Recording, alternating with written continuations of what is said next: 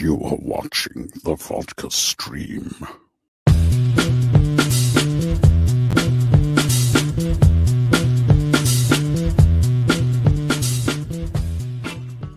What is happening, everybody? It's Friday. We made it through another week. How are ya? Hopefully you guys are doing good.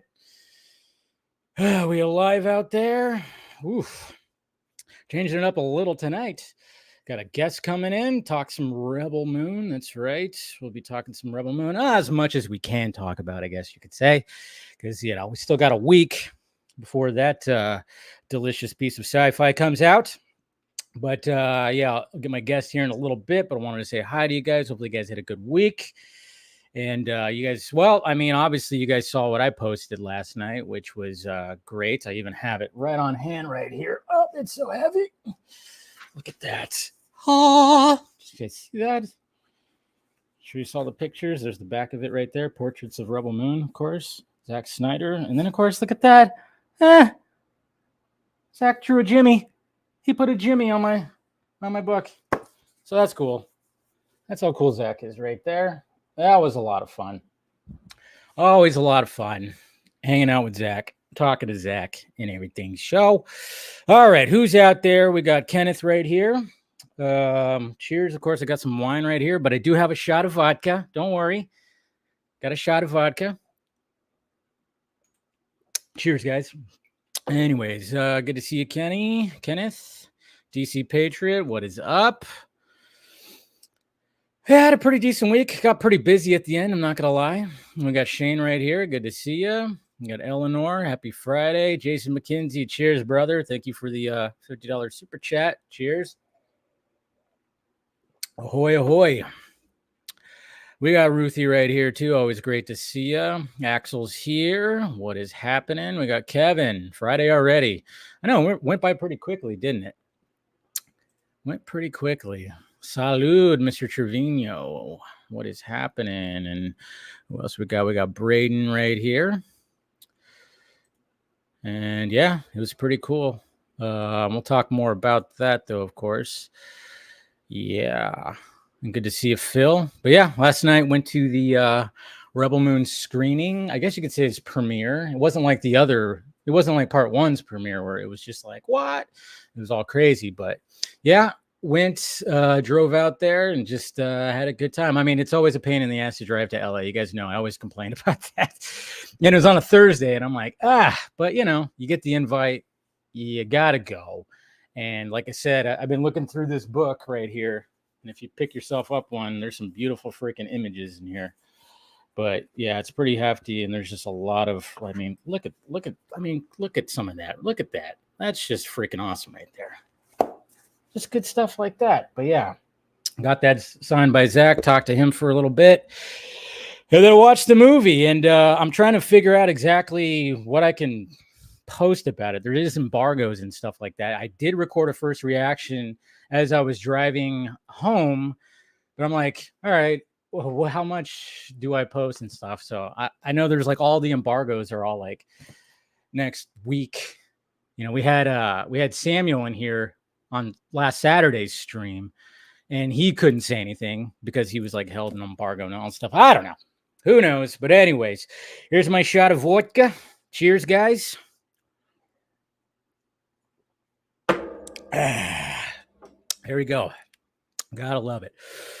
All right, let's bring my guest in here. You've seen him in Rebel Moon. And we're going to talk a little bit about Rebel Moon and working with Zack, as well as, you know, getting to know Mr. Thor Knai. How's it going, sir? What's up, Dave? How you doing? Thank you for joining. Nice background. Yeah, thanks, right? I had to put something, and I was like, that might be fitting. Am I missing out on the shot of vodka? No one told me this is a vodka stream. It's up to you. It's up to you. Like I always say, if the guest wants to have a drink, have a drink. Well, if we take a break at some point, I'll go get some. Right? I'm not gonna just leave right now. Yeah, I mean, if you want to, I could still talk to the chat a little bit. All right, well, if you can juggle these guys for like 2 minutes, it's what I do best, man. Go ahead. Go hit that. Grab a drink. So wait on Thor to grab a drink. And yeah, let's look at his filmography, talk a little Thor right here. Man, I'm curious to talk about. He's got an interesting background, get his origin story. He was actually in an episode of DC Legends of Tomorrow. It was an episode where they actually go back in time to like the Middle Ages, kind of different things right there.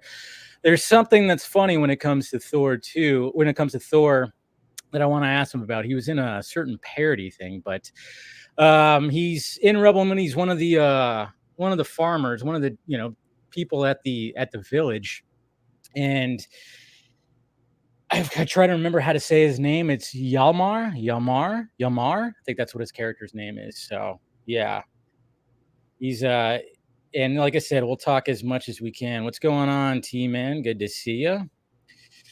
What's going on, Mr. Bauga? Civil War is intense. Yeah, that's another thing too. It's like I was like thinking, I want to see Civil War, but obviously went to the screening last night for Rebel Moon. By the way, I mean I know I could say this about Rebel Moon. I mean, last 45 minutes. My God. And there's also something I want to talk about too when it comes to a tweet that I posted yesterday. I posted a tweet yesterday and it went viral. It went viral, guys. And if you follow me on Twitter, you know exactly what I'm talking about. It went viral. It's currently at 314,000 views. Oh, it's it's something we'll talk about it. We'll talk about that. But yeah, good times when it comes to all that. What you got? You know what? I could not find any pure vodkas. I have some pure dragon fruit Bacardi. There you go. That's good. I'm drinking wine now. I'm not drinking straight vodka. So cheers. Yeah. So Thor, yeah. Before we were kind of talking, you were. Yeah, I heard you. I heard what you're saying. So yeah. Yeah. So you were at the screening last night, and I knew. Yeah. And I saw you, and I was like, there. I know. I was like, is that him? Is that Thor? Is that who I'm talking? You should have said hi, man. I should have.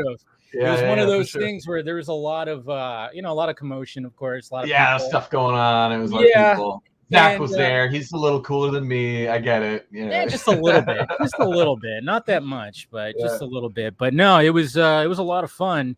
And of course, I mean, I know we can only talk so much about Rebel. Yeah, dude. I mean, it's tough because we've now both seen it, and it's just like, I know. I literally want to have like a 3-hour stream just talking about it. Right. Totally. I would be happy to, right? But obviously Netflix would cut my hands off if I did that. Exactly. And I got in trouble with Netflix before. I just posted something before Rebel Moon 1. I don't even remember. Like now it's not a secret, but back then I posted, it was very innocent, something about like how my originally was intended to be a very small part. It still is a small part, but I mean, and then again, there's no small parts.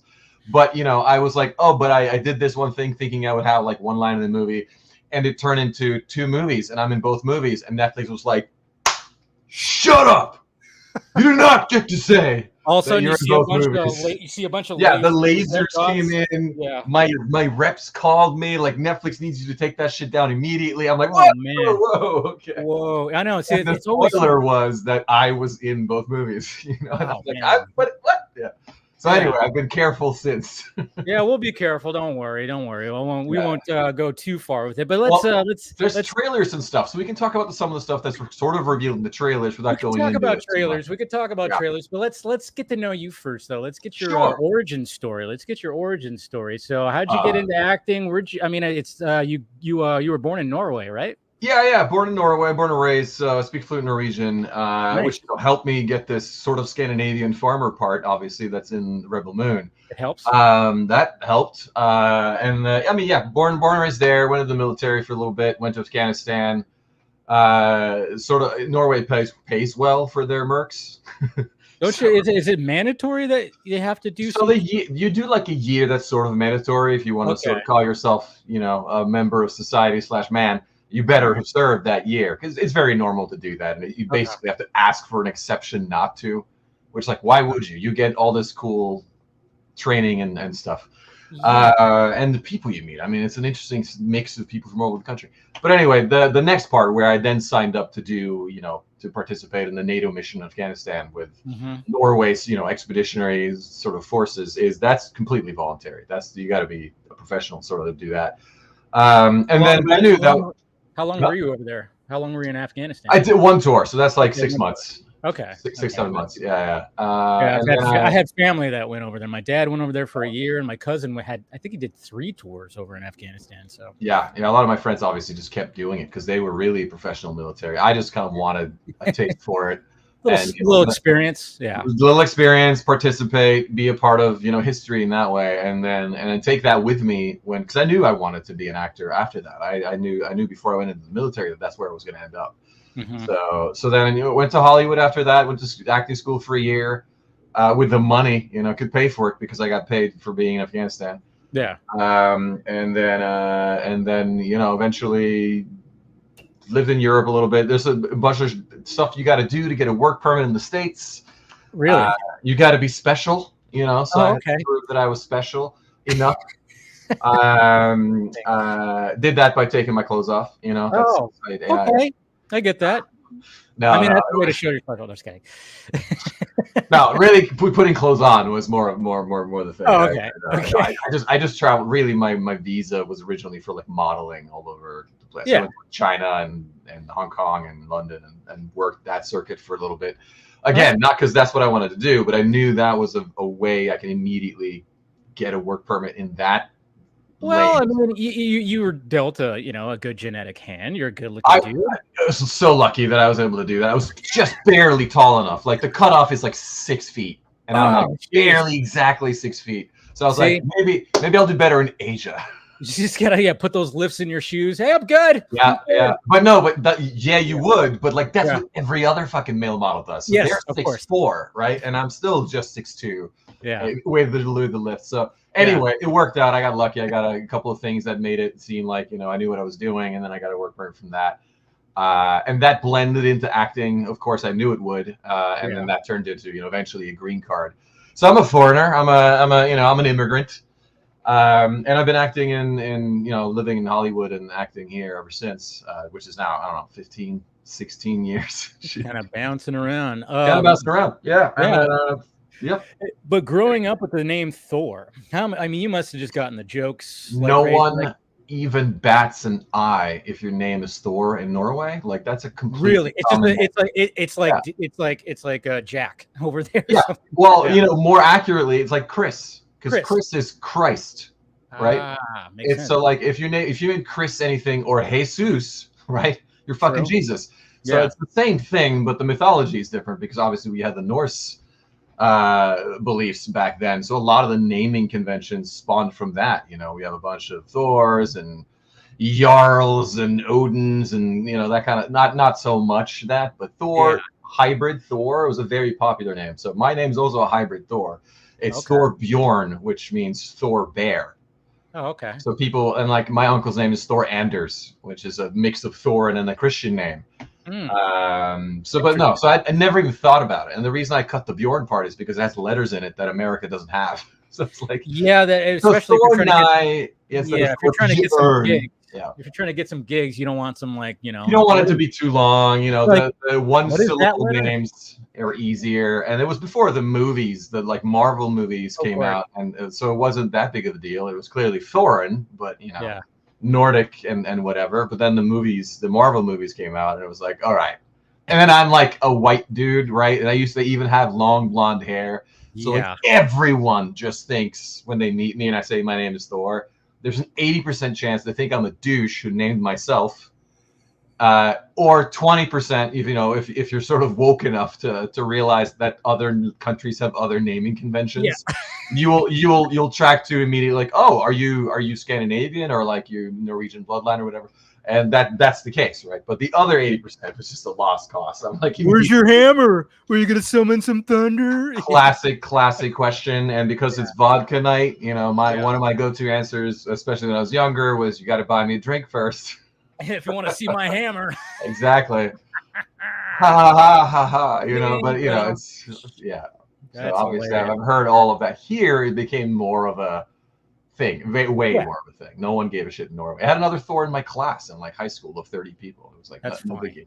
Yeah. It is always interesting because we always are kind of closed-minded when it comes to that. When we hear like a name like yours, we're like, oh, we just immediately think of this, but then don't realize, well, he comes from here. Right. It's common right there. It's just sometimes we don't think about that. Yeah, but I mean, it serves me well. I mean, I don't mind I'll take all the heat that comes with it because the payoff is people tend to remember my name, which is cool.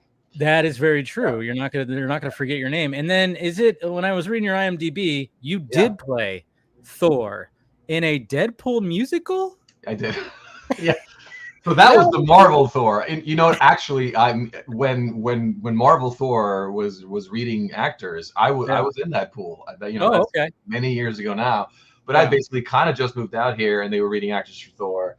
And I made sure that they would read me as well. Although part of that is probably we have to get this nobody who's named Thor. We have to have him come read for Thor.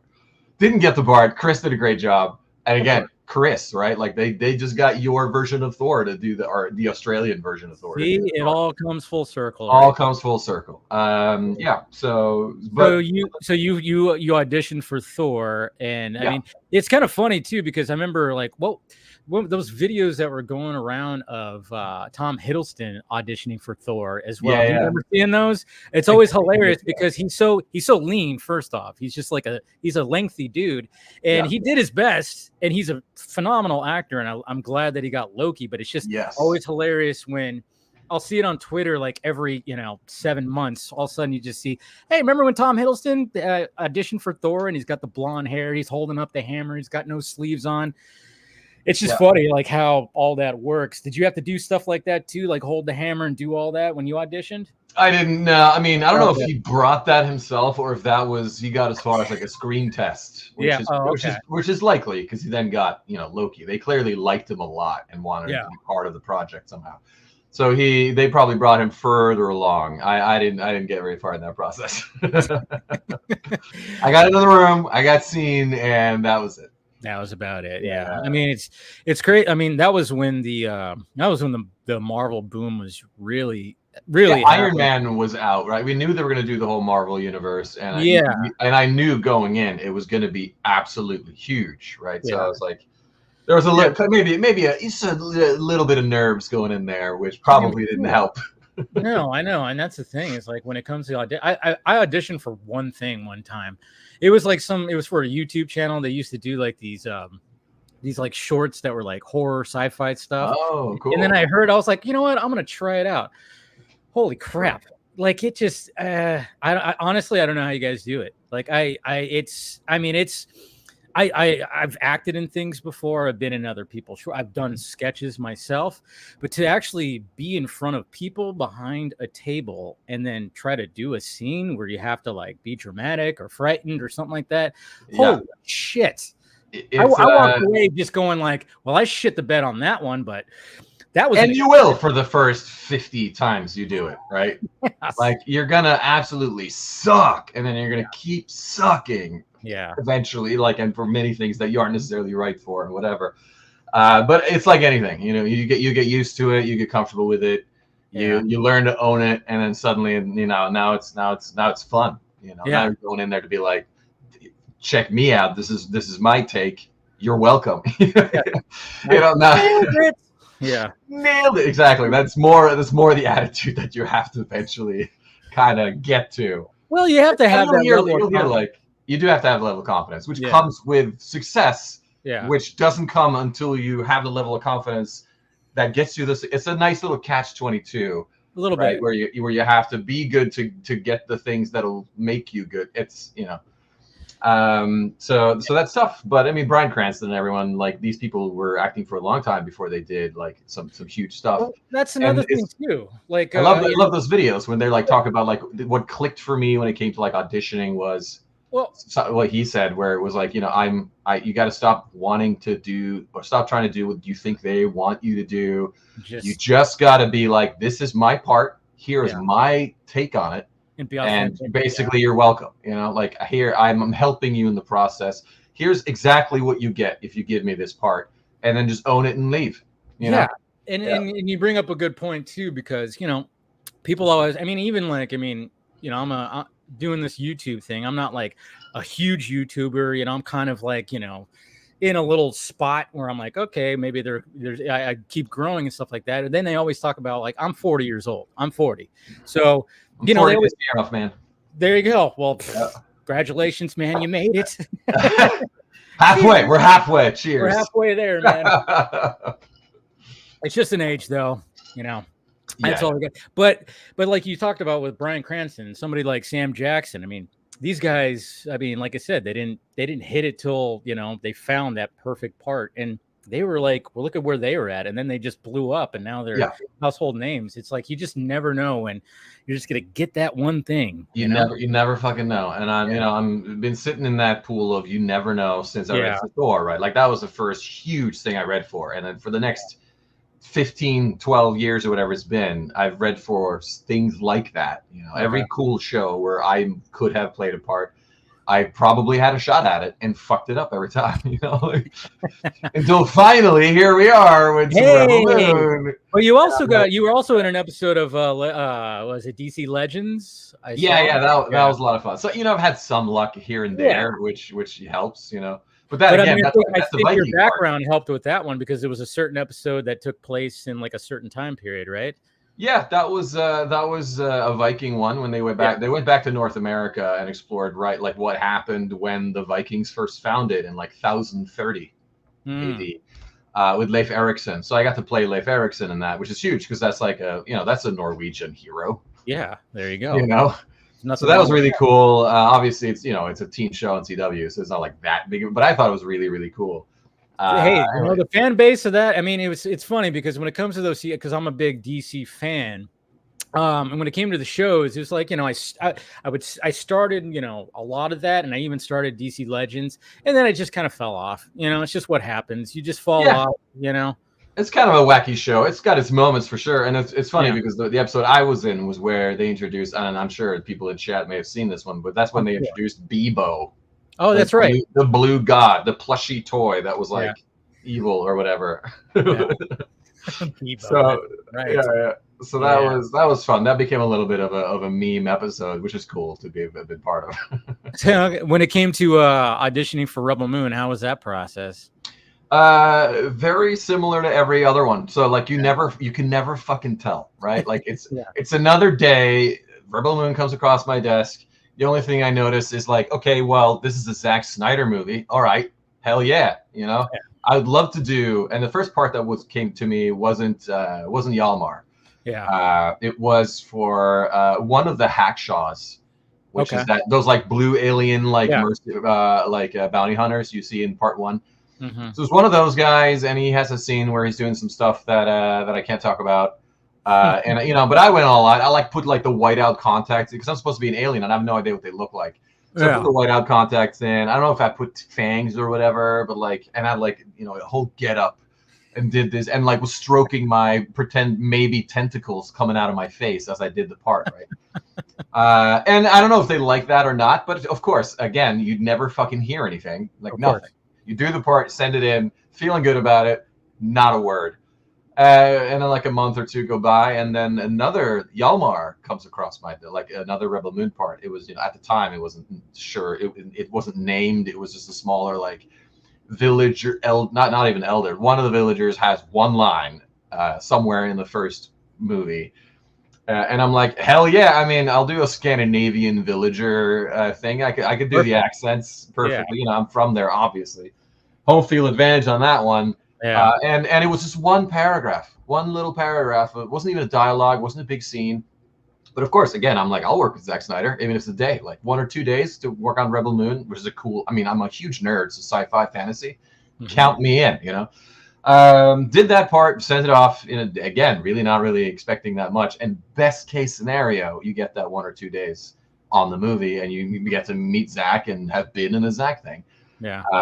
And then I was in the middle of playing D&D on Zoom with some people, and then you know my manager calls me, and it's like, so you booked it, and I'm like, awesome, great, you know what that's. I gotta get back to D&D. Okay, thank you. Yeah, cool, that's so cool. And it's like, no, you don't understand. It's not one movie. It's 2 movies, and you're in both of them. And I'm like, what's going on? Mind is starting to blow, right? And it's like, and you're starting like next week, and you're going to shoot all summer because they're shooting those movies back to back, like Lord of the Rings style, like that level of project. And I was like, what the, and here's the amount of money they're offering for, which is like the minimum they're kind of allowed to offer you, right? Like the SAG scale. But if you shoot over an entire summer, that is still like, for a struggling actor, like life-changing money. I'm sure. And it was just like, what for the one, like, what's happening here? For the one line, like, anyway, it ended up being just way more than that. There's not like a ton of dialogue I do. I mean, you saw it. Yeah. There's sound bites here and there. There's, some scenes with some people. You can see me briefly in the trailer. There's a clip from a scene with Jaimin Hanzo that I got to do, and oh my god, how he's such a hero. How was working with him? That guy, that voice of his, when he just starts talking, you just go, I'm listening. Yeah. I will not. I'm just listening to you. And and Anthony Hopkins, what? Like Sir Anthony fucking Hopkins. Yeah. And so Jaimin, I grew up watching Gladiator and Amistad and Blood Diamond. Like, he's amazing. How many things has that guy been in? He pops up in so many goddamn things. He's amazing every time. Oscar nominated actor, right? And and of course Gladiator, which is like one of my favorite movies of all time. And I now get to be on set and listen to Jaimin give me the battle speech, like, show them no mercy, like all that sort of stuff. Dark times are ahead. That's a good. You did a good impression of him right there. That was good. So I'm sitting there on set, trying to be in character and reacting to this, but at the same time, I'm like a 12-year-old going crazy inside of me because I'm super excited that like I'm getting alive the battle speech for this thing that we're gonna do. It was amazing. So and he's one of them, right? Like, that's one. Yeah. Obviously, there's a ton of other really cool actors, like just Sophia. Sophia, of course. Yeah. Charlie Hunnam. Yeah. All these other people. Michael Huisman was cool. Alfonso Herrera was great. Ed Skrein, of course, and it's just all of them were, and it was such a good time, and it was such a dream, such a blessing to do. Yeah. It's surreal, and excuse my French if I'm cursing too much here. Oh no, go for it. But like to go to the theater the first time. Did you say you went to the premiere? I went to the LA premiere. Yeah, that one was fucking nuts. Crazy. Was crazy. That was like Marvel, like Endgame level. That's what they do for Marvel Endgame. Like, they block off all of Hollywood Boulevard, giant tents over the street. It's the freaking Chinese theater where Star Wars and every other fucking cool movie ever since the 70s has premiered, right? And just you saw they had the whole like sets and stuff almost like going on inside those tents, giant fan pits, the blitz wall. It was crazy because I was sitting in those bleachers, where like the fans. Oh yeah. Because like I said, Zach hooked it up for some of us. And then it was just crazy because anytime a black car came up, we were like, who's gonna be coming out? It's like one of those things. And they had. I just snuck in the side, I was just one of many. It's like here. Until I got to that fan pit that was further out, where they're like, "Are you in the movie?" I don't know why. I'm like, I have one line. Yes, I am. Yes. And then he goes nuts. It's like, sign posters and take pictures, and then you do the whole wall with all the international press. That was the first time I've ever been to a premiere like that. Yeah. And like, even if I make it really big as an actor, like, you only get premieres like that. Like a handful of times in your career, like it's nuts. So that one was they went all out. They went all out. I mean, they even had like the priest dudes, the guys in red, just like when they walked out, I was like, geez, we were like, did they have to stand there the whole time?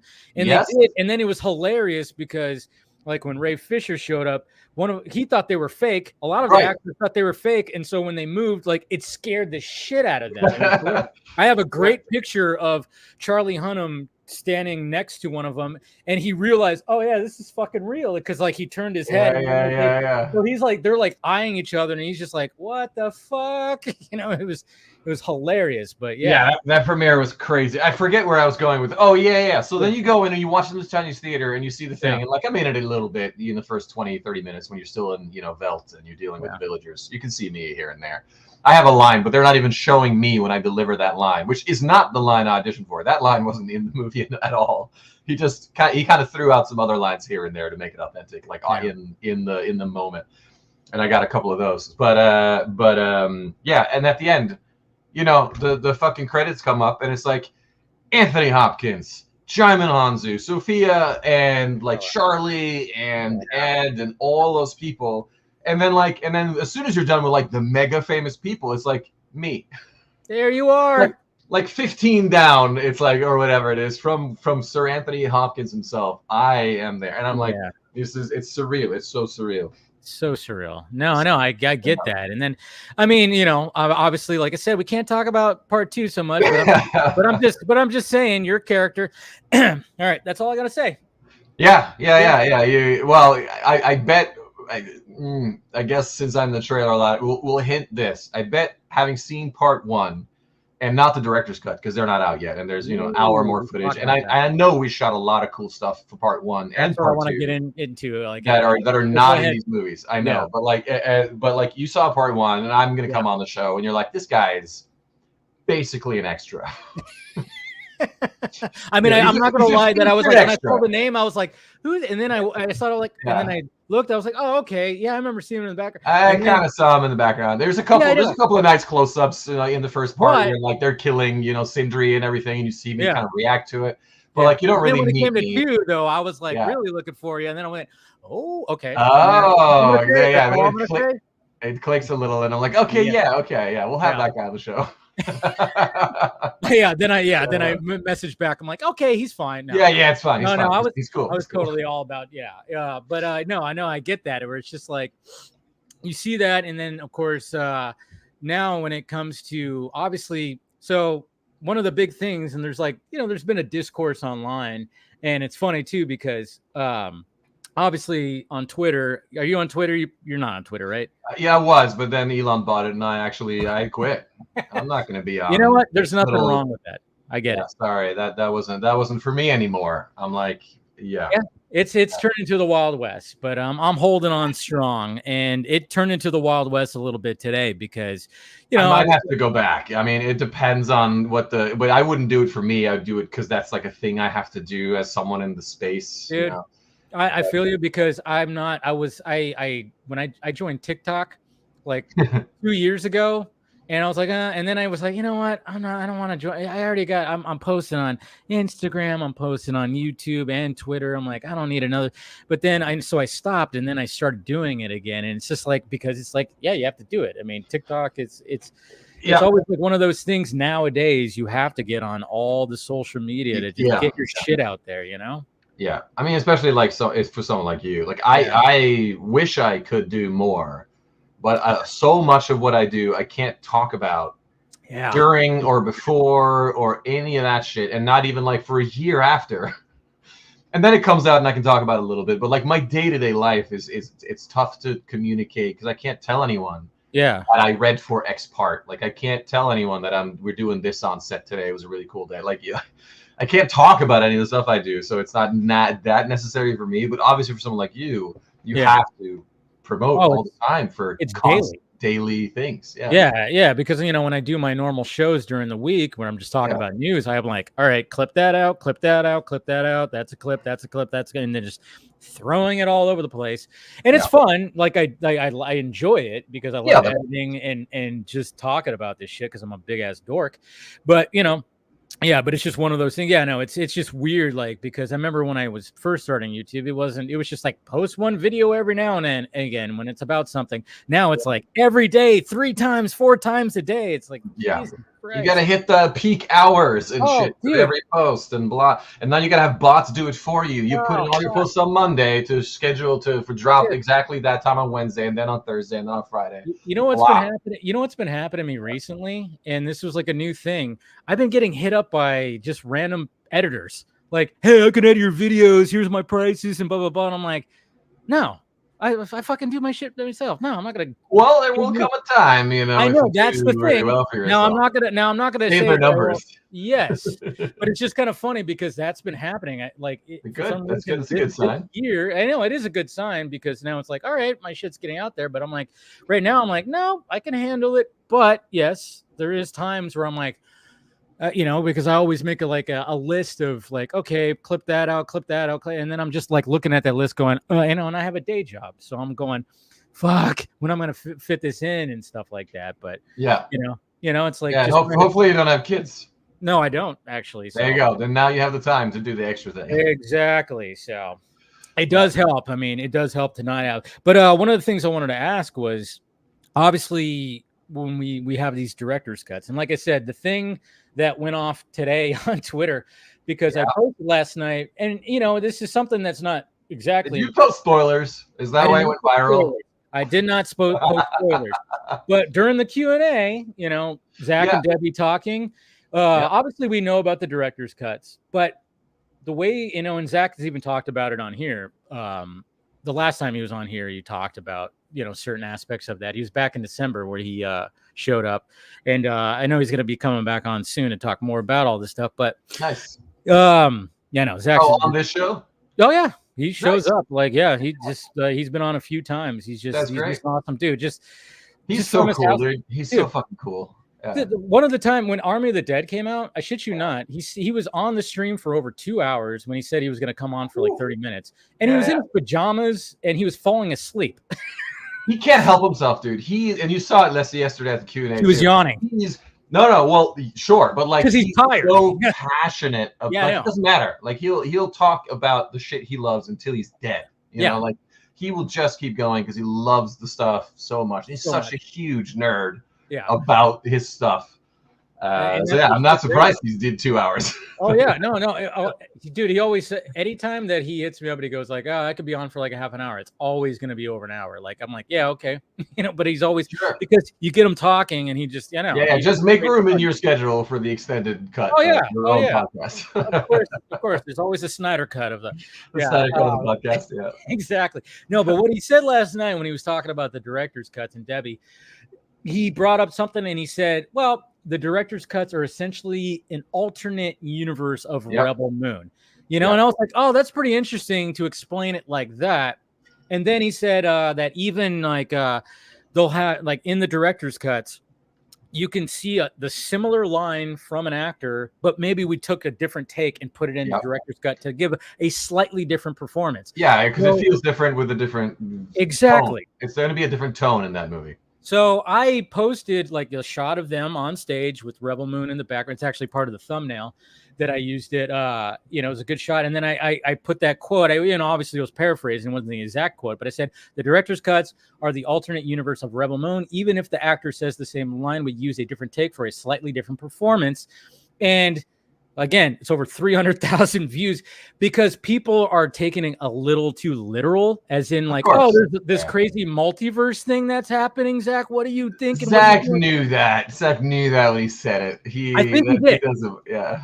See, that's that we're totally like synced up right now because I think Zach knew that somebody, and maybe he even knew that maybe even someone like me might post something like that. Maybe he's on a higher wavelength. He's all, Dave, you're going to take this quote, you're going to put it out there, you know, because you're going to love it. You're going to put it out there and you're going to generate 300,000 free PR clicks. Exactly. Or whatever the hell views for this thing. People have been losing their shit. It's been, I mean, more people are like, it's not like it got ratioed. Like the people who are like upset about it, it's less than the people who are like, I get what he's saying. It's like, yeah, it's not like he's trying to say there's like this multiverse thing. It's like, literally, it's like, anytime that you've seen a director's cut, it is essentially an alternate universe of what you're in a way. Yeah. I mean, Rebel Moon more so than most, I would think, because, well, two things are true going in. Like they knew there was going to be a director's cut. Yeah. The only reason it's called a director's cut is because that's the vernacular of the business when this sort of thing happens. The reality of it is that, you know, he wanted his movie, which is the director cut. He wanted to make his movie, and Netflix says, great, but you're going to give us wide audience, family friendly version, and we'll let you do, if you can shoot both of those at the same time for this much money, you know, go ahead, knock yourself out. And that's what they did. So it was a known element from the start. And two, like there were two different scripts. Like, yeah, okay. That's what I wanted to ask Yeah. you. Like when it came to filming, obviously, since it's built into the process, what was that like? Just to be like, okay, we're doing two different versions here, and you know, what was that whole thing? No, like? it was a known element. Like there are several scenes where the dialogue in the Netflix version, which Zach put this a nice way that made a lot of sense to me yesterday, where I'm not sure if he said it straight out, but he basically is saying that the Netflix wide audience version is kind of the theme park ride version of Rebel Moon. It's fun, it's colorful, it's full of great action. It's not the deepest. You know, he's not really delving into the dark shit and the backstory that much. You know, he touches on it when it's cool and when it's nice for the story and it's needed, sure. But like, that's not the full experience. You're really just kind of getting the theme park awesome. Here's all the cool highlights we can show you, and your family can watch it.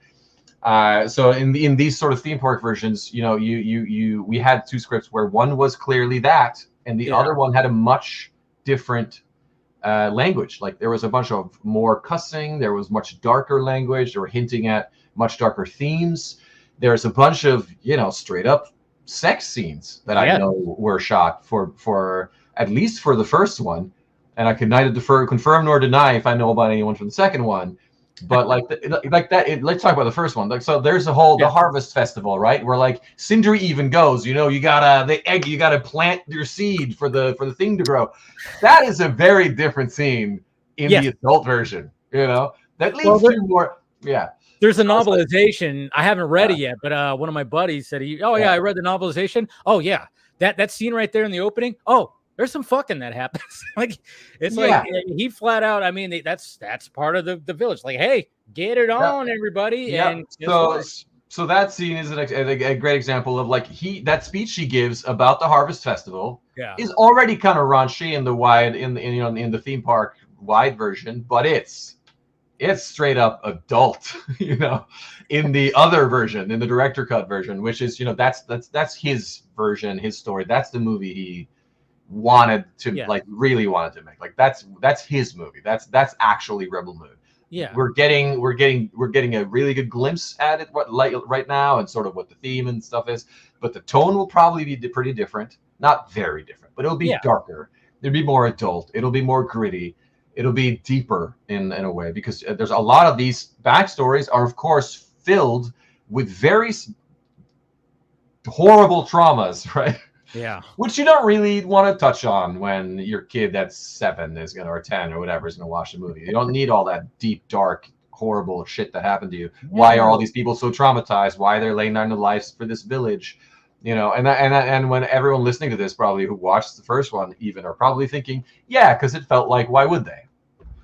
And you will know why when you see the real version, right? Yeah. Or not I don't want to say the real version, but like the director cut. Zack Snyder's original vision is the that Snyder one. Cut. The Snyder. The Snyder cuts. That's where we'll get all of that stuff. So that's where you know, it gets real juicy, and us adults who have seen way too much more or less childish sci-fi, because it's for kids, it's Star Wars, it's Disney, you know, like all that sort of stuff. We're so ready for like a Witcher version, and I'm not talking about the TV show, but like the Witcher the game and the Witcher the books. Like it's a very adult fantasy thing, and I feel like is very much like this is the Witcher tone sci-fi universe that's out there now, Rebel Moon, and we'll all see this summer.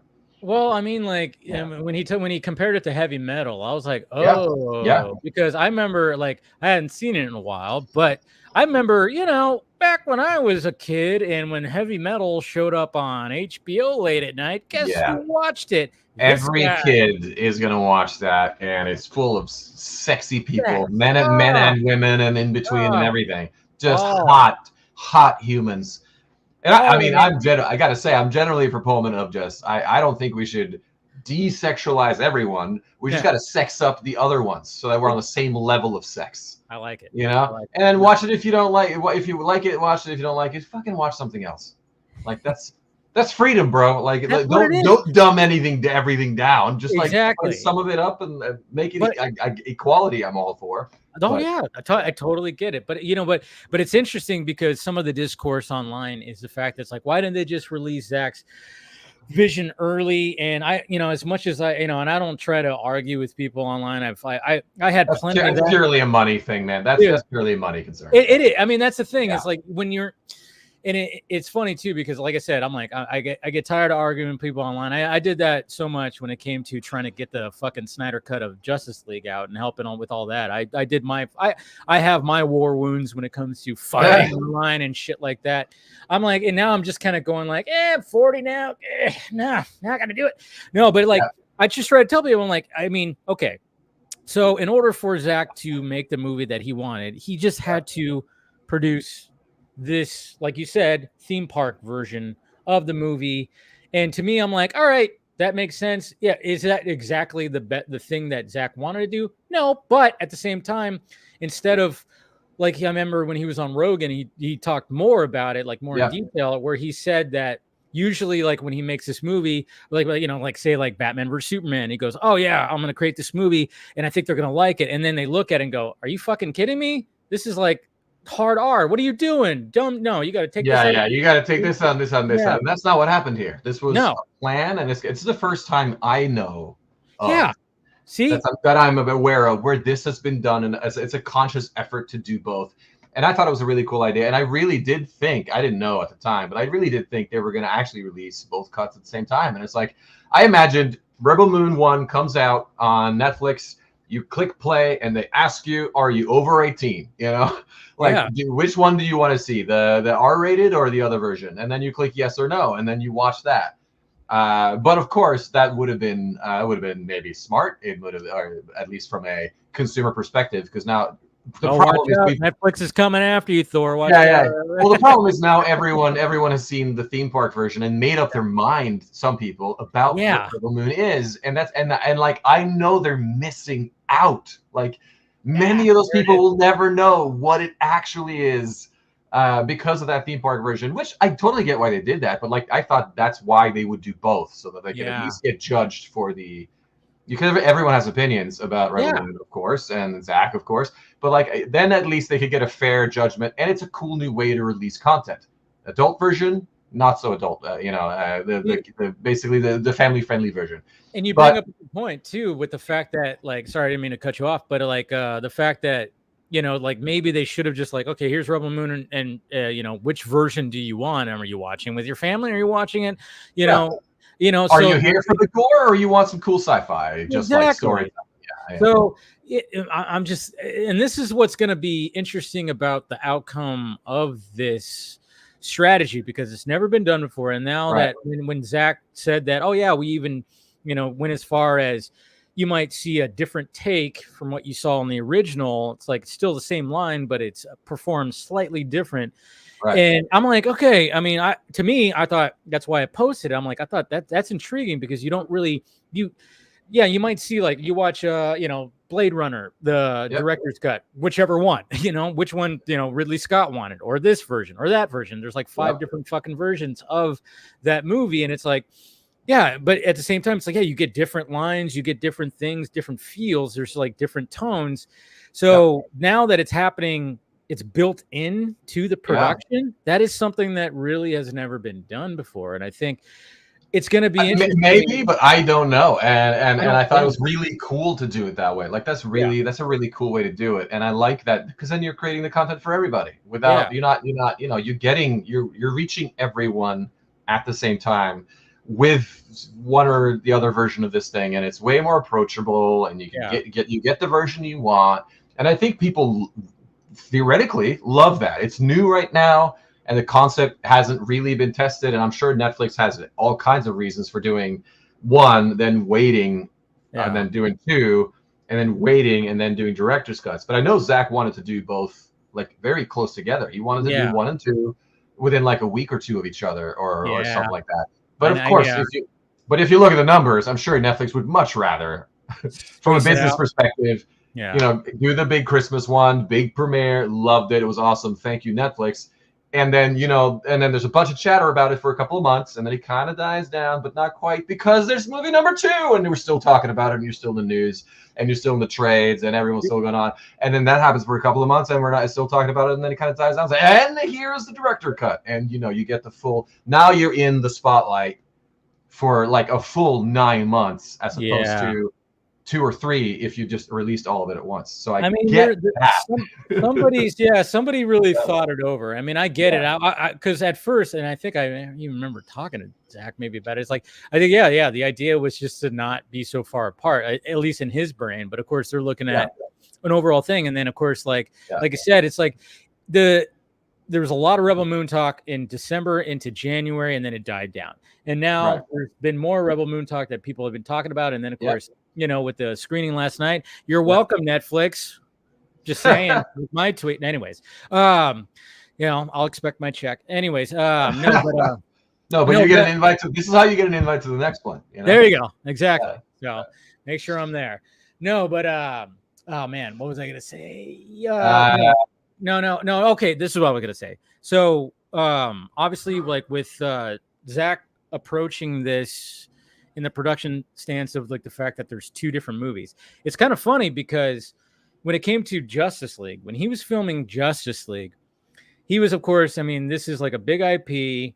Obviously, the reception of Batman vs Superman scared Warner Brothers, so they had people come in and start being like watching him and making notes and redoing dialogue and all this kind of shit. And what he revealed, like when that whole thing was going on, was the fact that he essentially did the same thing where he shot 2 different movies.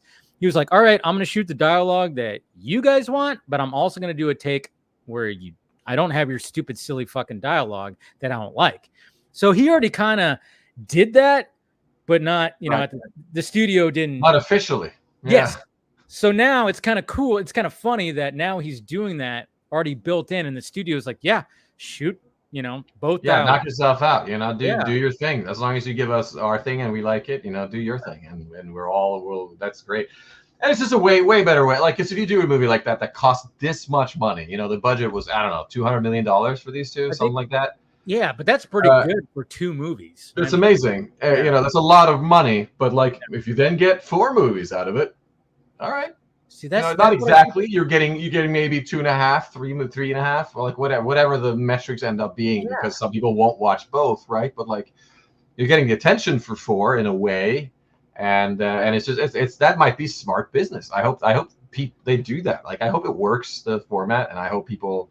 That's when they see the actual director's cut and they go, oh shit, this is actually a really good movie, you know. Well, I mean that's happened with BVS big time. I remember when you know, the theatrical cut came out. Obviously, I was like all about it, and I was like, and a lot of us were.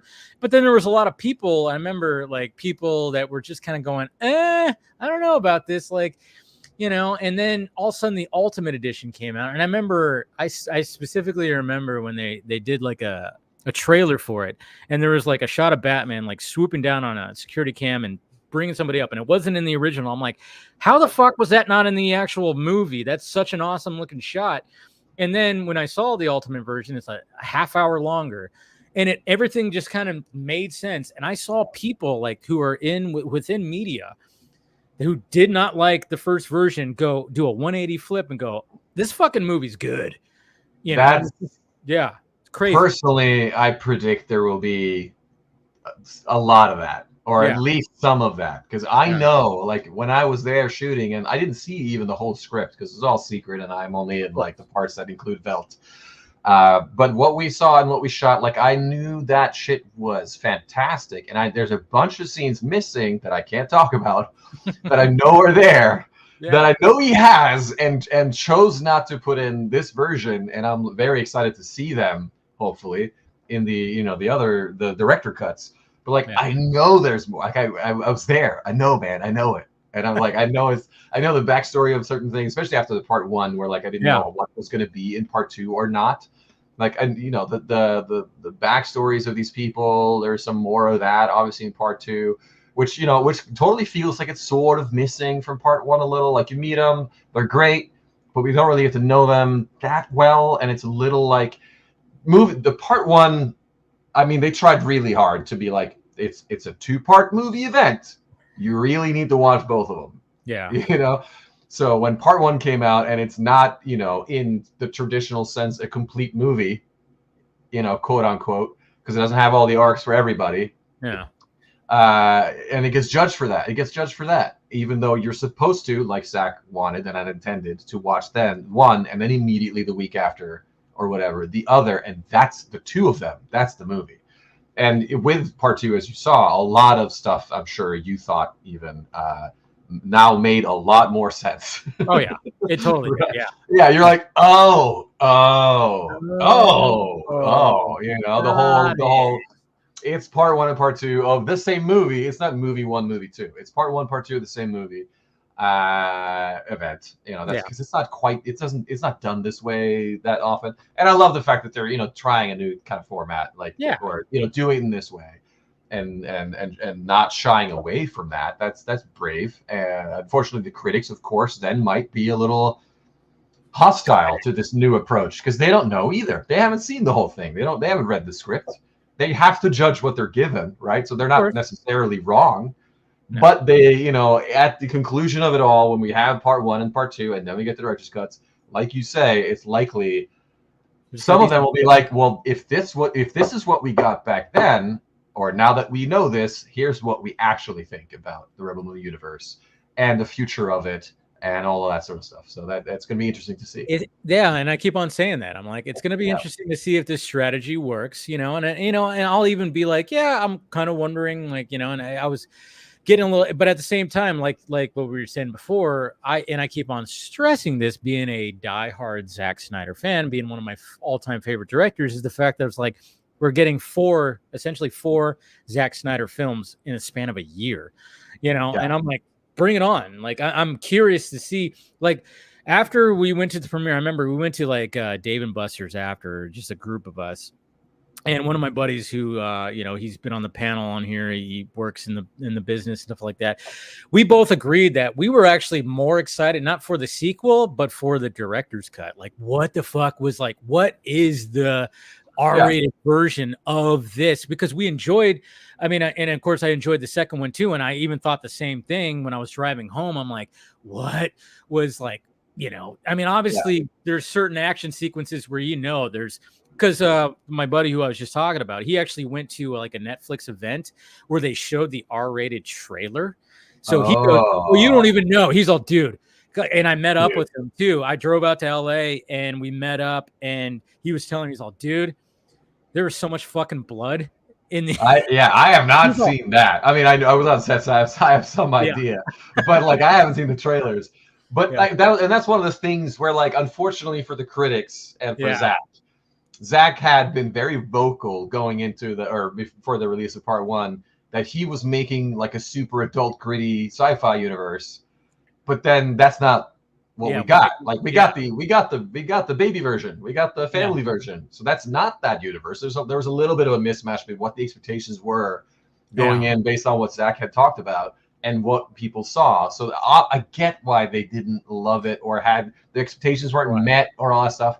But I'm just sitting there being like, hold on, just wait, you know, like, dude, I mean, it's gonna be good. It's gonna be good. Yeah. With both versions, I mean, I do, and I even said that when I haven't posted it yet because I'm not, like I said, I'm not sure about the embargoes and all this shit. But you know, I posted. Just assume they'll fucking shoot you if you say. I know that's the thing. I'm like, all of a sudden I post and I hear beep. Beep. Beep, don't be confused. Just don't do it. I know.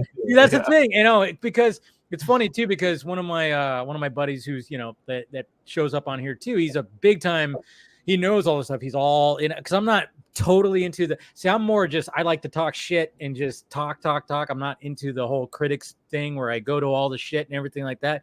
So I wasn't sure exactly. I'm like, what can I post? And he goes, you could post a reaction video as long as you didn't talk too much about it. And I'm like, I don't know if I talked too much about it when I was, you know, doing my thing. So I might have to play it safe. I don't know. Yeah. But it's just like it is one of those things where it's just like both times I went, I enjoyed both. I mean, the last 45 minutes of part two, and that's what I keep on telling you. Oh man, that was It was like, it's funny because the first movie is so full of cool action. Yeah. And then, you hear Zach talk about, no, and then we dial it up a notch. Yeah. And he doesn't dial it up a notch. He fucking cranks that shit. He rips the fucking dial off. He rips the dial off, and it's just nuts. And I'm like, I loved it. It was fantastic. And in the Q&A afterwards, it was like, CGI guy, what's your favorite part of, like, what was hard to do? What was your favorite part? Like, what took a lot of work? He's like, I think, the last 45 minutes. Yes. And he goes, and they're pretty giant CG fest of awesome shit. Yeah. See, and that's what's kind of cool about the whole story being part 1 and part 2. It's like part 1 really does have that 3-act kind of story, but when it came to part 2, it's almost like it's like another 3rd act. I don't know. It's kind of interesting because it's just like, where it let off, and okay, we got a noble, that whole thing, and then just the way it just kind of builds up into like, it's building up into this crazy war final act. I mean, it still has like maybe. Okay, am I getting too far? No, I'm kidding. That's obviously trigger in the back of your brain about that. I see the little red dot on your forehead. You gotta, I know. No, that shit's obviously in the trailer. There's no surprise that there's going to be some more violence. And even Zach's talked about it too. So, yes. But it gets. But another thing I wanted to like talk to you about too, because I saw like when you posted on Instagram, you posted a shot of showing off the physique and getting fit, and one of the things. I had to bring it up because that's Rebel Moon, man. That's just Rebel Moon's fault. Dude, it's Zach's fault. Yeah, I mean, I'm all about fitness too, and that's one of the things. I mean, I've talked to Zach about that too, and then like the fact, I mean, the dude's like, look at the dude just seems like he just doesn't age, and he's got this energy to him. I'm like, what? I remember part of that is he's literally doing, because all the actors on Rebel Moon, all heroes, had to follow the super strict, very awesome workout regime prior to and during filming, right? Yeah, and Zach did it too. Yeah, dude, he's also on that exact same regime, even though he's not on camera. But he wants to be fit. He wants to be, he wants to feel good. He wants to have that kind of energy, and he suffered exactly the same, if not more, because he's doing it all the time. And actors. Dude, that's one of the things that I love about him is because you could just. Certain directors might just be like, yeah, do your thing, and then they just sit, or something like that. It's just Zach. When it comes to him, and it's always funny too, because I remember when he was on the stream, I think one of the times it was like Army of the Dead time.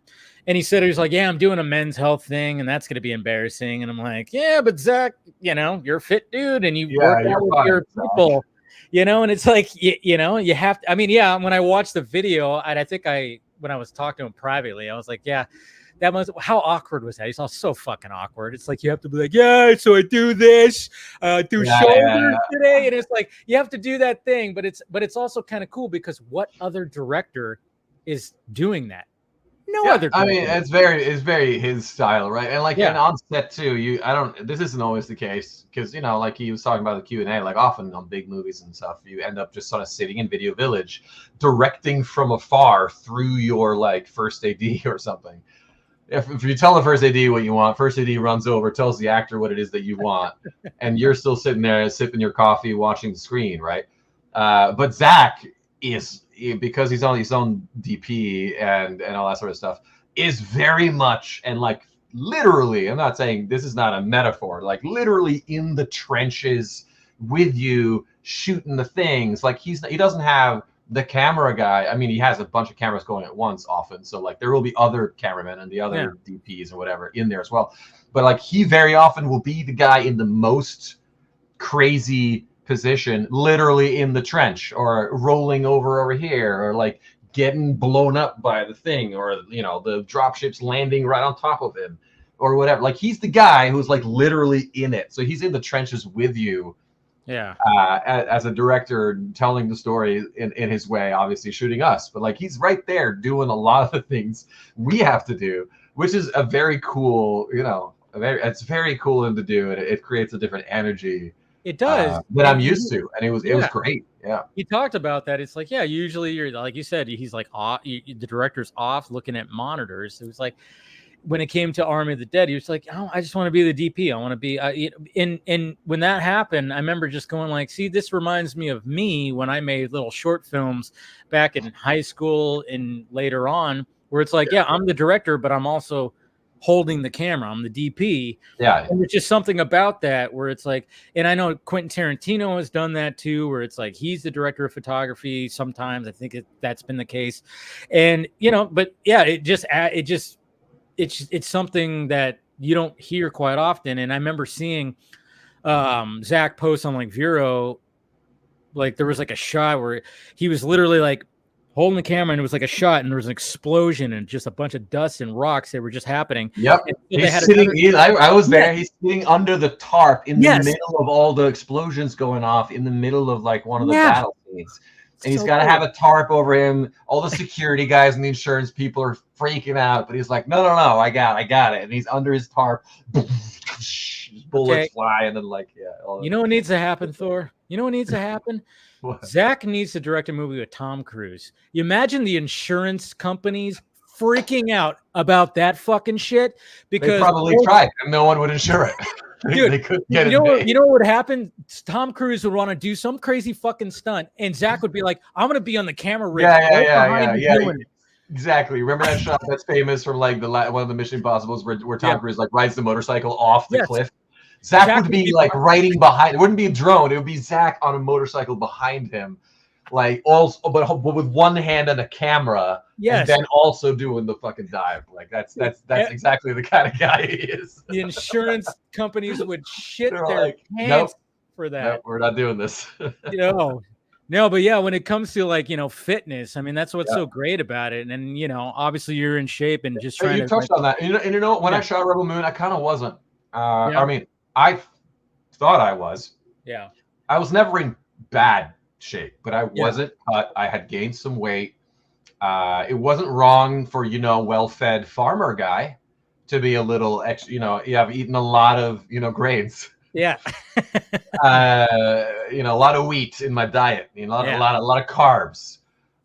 So it was fine for the movie. But what I did notice and what really got my engine started, like I've always had a fight with trying to stay in really good shape because that's what the fucking leading men of Hollywood do, right? Like you have to be that level. And I always struggle to motivate myself enough to do it.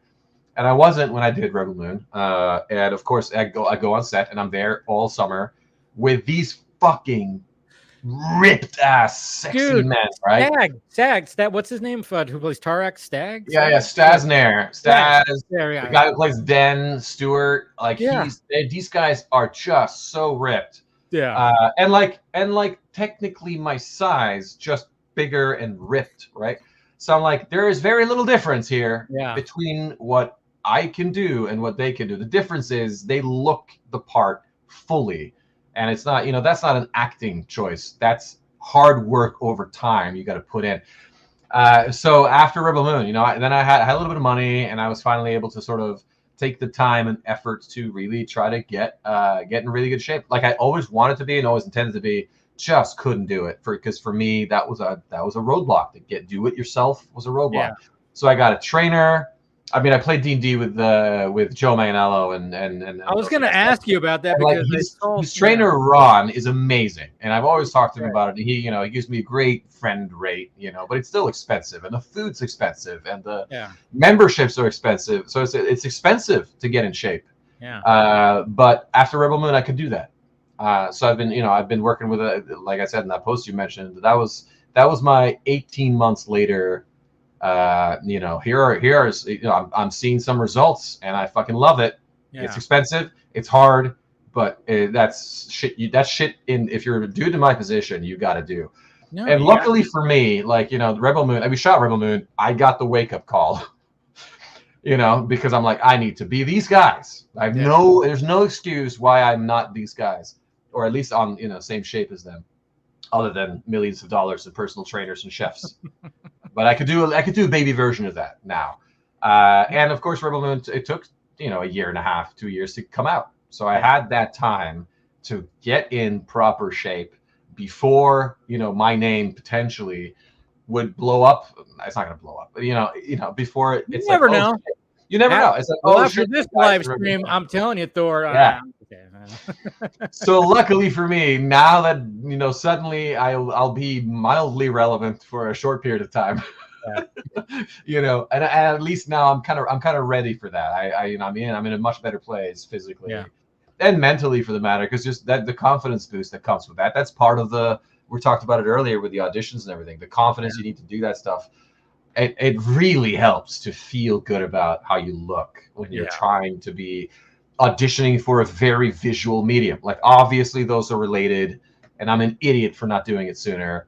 But like, finally here I am, and it's a great feeling. So, but it was, I credit in that post, and generally when I speak about it, I credit Zack and Rebel Moon made that shit possible for me. It changed my life.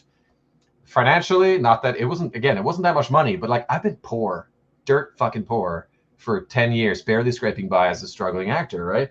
And like, we're not talking that much money, but it's a little extra, and suddenly you're free to not do all of the side gigs to barely pay rent.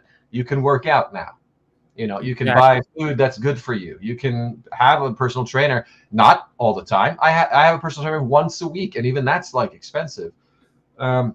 But just that direction and that feedback and everything you get through that stuff, so from Rebel Moon indirectly, or fucking directly, made all that possible for me, and really put the fire under my ass to be like, this is real, dude. Fucking go for it. It's interesting too, because one of the things, because I've always tried to keep in shape myself, and I'll even say, like, on here, obviously I'm all about just talking movie and nerdy shit, but I'll be like, hey guys, one of the main things, no matter what fad diet is out there, keto, vegan, whatever the fuck, shoving supplements up your ass, whatever the hell it is, it's just like the fact that it's like, just stop it with the processed shit. Try to eat the whole foods. That's part of like the whole thing is like, diet is a lot of the things like diet is easily at least half of the equation. It doesn't matter if you work out like a beast. If you don't, it's probably even more. Yeah, it's probably more. You're probably right. It's probably about 75% of what you look like is going to be your diet. And like, you can eat totally correctly and not look that great, but you're not going to look that bad. If you eat great, you're going to look okay. Yeah. If you eat great and work out right, you're going to look great. If you just work out right and you still eat bad, you're also not going to look great. Yeah. So it's just, but there's all these fads you mentioned, and then there's science. Like, there's literally science here. And all the real trainers aren't necessarily doing, they might be doing a fad, but just because of the sort of, hype that comes with it, it's easier to get people on board or whatever. But ultimately it comes down to the science of it all, which is a known element that you can definitely do, and you will succeed. And all the fads are attempts at shortcuts to that process. Yeah. And they're not better than or worse. They might be worse than, and some of them might have a good, it might end up in a good place in a short amount of time, maybe. But it's, there's always the very basic stuff that all the good trainers know, and you just do that and you're going to be fine. You're going to be fine. And then you gotta pick something that works for you. Like, I never I've just like, I've done the keto thing, carnivore, try to do this, try to do that. And I'm just like, you know what, you try to figure out what feels good and what's actually working. Like last year, I remember I was like, you know what, I'm going to bulk up and just do this thing. And I bulked up. I got to like 175. And then I'm like, all right, time to just like, all right, let me just remove one meal, keep protein going up and stuff like that. And then I dropped like 10 pounds since then. And I'm like, yeah, you just lean out, you do it like just right. And I do these workouts like this.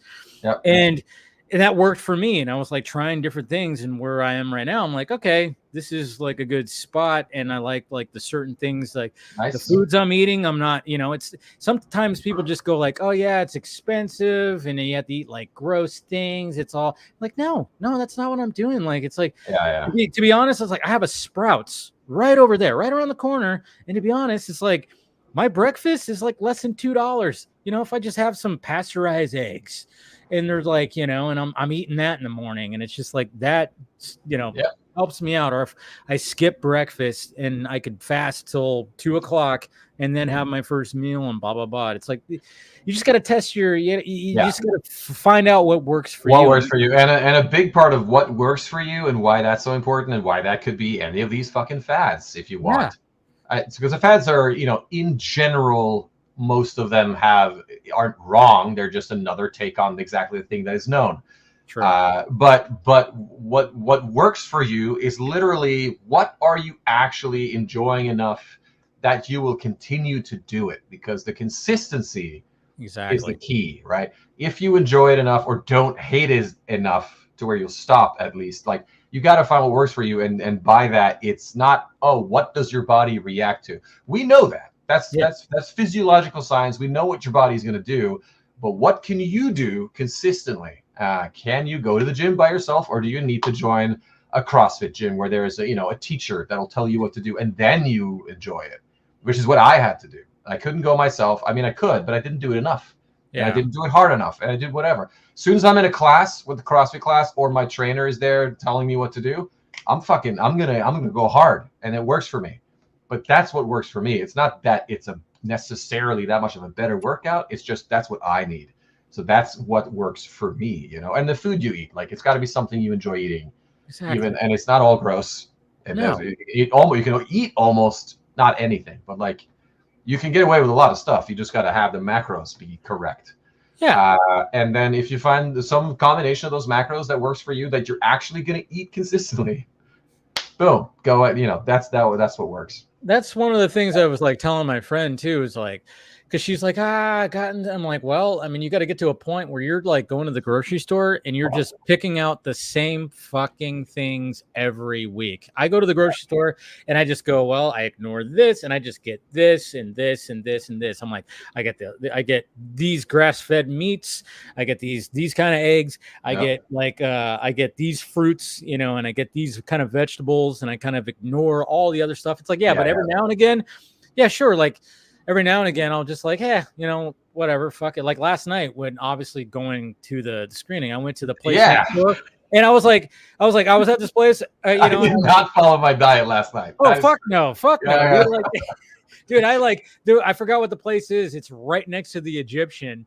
I went there before, and I was like, all right. So I was waiting for two of my friends to show up. And I'm like, all right, I just went, I ordered a beer, I ordered a shot. And then I was like, what do they have? And they had these tacos that were fucking amazing. I was like, it's called El Tempo or something. Is that what it is? Yes, that's what it's called. It used to be Pig and Whistle. Yeah. And it was amazing. I went to 25 degrees at the Roosevelt down the street and ordered, got a giant burger and a huge, like, curly fries and a bunch of beer and had a good night. But it's like one of but you have to have those nights where you just go, fuck everything I'm gonna have. And if you are consistent, you can do that every now. Yeah, exactly. But here's another hot tip for fitness wise. I don't go to the store. Like, I get that shit shipped to me. Like, I have meal services. I use Factor 75. I use Freshly. I've used there's a bunch of them that are good. Yeah. So they just send you your meals. You don't have to go to the grocery store and get tempted, You just you're told this is your food. If you don't eat it, it goes bad and you wasted your money. So you're gonna eat this food. Okay. You're kind of limiting yourself in that way. Obviously, you can pick which dishes you want to come to you. So that's where your choice comes in. But I don't go to the grocery store. Like, I get that shit shipped to me. That's awesome. Every month or so, or like every maybe 3 weeks or whatever, I'll hit like a Costco to get like a giant, like some protein or oatmeal or whatever that I then use for parts of my stuff. But it's very, very rare that I go to a grocery store, and then I don't have to buy that chocolate.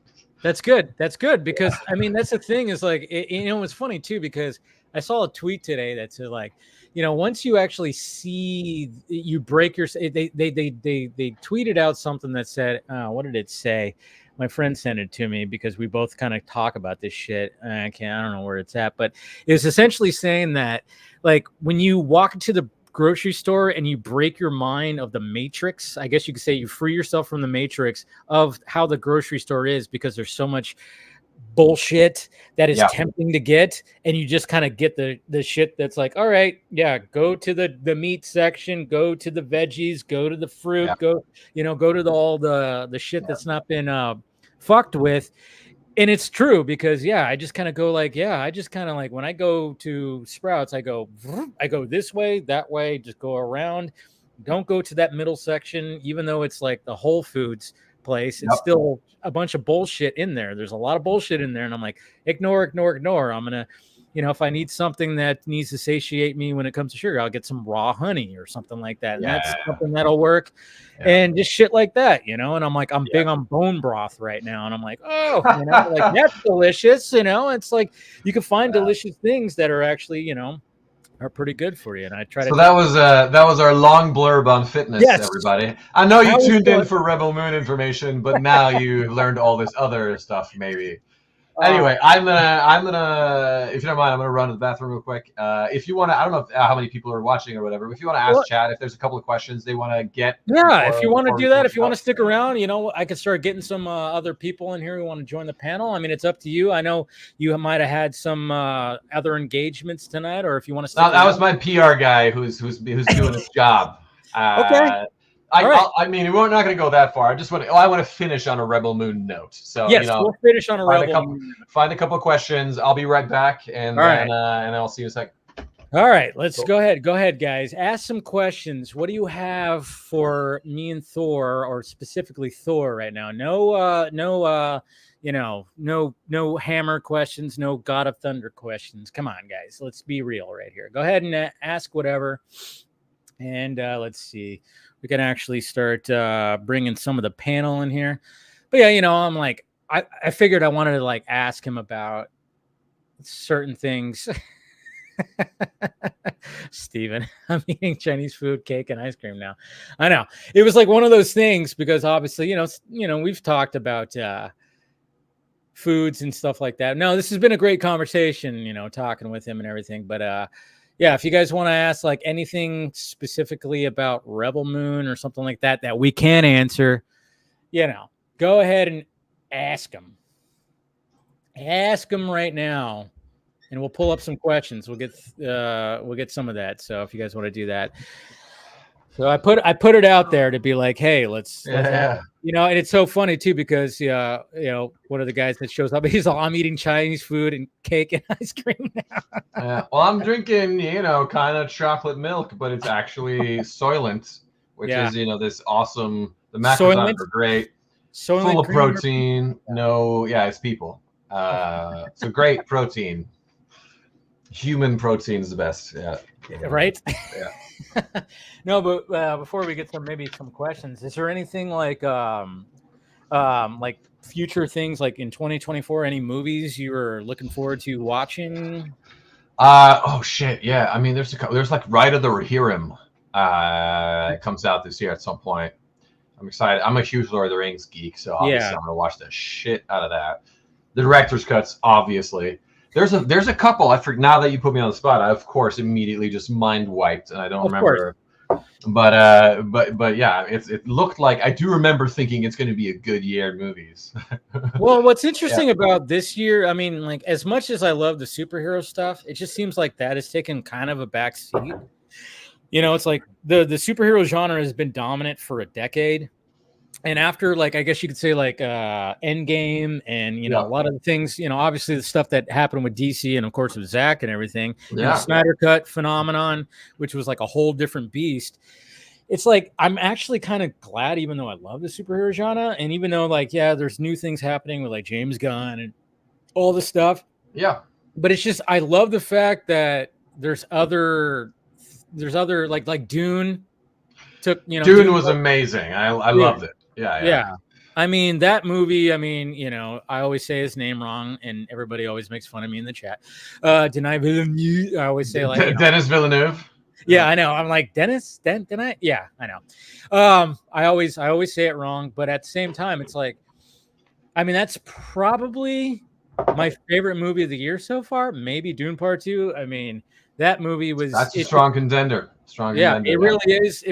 See, that's the thing. It's always hard, like when I start gauging like which movies that I love. But I just love the fact that this, like I said, even last year, the superhero genre is kind of taking a back seat, where it's like, hey, let's get something else. That's one of the reasons I was really excited about Rebel Moon, right? Because like we've had 10 years of superheroes, and then Rebel Moon comes along, and it's original sci-fi fantasy IP, and I'm like, hell yeah, I want this to work because I want new shit. I'm not a huge fan of endless remakes, and comic books were fun for a while, but I'm like, I wasn't a huge comic book guy growing up, and and it's really not that interesting in a way. Like you kind of get a Deus Ex when you do comic books, because there's always someone has a power that does a thing. Oh, okay, very exciting, so like there's no real human like problem. There are, of course, and you insert it in the drama and you make it work, and a lot of them have done it really well,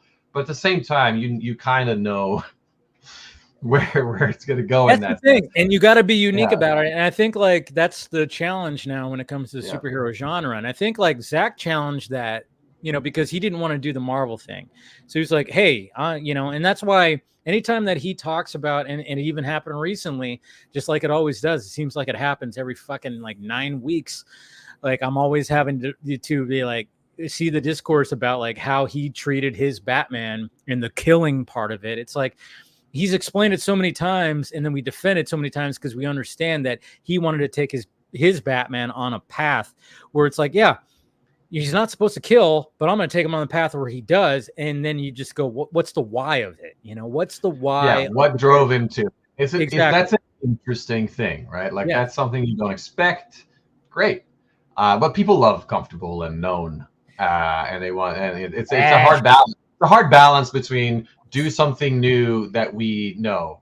Yeah, exactly. That's what they want to do. I see some questions. I see some chat. I know we got some questions, but we got my buddy Scott that wanted to join right here. What's going on, Scott? A little bit of warning would have been nice, dude. I mean, I was literally fixing my hair while you were doing that. I'm just like, dude. Okay. What hair? Huh? The long form fart. Yeah. Thank you. Yeah. I had it. You said hair, and I'm like, I gotta bust your balls. Yes, I know. What's up, Scott? Anyway, hello, Thor. Scott, nice to meet you. Yeah. Unceremoniously. Yeah. Hey, I guess you joined us now. I know. I made it so sudden. I'm sorry. But I've been drinking wine tonight. What can I do? Shot of vodka and a couple of wine later, yeah. Yes, but one of the things, I see some questions right here. Here's one of the questions says, does he have any plans for behind the camera work? Me, if that were to be anything, it'll be writing. It'll be, telling stories of my culture and my people. I mean, there's a lot of Viking things that are popular right now, but that is an untapped resource of awesome shit you wouldn't believe if it wasn't in the history books. And they haven't used a lot of that, and I'm just dying to do something like that, of course. So if anything, it would be writing, and it would be either something high fantasy because I'm a huge D&D, Lord of the Rings person, or it would be Viking related somehow, or Norse. So that's what I would do. Have you watched that Viking show? Yep. Is it good? Because I never watched it. I hear great things. It's, if you don't know anything about Vikings, it's great. Oh. And that's not entirely true. But they lost me season 1. I tried to rewatch and I've gotten past it. It's cool. It's fun. But I do kind of struggle, and I love this stuff. I struggle watching the Viking media that's out there. Like Vikings. Like they have a couple of cool things. They kind of fast forward through some history stuff that did actually happen, and then mix in whatever else is happening. But in the first couple episodes, and I was so excited for Vikings because it was on History Channel. Yeah. So I'm thinking, oh shit, this is exactly what I'm talking about. They're gonna take some real Viking history and show us some real shit. And then episode 1 or 2 or 3 of Vikings or whatever it is, it's like, oh, we have heard of this land to the east, no, the west. What is this land? We've never been to England. And I'm like, fuck you. They've been trading with England for a millennia at that point. Like Vikings and England that wasn't an unknown entity. Like none of that shit's new. They've been trading since the Romans. It's like, so like it was just immediately they started off on the wrong foot of like, Vikings don't know anything. They used to go east. Let's try to go west. Oh, guess what? There's land there. I'm like, that's completely bullshit. And I'm like, really? That's the tone you want to set for Vikings? Luckily, they kind of don't. It like after that, it gets better, and they do some cool Viking stuff. But so I struggled with that one. Yeah. As someone whose heritage is Scotland, I was like, yeah, Vikings kind of invaded us a lot. I'm just saying. Yeah. Well, and it was, but I'm talking way before the Vikings. Like there was migration all the way through for many years before. Maybe not a lot of it, but it wasn't like it wasn't the unknown element that England exists. You know. So yeah, I didn't love it. I thought it was cool. I do love what it's done for, you know, the visibility of making Vikings a cool thing that people like to watch, and they did a good job with a lot of other things related to it. But it's really time for some actual great Viking, like, and they're not even touching on what I think is some of the absolute coolest shit that are in the sagas and everything from that age. So that's why I would write something like that. Any other questions? Interesting. Yeah, we got one right here from the Dork Knight. Dork What Knight. lesson or big takeaway from the more established actors do you take with you for your next gig? Well, we touched on it briefly, but definitely one of them is obviously if you want to play a hero, you gotta fucking look like a hero, you know. And the physique's got to be there, or whatever it is. You know, you kind of have to look the part, because if you don't, 10 other guys will. You know, so what the fuck would they hire you if you can't be bothered to put in the work to look the part? You're just not gonna get it. Yeah. So that's one of them. You know, get serious a little bit, which I did, and I'm working on that one right now. I think, and this was more of a Zack thing rather than the other established actors, but Zack it was very easy to tell Zack what you needed in a scene for it to work better for you, or for whatever reason. Like, he's very collaborative, huh? Very collaborative, very open to listening to ideas, and you know, not a dick about it at all. Like, very, very cool guy. He's got a vision, sure, and he knows exactly what he wants, but still not opposed to be like, oh yeah, and then this could happen because that would work better, or yeah, that's actually a good idea, or no, because X, you know. And then you're like, all right, cool, then we won't do that. But just being more free with like, here is actually what I think would be, not like, oh my god, what if we did, like, that's not what I mean. I mean, like, I think like this should be, I needs, you know, this angle, there was this, I should have this thing in my hand for this thing. I would have, you know, if I'm going to use a scythe to reap some wheat, you know, I'm gonna need kind of this more. I know you want to be right here with the camera, but for me to get the good swing going that you want, you're gonna have to be a little further back. Okay, cool. We'll pull it back a little, or do whatever. Like, how high can we be? Like that. It's very collaborative in that way. So just the courage and the sort of professionalism of being able to just be like, okay, you know, we're doing this scene. It is a collaborative thing. You're the boss, but I think this would help. And then being brave enough to speak up about stuff like that is something I'll bring with me to other sets, and hopefully not be considered difficult. that's not what I mean. Like, it has to be a real thing that's really would actually matter, but just to be cool with that stuff. And he did a couple of other things too, which was just, and I would never do this. I would never suggest I should have so-and-so line, right? But like, he would throw out lines like, why don't you say this here? And it's not in the script, and I've had zero time to prep this, right? But it's like, yeah, I have my character. I know what my character is. I know my place in the community. So, and I know what's going on right now and what's going to happen next, kind of. So I would, my character, if he said that, would say it like this. So that it was very free in a way, which was cool. And I'll try to bring that with me to my auditions and to future jobs, you know. No, that's good. That's good. Yeah. And then we have one from Chris Balga who says, what is your favorite behind the scenes story from Rebel Moon? And wait, Chris Balga is actually here. Hey, Chris Balga. And then of course we have Phil that's joining right now. We got nice. Look at there you go. Now you can timing. answer the timing. the timing was perfect. Beautiful. Right? Sorry, what was the question? Oh, behind the scenes moment? Yeah, what's your favorite? I mean, someone saved my life. Like, this was actually big for me. It's not my favorite moment, but it was like, this is one that stuck with me. It was like, I was just going to set. It was like late in the day. The sun was kind of low on the horizon, so it was like from a certain angle, it was completely blinding. And you know, one of the PAs come over. They get me for the scene I'm supposed to do. And this was right before I did and this was early in the production. Zack, I don't know what Zack has planned for my character. Like, I don't know what's going on. I don't know that he wants me to do all the cool shit that maybe I do, maybe I don't do. But I'm just, I'm trying to be, I want to be impressive and I want to give a good showing. And then, so the PA comes get me, we start hustling to this place. I see in the distance in front of me is a grip with some like metal rails for like the dolly for something on his shoulder. He's walking ahead of me. Then I kind of, I'm looking down, I'm thinking about what I'm going to do in the scene. And then the PA like grabs my shoulder and pulls me aside, like roughly. And I look up as this is happening, and like the steel beam of this sharp metal object is like an inch from my eyeball when I do that and I get pulled out of the way. Because that dude had stopped in front of me and I couldn't see him. One, I wasn't paying attention, and two, the sun was right there, so I didn't see the obvious shape of this guy. So she sees this happening, pulls me out of the way, and I have no doubt in my mind that if she hadn't done that, I would have like maybe gouged my eye out, or at best like massive wound to the face.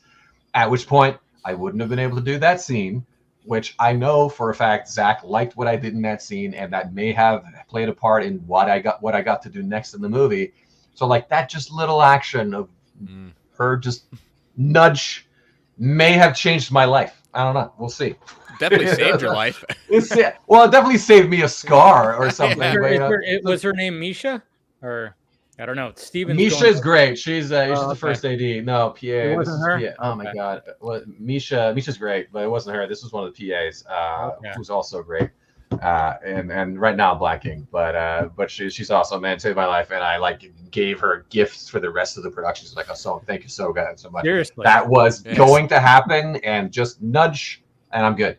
Hey, and I was like, my life diverged there. Like, not all the alternate universe, capes, Yeah. The universe where I hurt myself there, and I'm out of production for 2 weeks, and someone else does all the cool shit I get to do later, or this path where I'm currently on and loving it. Basically, your version of sliding doors. Okay. Good. Yeah. That happened on set, and yeah, that was great. But no, we another thing I'll say, we touched on this earlier, like how Zack's just like in the fucking trenches with you when you're shooting. Like, there's a scene, and you'll see it in this next movie. I think maybe, we don't know. But sorry, I can't tell about it. But like, you have seen a promo shot of Zack just deep inside a hole, with like in an uncomfortable position, just like kind of shooting up. And he's the guy doing that. He could have anyone else do that, but he likes doing that, and he won't make anyone else do the uncomfortable thing, because he'll do it, because he's cool and wants it his way and whatever. So like that I was there for that scene, and it's cool. It's just him being so involved in the nitty gritty like trench of it all was really cool to see. And he did a lot of that. It was great. It's almost like, just like how I think just in life, it's like, if you get too comfortable, guess what happens? Things start, start getting sluggish. It's like, I'm getting too comfortable. So it's like, all right, now you got to take a cold shower, get uncomfortable, start working out like 6 days a week. That sucks. You got to. So I think like especially when Zack was talking about that last night during the Q&A, it was like, I think he just felt like after, especially being on such big productions like BVS and Justice League, I think like when it came to him, he shot, of course, what's his little short movie that he did on his phone? Snow Steam Iron. Snow Steam. I think he just realized, like, see, this is what I wanted. It's just shit like that. Like that little short film was beautiful. Christina Wynn, and doing that with his phone, which is absolutely insane. And I think like when it came to him just going into Army of the Dead, he was just like, you know what?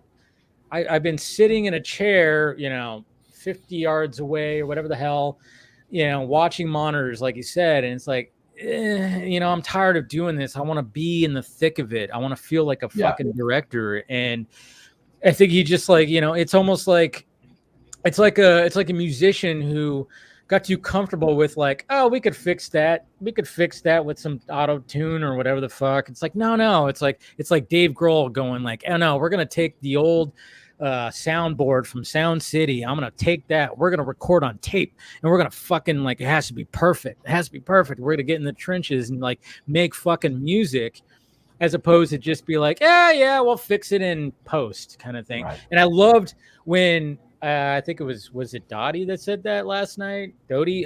She basically is like, Zach doesn't like to use the expression fix it in post. He goes, fix it in pre or something like that. She said. Yeah, he does fix it early. Like they already know the problems going in, which is probably a huge boon for an editor. Yeah. But I think there's definitely a performance aspect to Zach that's not just say action and cut, right, and direct the actors. He wants to be in it a little. So he's kind of in the scene, even though he's behind the camera. He gets a feeling for it, and probably gets to convey his very specific Zack Snyder style. That's what that is, right? That's part of what makes it so much his thing.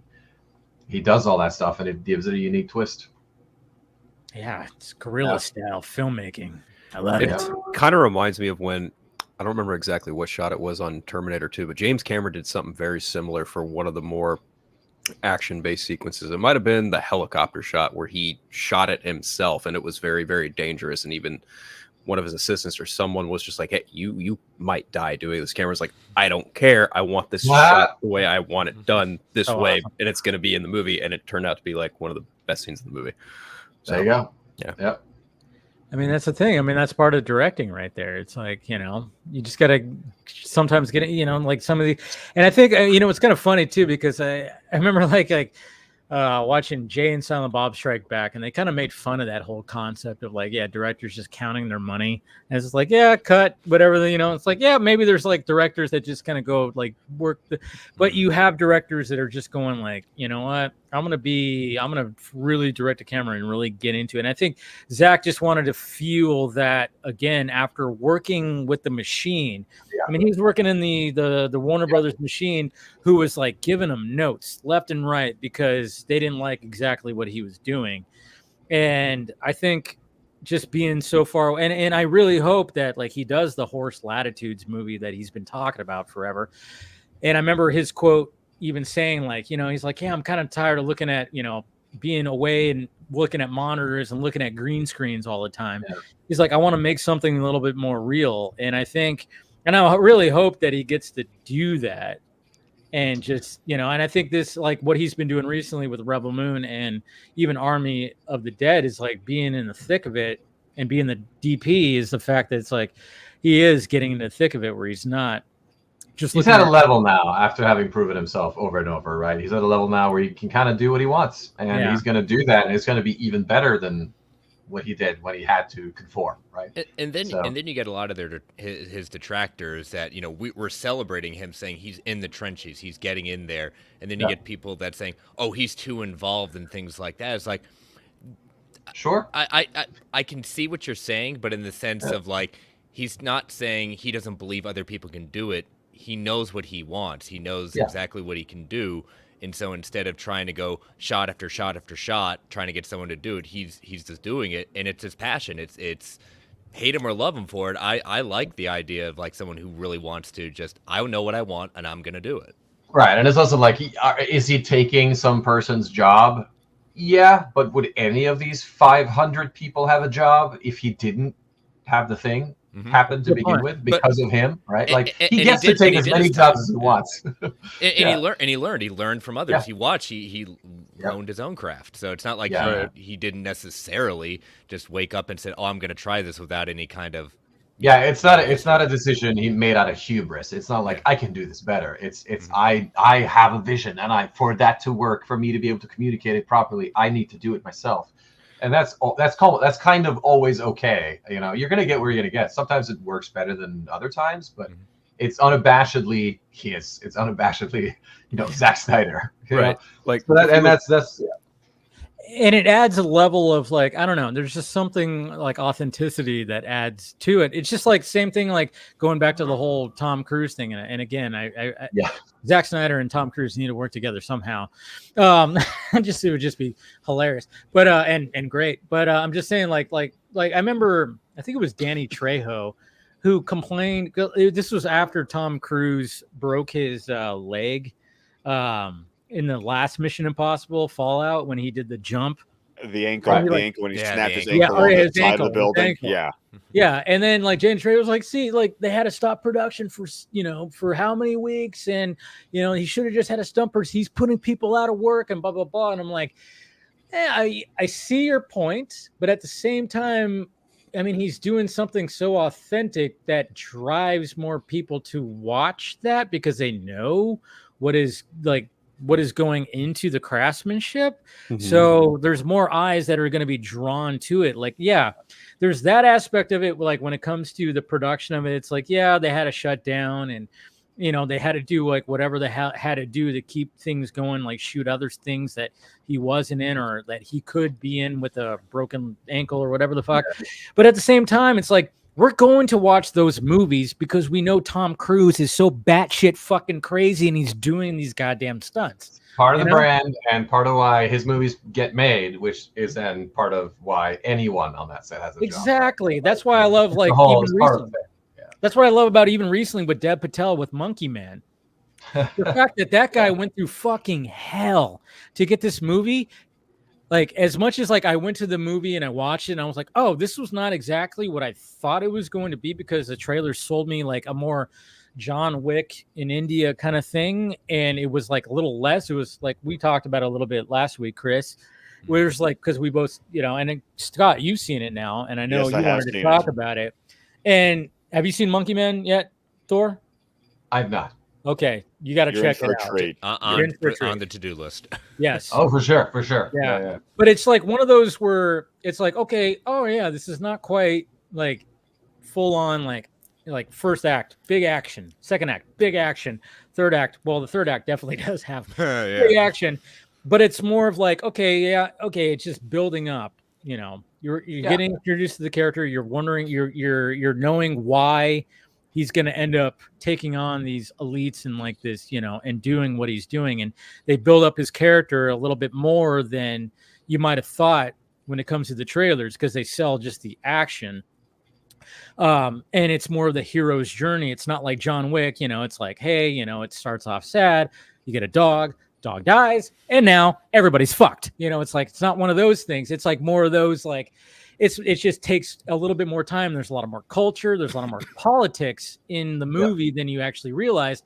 But then when you get to that third act, you go, oh, okay, now here's where the shit is. And now you go, okay, I actually kind of I like the fact that they build it up more like that, as opposed to just being like, we're getting right to the action kind of thing. So put that on your list, Thor. It's no, for sure. I will. Yeah. On that note, a final question, perhaps, from anybody? Anybody got a final question? He's gotta go. Yeah. Anybody on the panel? I don't think there's anybody in the. Oh, nobody. Because it's so quiet. Come on, we've been talking for almost 2 hours. I lost it. Oh, you lost it. You'll remember as soon as I log off. You'll be like, "Damn it!" Right. Get him back on. Get him back on. Yeah, I'll send him back. Exactly. No, it's all right. We don't have to have another. No worries. Well, we've had a great conversation, Thor. This has been fucking awesome, and we'll pick it up for the director cuts when they come out. Yes, exactly. And hopefully, But like I said, having me, man, it's been great. It's been great, and like I said, like when it comes to your character, hey, part 2, let's. Let's hope I'm in it. Let's hope I'm in it a little bit. Let's hope he's in it. If he does some things, Anyways, all right. Yeah. Well, if you have anything, future projects or anything that you want to plug, go for it before you sign off. Right now, nothing that I can talk about. So we'll just leave it at Rebel Moon for now. All right, man. All right. Great talking to you, dude. Likewise. Nice meeting you. All right, guys. Have a good one. See you later. All right. Well, that was fun. He was fun. It's always so funny too, because anytime and he even made fun of it too, is like anytime that I like have guests like that on, their representation always goes like, I always go like, how long is he supposed to stay on? And he's like, yeah, 30 to 60. And he was on for like, an 2 hour hours. and a half. Yeah, almost 2 hours. Yeah, like it was like an hour and a half, but it's always funny. Well, I mean, like we even made fun of that too, because anytime Zach comes on here, he'll even be like, yeah, I can show up for a half an hour, and then he stays for fucking 2 hours. It's like, that's it's I guess that's a good thing when it comes to the stream. It's like, hey, it's a safe place. It is a safe place. It is a safe place. It's a relaxing place and everything. So, Dave, I did have to ask a question though. Was I the friend who told you about the fucking in the novelization? Yes, you did. Yes. Okay, I was making sure. I was like, that sounds like me. Yeah. Come on, no. Of course it was you, dude. Because it was funny because like I haven't read it yet, but you told me about all that stuff, and when we were talking about it's interesting. It is interesting. You've read it too. Yep, I've read it. Okay. I read it that weekend. Yeah. So that's one of the things, like, and that's what I wanted to cover, just because he was involved in the whole thing. And I like the fact that Thor talked about how, like, oh yeah, it was well known, and yeah, it was built into the thing, and there's 2 different scripts. Yeah, I heard that part, and I was interested in that because that was a question.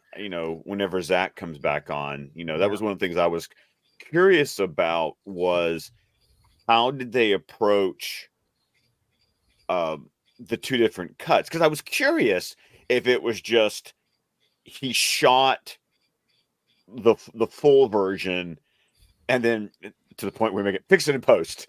Like, was the PG-13 version done in the editing room? But it's interesting to know that there were 2 scripts. So, and the quote that caused all the hubbub today that you posted, the idea that there are alternate takes. It's like, okay. So going into the production, here's a PG-13 version, here's the R version. That makes sense to me, and I like that because it shows it shows planning and forethought.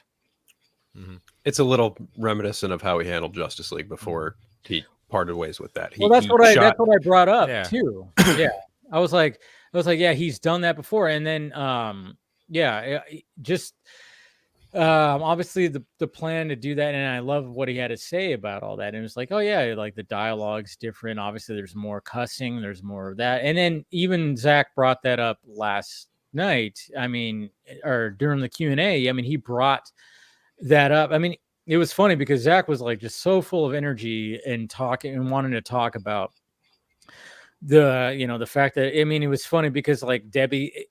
It was hilarious because like Debbie, of course, was like, yeah, and you could watch a version with your kids. And then Zach was all, and then there's a version you can't, it's like, yeah. And Rebel Moon After Dark, and I mean, Zach is really just trying to push forward. I mean, those director's cuts, and it's funny, like I said, I mentioned my tweet that went, I don't know, like it's crazy. Like it was funny when I was like, I even tweeted that in the theater during the Q&A. I was like, you know what? I'm going to tweet about that because, he sold it as, and again, people took it way too literal because, thank you, Marvel, for the whole multiverse thing. And everybody's thinking like alternate universe just means like, oh, what? Rebel Moon's a multiverse? No, not exactly. That's not how filming works. Yeah, but the funny thing was, okay, I guess it's just where I am, Dave. When I read your tweet, with the quote from Zach, I knew exactly what he meant. Exactly. Same here. And then to see y'all saying that this is how people have interpreted it, I'm having I'm having like that airplane moment of just slapping my head, going, what the hell? I more had the moment where you got the old woman saying, "This is not how this works. This is not how any of this works." I'm not on Twitter, and I haven't been for the last few months. What tweet exactly are you referencing? Oh, you got to bring it up. Yeah, bring it up. Bring it up right here. This is the tweet right here. So I decided, I was like, you know what? Out, wow. Yeah. I tweeted out this. I took a shot. This is a shot that I took right there of them doing the Q&A, and I was like, oh, I was proud of that shot. It looks cool, like cool shot. And I put the quote, and by I'm paraphrasing, but it wasn't the exact quote, but it was this is what he was essentially him and Debbie were saying. The director's cuts are the alternate universe of Rebel Moon. Even if the actor says the same line, we use a different take for a slightly different performance. Oh, I understand full well what he's getting at. Exactly, Phil. It's not that hard. Dude, That's really not hard. That's filmmaking. That's filmmaking, and man, I mean, like I was like, you know what? I have a feeling that this is going to be interesting, and it didn't really take off last night. It started to, and then when I woke up, I started seeing the quote tweets, and then it just kept going and going and going, where people were just going like, "What the fuck does this even mean?" And it got to the point where it got to big accounts. It got to like all these, and I'm like, you guys are taking it like, okay, thank you, Marvel, because you guys have been plagued with the whole multiverse thing. So you think this is like a multiverse thing? It's like, no. I mean, don't take it so literal that it's an alternate. Technically, yes, it's an alternate universe because it is going to be slightly tweaked and you're going to see more of what leads into the scenes that we've already seen. But that doesn't mean that he was set out to make this multiverse Rebel Moon. And I think a lot of people, most of the people that are complaining about this whole thing are just taking it like that. And it's like, oh, good God. And but to be fair, there are some people who are complaining, or at least, I see a reaction tweet that doesn't have a lot to it, and I have no desire to look at the replies because that's just the ninth circle of hell. Yeah. Hey, get your popcorn ready. It could be fun. No. Oh, it's been fun for me today. That's for sure. But there are 334,000 views right now. Jesus Christ. But there are people who are still, and I liked what Thor was talking about during your one-on-one interview part about. There's still the people who are like, why didn't they just release the director's cuts either first or at the same time? I really liked Thor's idea about there being a, choose your own adventure. Here's part one. Which one do you want to watch? And I liked how he labeled it like, hey, it's the theme park version, and then it's the serious version. I was like, oh yeah, theme park version. That's kind of like fun to like label. And part one felt that way. Yeah. And part two is gonna feel like that way too. There's just when it comes to part two, at least like I'm just saying like I said, the last 45 minutes, guys. You can't really speak too much on the second part. Again, I'm like, the embargo stuff is all next week. And even though like I didn't sign anything or whatever the fuck, you're being respectful. I'm trying to be respectful because I'm still a voice and I don't want to like, step on any toes, especially since, I'm friends with Zach. I don't want to like do all that. And it was funny because I asked one person and then they're just like, and then they're just like, I was just like, oh, well, you didn't sign anything, so you could just post whatever. And I'm like, okay, so maybe I can post my first reaction because I recorded one. Make sure you put some red eyes in your clip art for it at that point, exactly. just to get them clicks. I know, right? Just, yeah. But then I was like, and when I asked somebody who knows all this stuff and knew the embargo, he's like, oh, yeah, you can post your reaction as long as you don't get in depth. And I'm like, and then I watched my reaction. I'm like, yeah, sometimes I go a little, I don't just say like, oh, this, and it's like less than a minute. I mean, I talked for over 2 minutes. And I'm like, is that qualify? So I'm like, kind of just going, I don't know. If you question, don't. Yes, don't do it. That's the thing. Yes. If in doubt, don't. Yeah. So that's a general rule in life I have learned. And if I don't think I'm going to. Just don't. I'm not going to. I mean, I will say that I enjoyed it. I definitely enjoyed it. And like I said, the last 45 minutes, it's just like, can I ask you this? Okay. Did you enjoy it more than part one? I've heard that's the thing. That's the thing. I'm like, I'm still kind of wondering where I'm like, when it comes to this one, because it's like in ways I do, because like I said, the last 45 minutes, you just go, whoa, there's things. But then at the same time, I'm like, the way that the first one's structured, like building like this team and then the twist and everything, I'm like, ooh, there's just something I really like about that. I'm actually indecisive, to be honest, because because they're different. They're different. It almost feels like when it comes to part 2, like obviously the first one had a good like 3-act structure, and then when it comes to this one, it almost seems like it's just like a tacked on like it doesn't. I don't know. To me, because we already know these characters and we do learn more about them, which is cool. But it almost seems like there's just this build up to, oh, when the fuck are we gonna? When are they coming back? And obviously with the trailers, we know that they're doing that thing where like we got to train the fucking the people of the village and stuff like that. Does it play like? Sorry, does it play like Dune Part 2 in that you can just run right into Part 2 if you've seen Part 1? Oh yeah, oh yeah. It does. It does, because if you don't know anything about part 1, you're going to be lost. For sure. You're going to be lost because all that's established, but of course you get more backstory. You definitely get more backstory.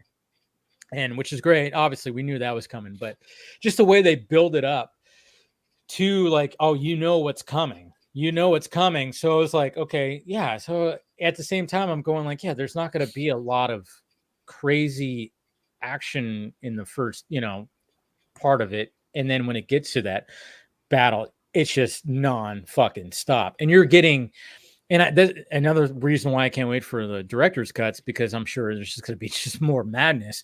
But I mean, you're getting all the people who are involved, you're getting their moments, and you're going, who's going to have like that moment?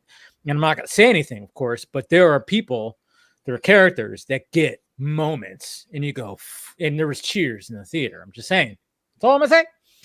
Yeah, I gotta pee. So you guys talk amongst yourselves. Interesting. I've been holding it for 2 hours. So yeah, but yeah. Go, Dave. Go pee. Yeah. Okay. Yeah. Go urinate. Yeah.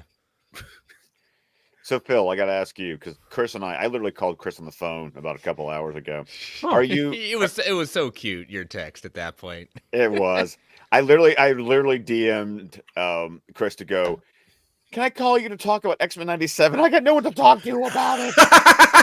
And I said, yep, I just walked in from the theater. I'm warming up my food. Let's go. That's funny.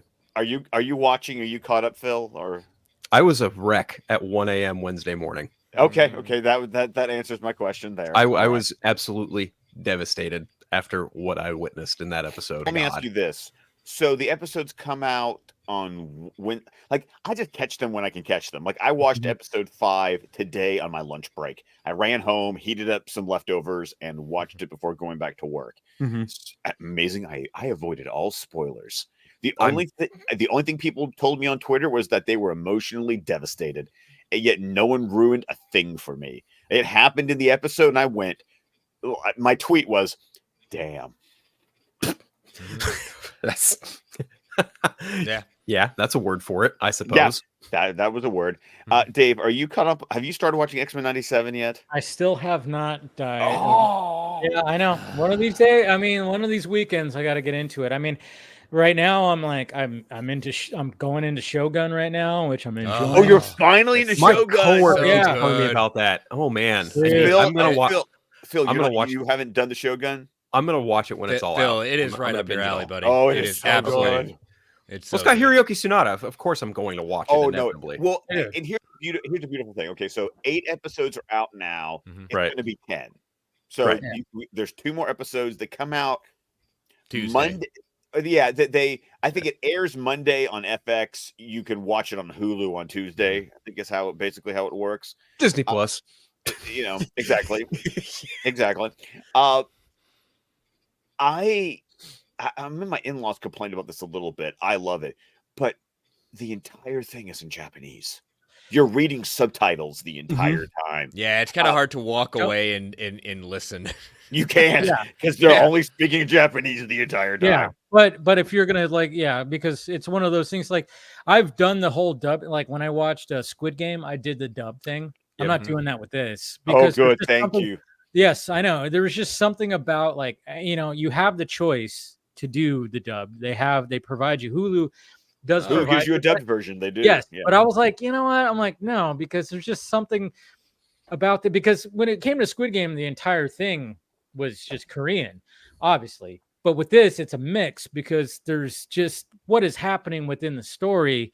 It's a mix, and it's like, no, I want to keep it like that because there's something about it that makes it just a much more Authentic. better watch. Well, yeah. no, it's authentic, but it's also the fact that when you've got your main character, your main English character of Blackthorn, Yeah. you need to hear the Japanese people speaking Japanese, Dude.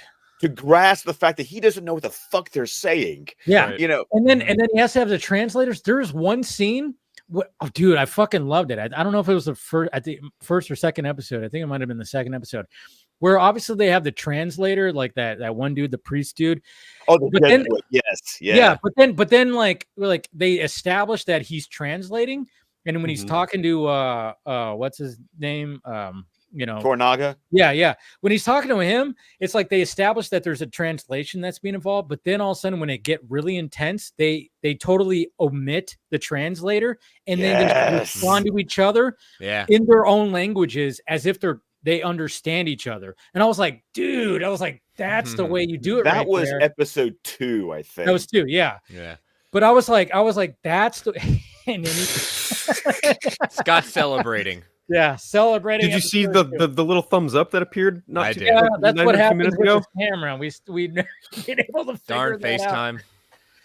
No, but I mean but that whole the way that they showed that was like, oh yeah, there's a translator right here, but then it's gonna be such an intense conversation that we're gonna omit the translator and it's going to zero in on both of their faces as if they're communicating with each other in their own languages. And it so fucking works. And I was like, oh, that's pretty cool how they did that. So it was like no translator. They were just speaking to each other like right after another. And I was like, that's a way to do it right there. Good job. So Dave, are you caught up on Shogun or are you still? No, I'm not caught up. I'm only 2 episodes in. So okay. Yeah. I'm going to catch up. I'm going to watch more tomorrow. I like how they've been saying like we're doing the book. It's 1 season. We're done. Yeah. No need for season 2. We're not. There is no season 2. We're done. Yeah. Well, that's good. Even though it's successful, it's like nope, don't do it. Don't add more to it or anything like that. But you saw what happened with Game of Thrones. We're not doing that. Nope. Yeah. I started Fallout today though. Okay, I haven't started Fallout, Me neither.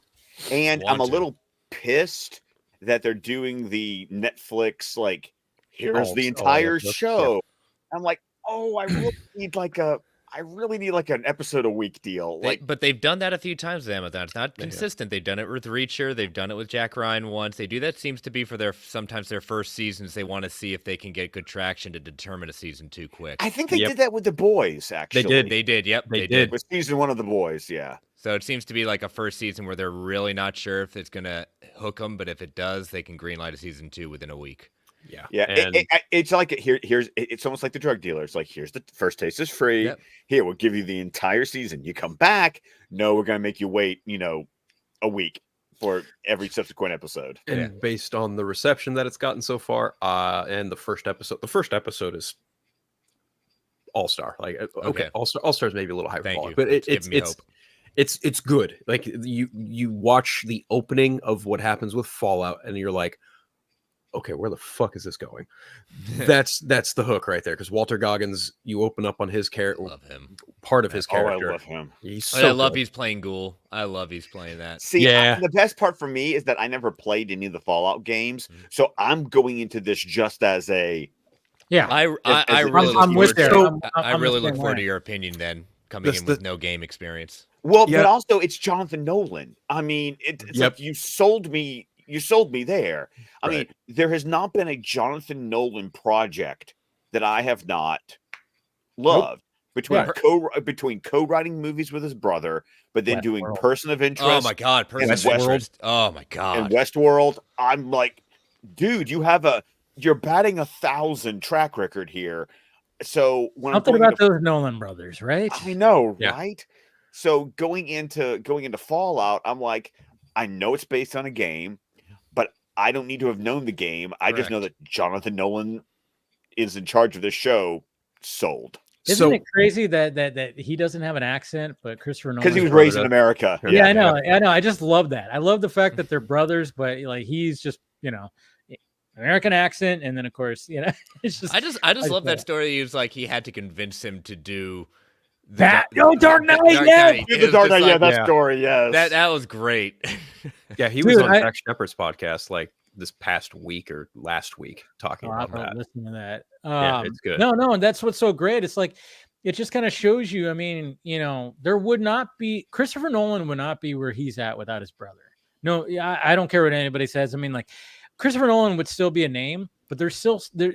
If you look at all those early movies, you always see written by, and it's both of them. Nolan. And then of course he like went off and did his own thing. But when you hear stuff like what John, I mean, obviously, who knows? Maybe he could be doing some hyperbole shit or whatever the fuck, or But at the same time, I'm just gonna be like, I believe you. It's like the fact that because it seems like Christopher Nolan would be one of those. It's like, yeah, I directed the Batman movie, but I don't want to be stranglehold to be a superhero. I get it.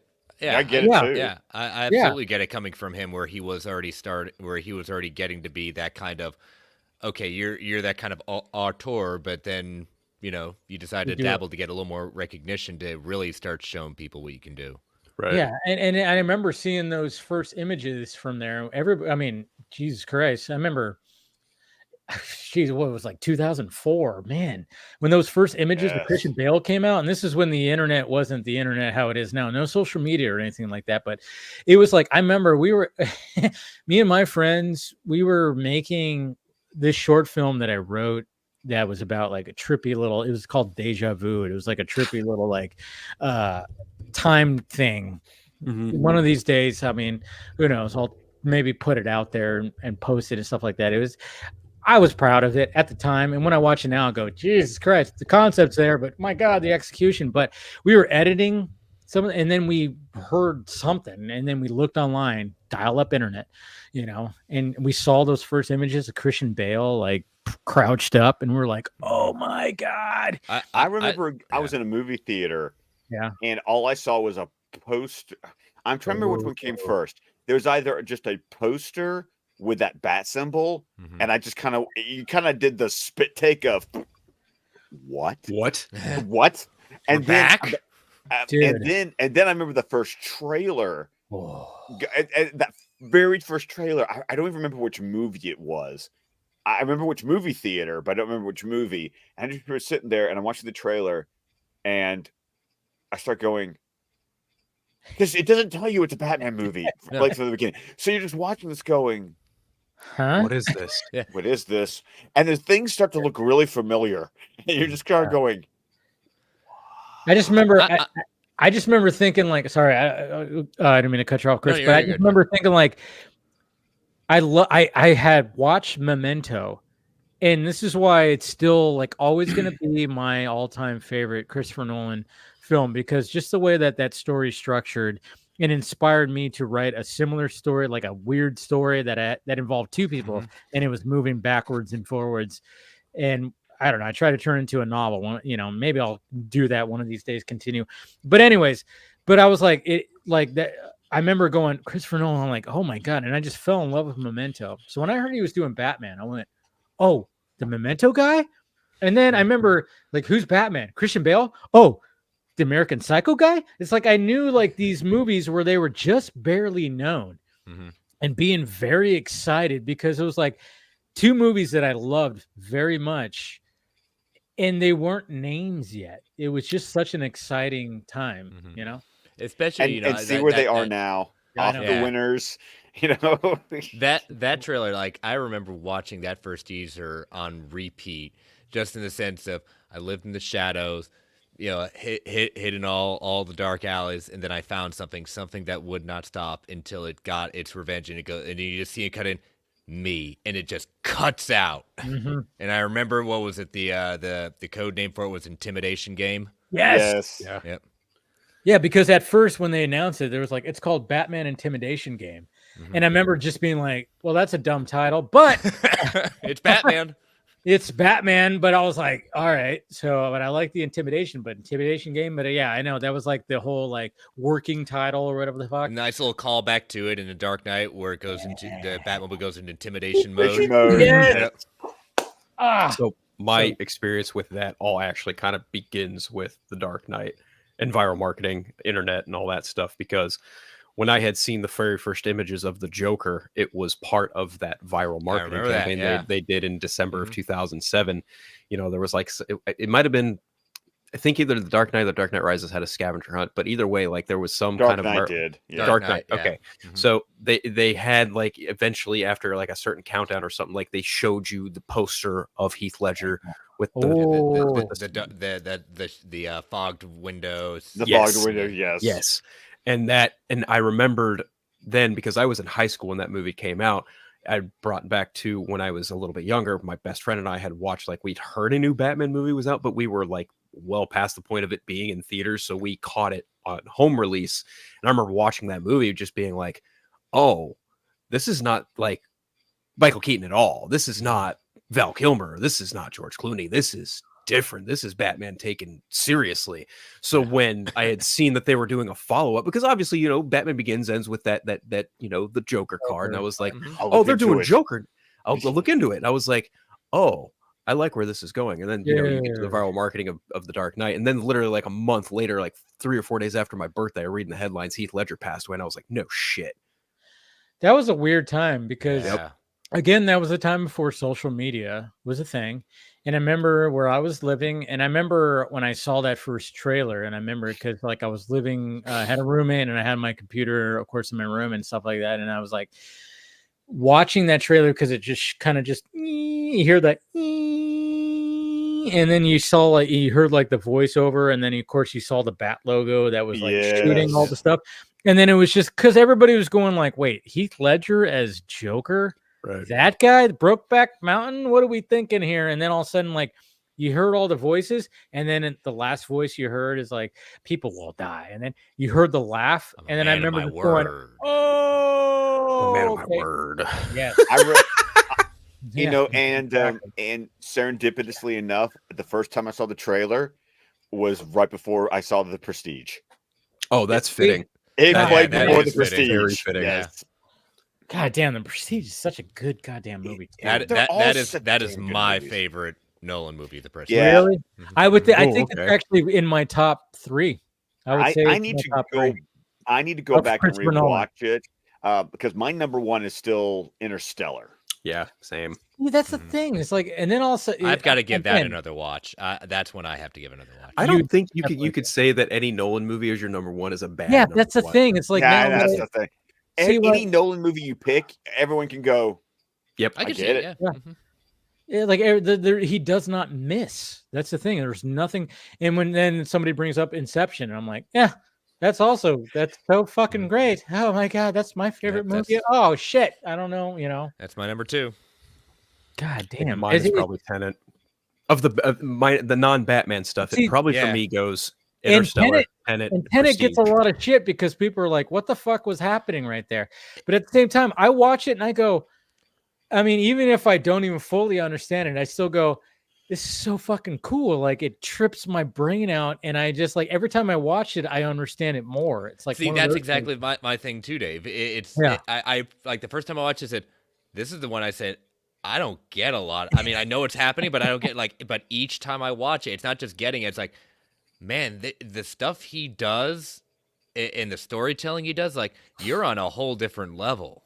Like it really is. It's like I feel like I'm a fucking dog trying to get explained Wi-Fi, you know, from my owner. Like sometimes where I'm just like, what the fuck? Like, and then but every time I watch it, when I sit down and actually just watch it, I go, oh, like you start understanding a little bit more. And I like that because I'm not trying to like search on YouTube of like, you know, Tenet explain. I'm like, no, I don't want to like do that. It's just like the whole thing of like Inception, like. It was like a little bit of like that too, where people were trying to explain that. It's like, well, no, like every time you get it. And then of course, when it comes to that last scene where is he dreaming or is he not? And it's like Christopher Nolan was like, no, you figure it out for yourself, whether it is. I love how the top is spinning and it twitches a little bit, but it doesn't quite fall. And you're going to go like, what? He did have a PS to that. I love his follow-up to that because he got it asked. He said that you're missing the point. He said it's not about whether he's in the dream or not. It's the fact that he walked away from the totem and didn't care. Not only that, that's the point. There and I was like, yes, that's it. That's exactly the because point. He's finally in the life he wants to be in, and it doesn't matter. Doesn't matter if it's a dream or not. Yeah. Emma Thomas, his wife and producing partner, actually said something to that same effect. She was like, the end result is the fact that he's happy. It does not matter whether or not it's a dream or if it's reality. The fact of the matter is he's happy. And that's that. But I just love the fact that he created that discourse of like, or, you know, that questioning of the fact that like, was he dreaming or not?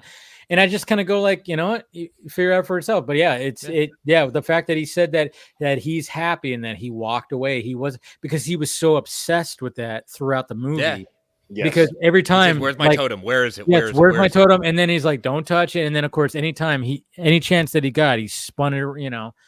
And he was so obsessed with it. But at that moment, he was so happy to see his kids that he did not fucking care whether it fell or not. You know, it's like, oh, God, Christopher Nolan, how dare you fucking do that? And then, of course, what he did with Oppenheimer, and I remember just walking away, just going like, I remember just thinking like, I feel gross right now. But at the same time, I'm going, that's how you fucking tell that story. There's no other filmmaker that could tell a story like that. And what gets me is that I read the book. I read the exact biography that you read the book, Scott? No. Shut the fuck up. Yes, I read books. Not just the ones with pictures.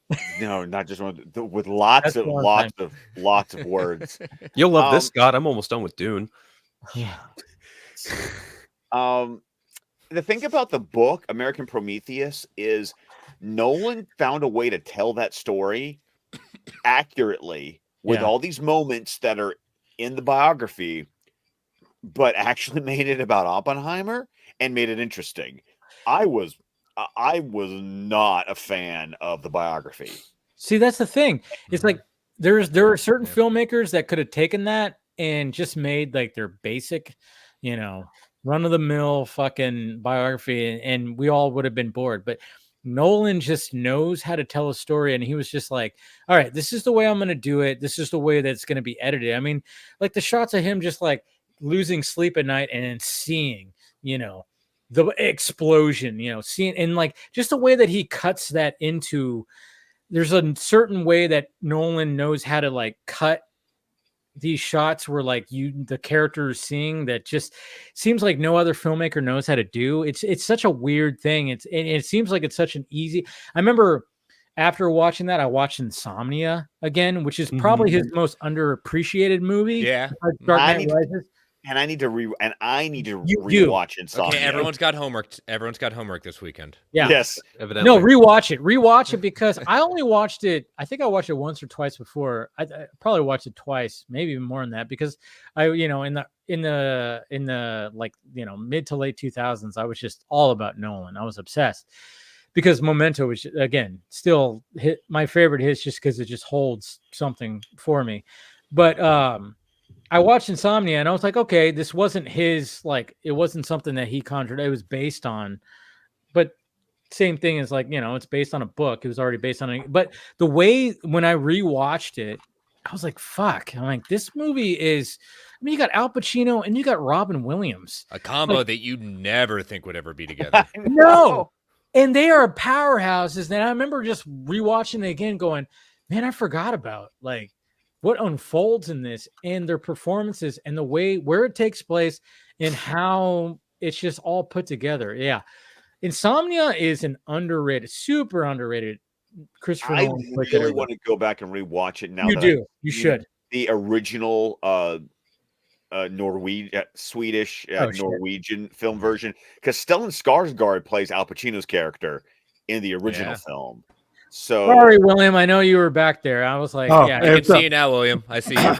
I thought you were. There you are. There he is.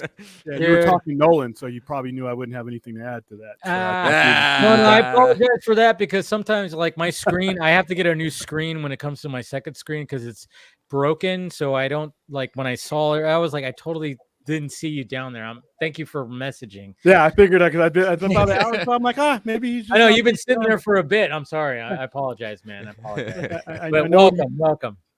No, but like I said, I don't have anything to add to Nolan because there's only one movie that I rewatch, and that's Dunkirk.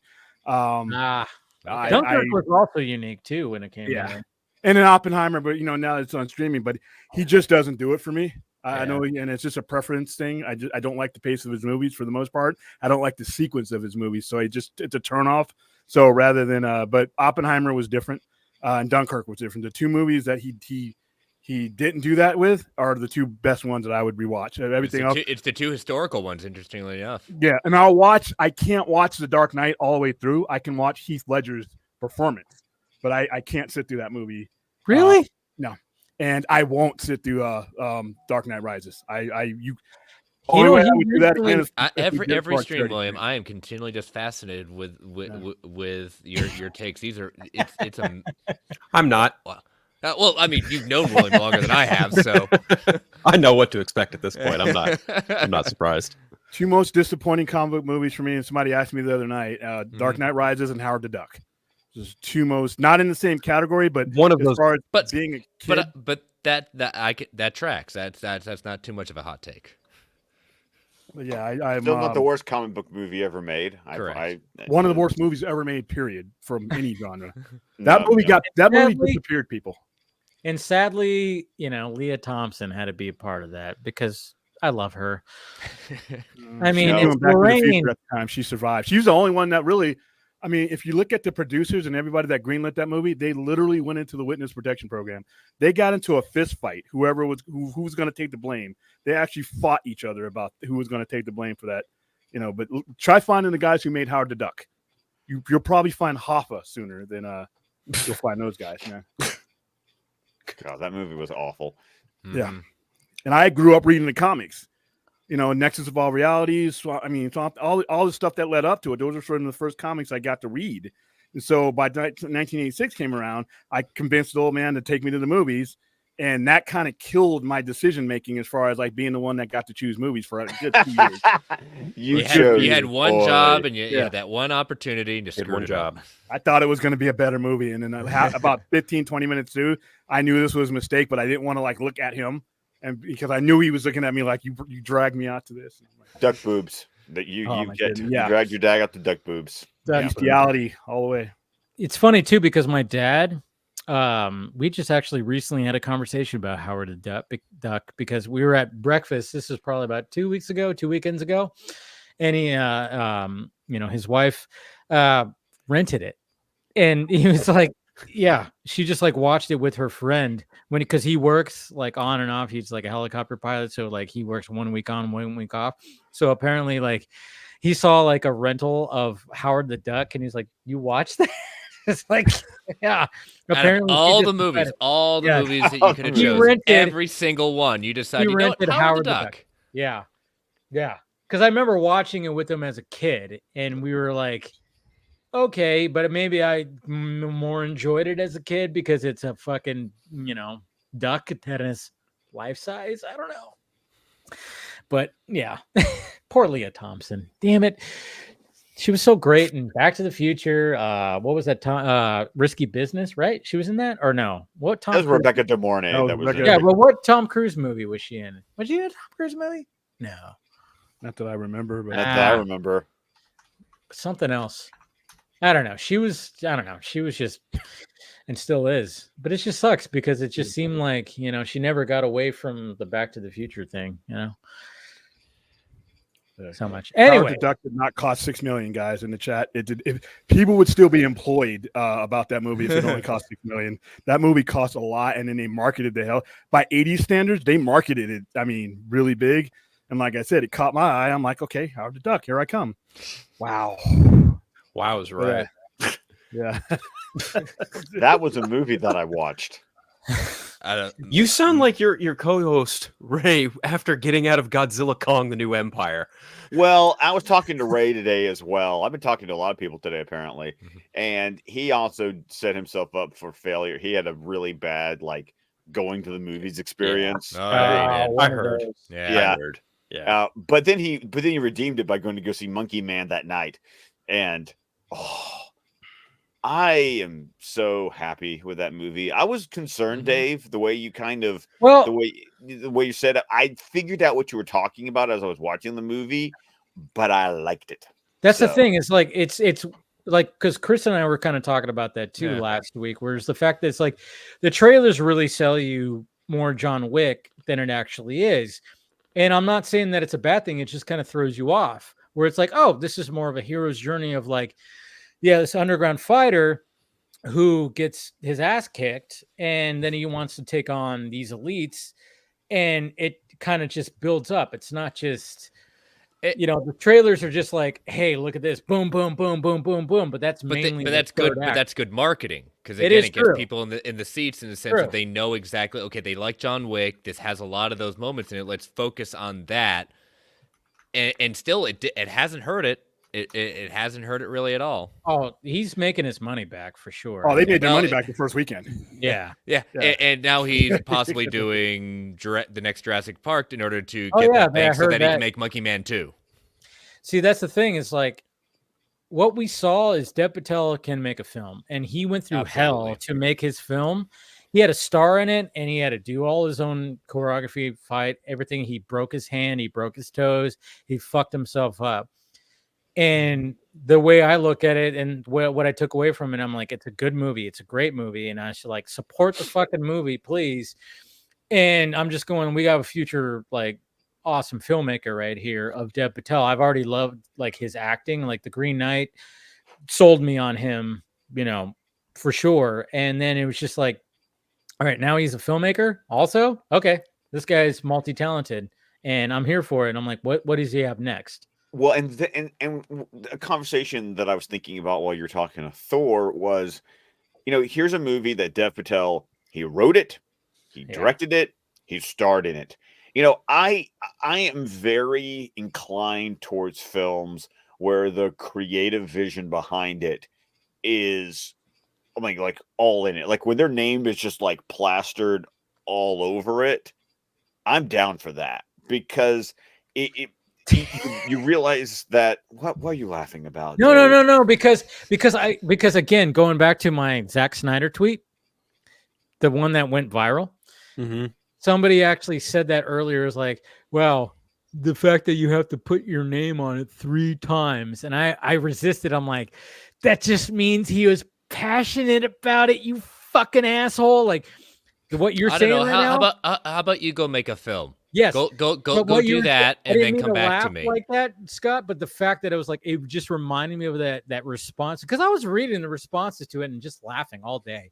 I was reading responses just kind of, but there was one in particular was like, yeah, like how much of an ego you have to have your name, because obviously on that picture you see Zack Snyder film.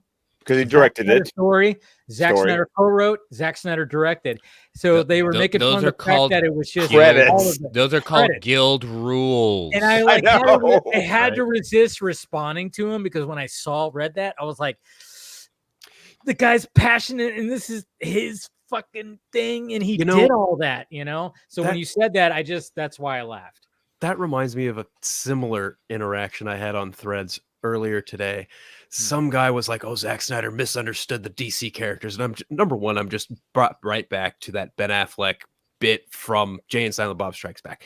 These are fictional characters. Fictional characters, number one. And then he was like, that's like handing Wile E. Coyote a gun and he kills the Roadrunner. I'm just like, what? I didn't, and then he was. One and of I these was things just, is not like the other. That I said that I was like, that's a massive false equivalency, and he was like, well, no, here are the rules. The coyote. So his whole bit was like, oh yeah, well there are rules of creativity, but within limitations, and I was like, that's not what creative freedom comes out to. Rules and creativity, no.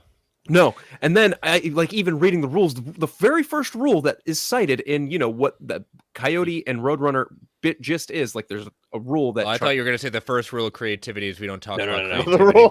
Well, his rule was like, oh well, the Coyote can't kill the Roadrunner. The very first rule states the Roadrunner cannot harm the Coyote in any way, and I was like, you fundamentally misunderstood your own rule that you tried to use in this argument. Therefore, your argument is flawed. You're wrong. Have a nice day. I have no desire to continue this conversation with you because you are just as inept as the person you're trying to quote. So please stop. Someone who, like, I was an English teacher. I loved grammar. But yet, some of my favorite authors are people who look at grammar rules and say, oh, those are cute. Cormac McCarthy. The man doesn't have punctuation. Those are more like guidelines. They're not even guidelines. They're like fleeting suggestions that you just kind of like brush off your shoulder. Because the trick is that you learn the rules so you can break them. Yep. Because you can't break them unless you know what they are. Because when you break the rules, you're breaking them intentionally for a reason. That's seems to me that's creativity. Know what That's the not rules part of the are. rules that Phil was talking about there, Scott, so that's not allowed. Fuck the rules. Fuck the rules. Fuck the rules. So I just, and that's whenever that kind of inside the box thinking, I'm like, that's the problem. People want everything to be in a box and they can't function in life. Oh, wow. That was good. That was me. good. Scott's giving so much love. I want to try that. Let's see if it works for my camera. Yeah, No, is that just anybody? Is that just on a certain type of camera? It's just There on we Scott. It's his camera. It's my camera. Oh, he did it. Chris, too. Chris did it too. I did. Ooh. Oh, that's neat. I wonder if Mine doesn't do that because mine's a cheap Logitech. They ain't gonna do it. Yeah. but see, you bring that up. I sent it in a comment to Ray on Flightcast this week, talking about the whole thing with the Silver Surfer casting and things like that. It's like these individuals seem like, oh, it can only be Norrin Rad. I said, says who? That's your canon. That's okay. It's okay to not be happy with it, but that's the whole part of I don't go see these movies to see exactly what I read on the page because I read the book. I want to see sequences and story arcs and characters that I would like to see? Sure. But I'm at least going to see the creativity, and if I don't like it, guess what? I still have the book. Bingo. Because there are times where it's like because as talking about book adaptations, like there are times that I've seen a movie that departs heavily from the book, but I think the book is dog shit. So what you made in the movie was 10 times better. Superior. Yeah. And then, because I was actually talking to Ray because he saw Civil War. He had never seen an Alex Garland movie before. And I was just like, what? And so it's like, go see Annihilation. You gave him a list of homework, right? I was like, you got two options. You can start with Annihilation, which is my favorite, and then go to Ex Machina, or you can go chronologically and watch Ex Machina, then watch Annihilation. Those are your options there. And because Alex Garland went with Annihilation, I hate that book. I read the book after I watched the movie. The movie like bent my mind 6 ways from Sunday. Jesus Christ, that movie. Whew. That movie. And then the book was like, what the hell is this piece of shit? I was not a fan of the book. For once, the book was not better. Hey, I have my list of movies that I think are better than the book, and I got my top 3, and I stick by these top 3 that I go, these are great movies based on great books, but I still think the movie's better. Yeah. And that's Godfather, Princess Bride, and Silence of the Lambs. Princess Bride, yeah. Okay. No, that's good. I mean, yeah. Oh, man. When it comes to, I guess we could start transitioning to like some of the stuff that we saw in CinemaCon or heard this week. Please. I mean, there was like a lot of things that came out. I mean, obviously, first off, how are we feeling about this Joker 2 trailer? Oh, it's funny you mentioned that. I just dropped an episode of The Eternal Night on the entire breakdown of that whole trailer. Oh, look at that. I can't wait for this movie. I can't either. Good about it. I think we're all feeling pretty good about it. Scott, how you feeling? I am tickled pink. Yes. I'm tickled pink. Well, but Dave, yes, you know me. I love musicals to begin with. So what the trailer showed me was that Todd Phillips understands at least what we saw in the trailer. I see someone who understands the visual language of a musical. Yes. And I think that's what some people don't understand is that a really good movie musical, there's a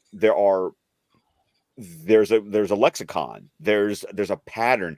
There are just certain ways you shoot things when you're being successful in a movie musical. And what I was seeing in that trailer made me go, son of a bitch, you get it. You get it. Yeah, it's interesting because, even though I'm not like the biggest fan of musicals, I grew up on them a little bit because my mom. I mean, I don't know how many times I watched Grease. I don't know how many times I watched Damn Yankees. I don't know how many. I mean, there's just like these movies, but like when I watch them, if I were to watch them now, I go, yeah, that's how you do it right there. I mean, that's like, I haven't watched Damn Yankees in a long time, but I just love that movie because I love baseball. But like when I can remember the musical cues, I'm like, yeah, I mean, I could see how that worked. I'm surprised that has not been adapted into modern day, because I mean, it's got a cool little concept. I mean, it's one of those sell your soul to the devil and you become the superstar kind of thing. It's like, it's something we've seen time and time again, but if you can capture that essence of how like they portrayed that musical, I'm like, yeah, if you could do that modern day. I mean, like when it came to La La Land, Damien Chazelle, I mean, like that guy sold me on that whole fucking. I was like, it's a musical. All right, I guess I'll give it a chance. And I watched it and I was floored. I was like, Jesus Christ, this is amazing. Like I love all of this. This is so good. And when I watched the Joker, and I wasn't surprised by it because I'm going, Todd Phillips surprised me. Let me know you know what you're doing. And like you said, Scott, yeah, he understands the assignment. And it seems like there's going to be a mixture of what we saw in the first movie, and then there's just going to be this aspect of this musical that's just going to add such an element to it. And when you see the colors and you see how it's shot, you just got like, yeah, this movie, yeah, he wasn't fucking around when it came to this. And I like the idea, we're obviously going to get, some new Gaga tracks, but also it's being billed as a jukebox musical. So we're going to get, some nice, covers like, or what we got with the Tony Bennett, Oh, Burt Bacharach, excuse me, not Tony Bennett, Burt Bacharach. I was about to say, I was like, what are you talking about? No, Burt Bacharach, there we go. Ladies and gentlemen, Burt Bacharach. Yeah, no, it was a good trailer, but at the same time, it's like, okay, how are we feeling about? I mean, obviously, I saw a lot of people kind of push back against the fact that Harley is not the psychiatrist. She seems like she is a patient in Arkham. But in my like when I was talking with people and even what I thought, I was like, do we think like that there's going to be some kind of twist with her? Well, there's nothing that says she's not a psychiatrist. It's just not a result in that trailer. Yeah. What if she is just trying to connect with Arthur, so she's pretending to be a patient? I don't know.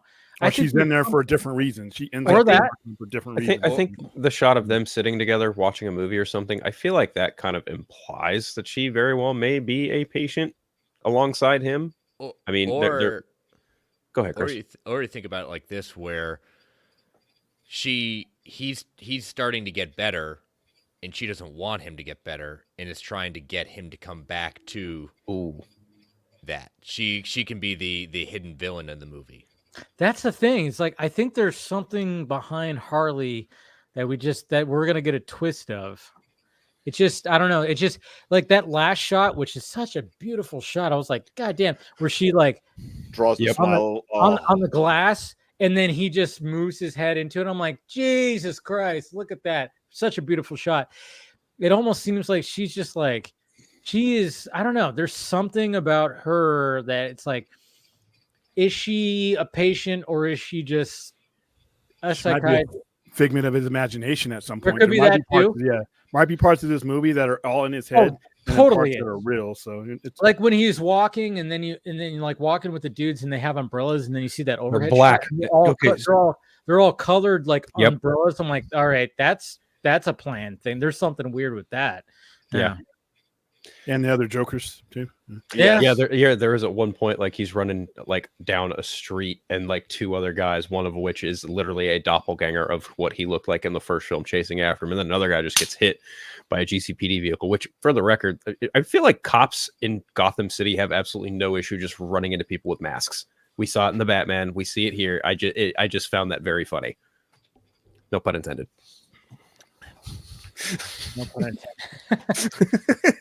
No, but this movie is going to be, it's going to be something special, I think. And I think Todd Phillips is going to, I mean, again, I did not after watching the first one, I thought that's all you need. But at the same time, it's like, all right, if you can come up with something, you know, obviously, like when it comes to Todd Phillips, the only time that he's ever done a sequel was Hangover. And when you see and you watch The Hangover 2, it's like there's a lot of parallels. I mean, they follow a lot of the same beats, but they just go further. What I can respect about The Hangover Part 2 is like, yeah, they follow like literally it starts off exactly the same where it's Bradley Cooper calling someone's wife and going, "We fucked up," and blah blah blah, and then you're gonna go like, all right, what happened? But then of course they have to he amplified everything times 5, and it definitely did that. So when it comes to this, I'm going, all right, show me something. Why do we need a sequel to the Joker? Because the first one it's a $1 billion R-rated movie. You smashed a record and you got nominated for all these Academy Awards. It's like, why even try to attempt? And Joaquin Phoenix won an Oscar Yes. for that movie. Well, Yes. Dude, and there then was more story to tell. Yeah. And then Joaquin Phoenix had to get back into that Joker, skinniness again. I'm like, good God, why would any actor want to like do that twice?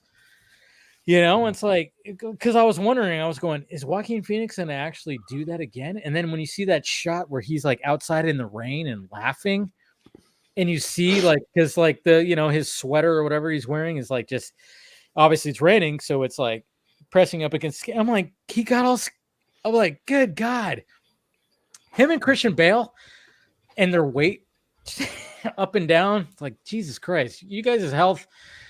I hope you have a good fucking doctor, because your guys' health going up and down with weight, you guys are really just like fucking that shit up. I mean, Tom Hardy has mentioned how when he did all that with like Bane and other shit, he's like, yeah, I fucked my body up a little bit. It's like, I can only imagine what's happening with Christian Bale and Joaquin Phoenix doing that same shit too. It's like, it fucks your health up, but hey, it's for the art. When I was watching, halfway through the original, you could feel a sequel coming on, because there was more story to tell. Really? They were opening up things, and there was evolution roots in that movie that you were sitting there watching at that time, that there was no way they were going to be able to tap the potential of that story. And I always say, I don't believe in the sanctity of just one movie, that you should never make a sequel just because the one is so great. If you have story to tell, continue to tell the story, as long as you still have relevant story to tell. Don't just make sequels out of garbage, don't make it for so the cash forced. grab. Yeah. But if make you it have forced, people are gonna know. Yeah. But cash grab. Good trailer. And then of course we had Warner Brothers. I mean, I love that Todd Phillips came out and he was on there. And then of course we had Peter Safran, which I have my reservations about Peter Safran. I don't really trust him that much, because he's been around for a bit when it comes to DC and Snyder years. So I'm like, okay, but okay, it's whatever. Peter Safran's DC studio CEO. I trust James Gunn way more than him. And James Gunn's making the movie that we're doing, and then of course they revealed the full-on Superman logo, and we already know it's the Kingdom Come type logo, but they added a little bit of more.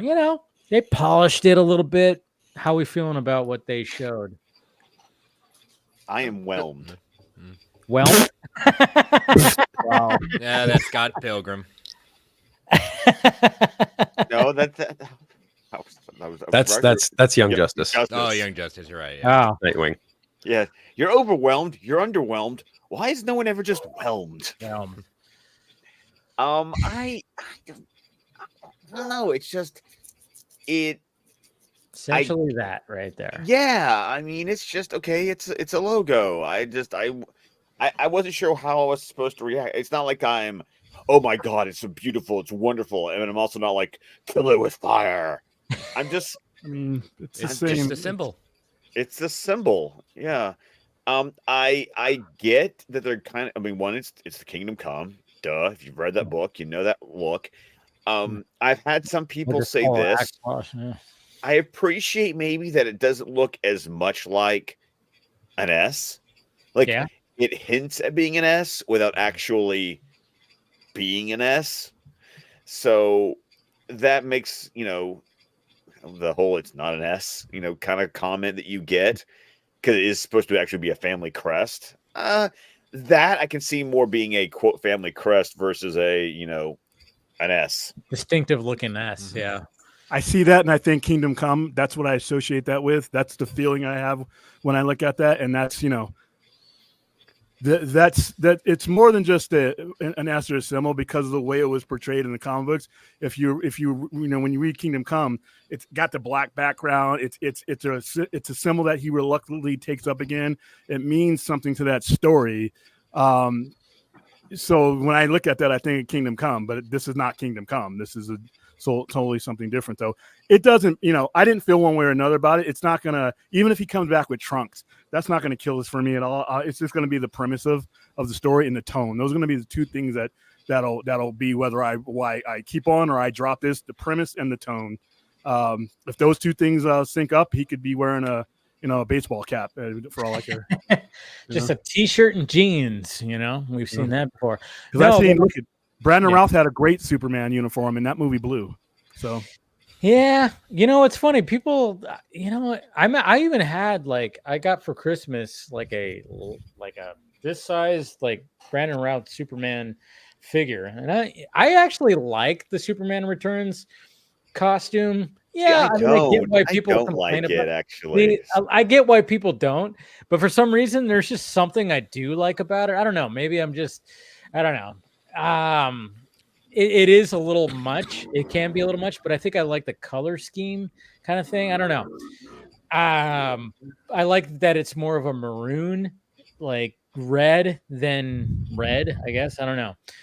But I don't know. I just like a lot of how the iterations of all, and I'm just, obviously keep on teasing this. Don't show us the costume until it's ready. I mean, that's what they're doing though. I mean, obviously with the David Corenswet's dog, Ira, I mean, they just hey, look at that. There's, he's wearing the Superman shirt and stuff like that. And then just so, hey, look at the background. We got one of the chairs that actually has this logo on it. It's all right, good job. You guys planned this.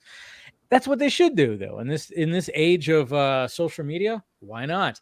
I dig the logo. Is it my favorite logo? Yeah, maybe not. But maybe, it's I like it, and I like the fact that they added a little shine to it and a little bit more something to it. But, I want to see the costume before I start liking it more than I should. I want the whole piece. It needs to be of a piece. Yes. It's I need to see the whole thing before, because I'm still stuck on previous. I'm still stuck on this guy right here. I'm still stuck on Cavill and that whole Man of Steel stuff right here. I'm still going, that's still my favorite right here. And even the way the S looks right there. And then we know that there's Kryptonian scripture on it. And it's that little detail just tickles me, And I think we all can agree with that. I got like I said, I have bigger concerns with some of the actual superheroes that are in this movie because it's, like I said, it's giving me JLI vibes. And Keith Giffen, rest in peace. You're a god as far as comic goes. Not your tempo. Not for that. Not for that. That was like I always say when I was collecting comics as a kid, I knew it was time to stop collecting Justice League when certain characters would pop up. When I see Nort in the upcoming issues, it's time to change my subscription list and use that 75 cents at the time for something else. So, but like I said, it's so far away right now. It's this could be a smoke screen. He could give me these goofy characters and then still bang out an epic storyline. It's so far away right now. There's really nothing he can show me unless they're going to start picking up the pace and showing me a lot and a trailer drop, something like that. But right now it's there's just not enough out there to form an opinion. Yeah. So I'm gonna let him tell his story. Yeah, I mean that's what you got to do. I mean, we could only hope for just a good Superman story, and no matter what, it's I hate it when people nobody's ever gonna top this. When everybody goes nothing will ever top this, I'm all right, well, you already made your mind.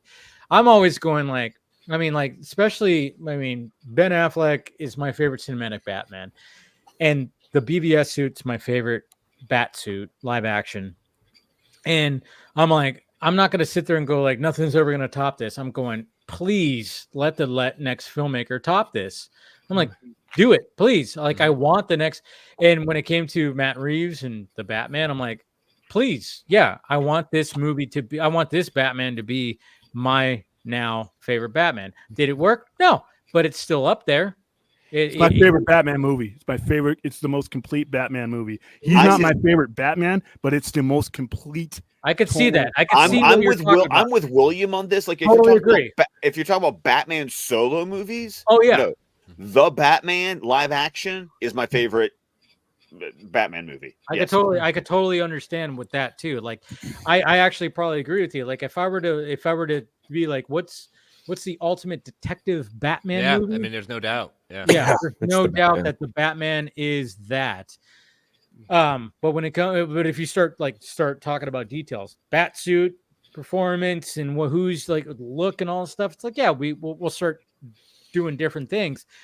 But the Batman is that movie that we were craving for, like a detective noir type Batman movie. So yeah. I think we all kind of agree with that. Huh? I'll be 80 before I get part 2, but I will still wait. Hey, all I'm saying is,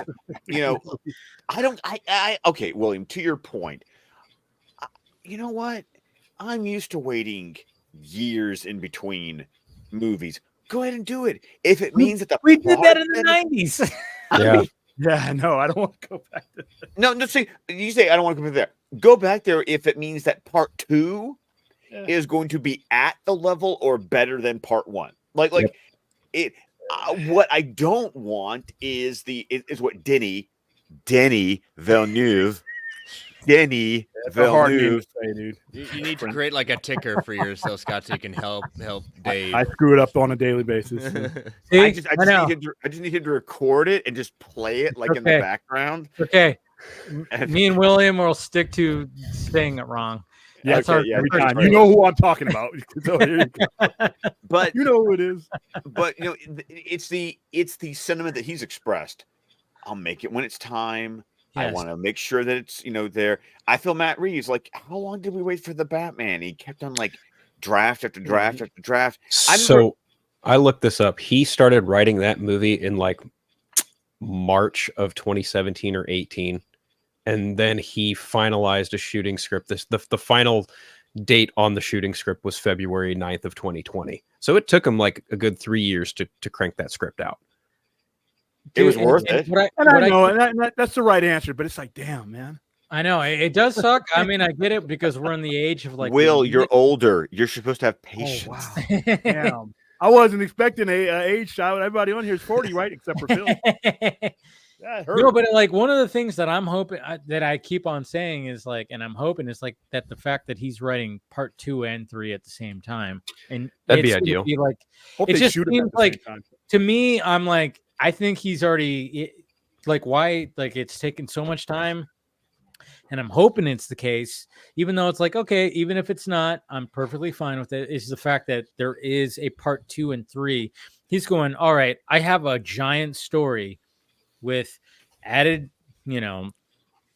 characters, added villains, that are going to be involved with this, but I can't tell it in one movie. It's got to be 2 movies. So I'm hoping that that's going to be the case. And I think maybe because I don't know, the space between his Dawn of Planet of the Apes and War was 2 or 3 years. So I don't know. And War delivered. Oh, fuck yeah. It did. Jesus especially when he comes on and course corrects and finishes the second Dawn, one. And War is his first fully fleshed out. It's all his. Yeah. And it shows too. Yeah. So, and then also, you got the Penguin series that's going to be sort of that bridge in between part 1 and part 2. So it's we're gonna get content. Yeah. It's a nice primer. Yeah. Mm-hmm. Yeah. And we're getting the best one of the. I mean, Jesus Christ! I still just baffles me that Colin Farrell.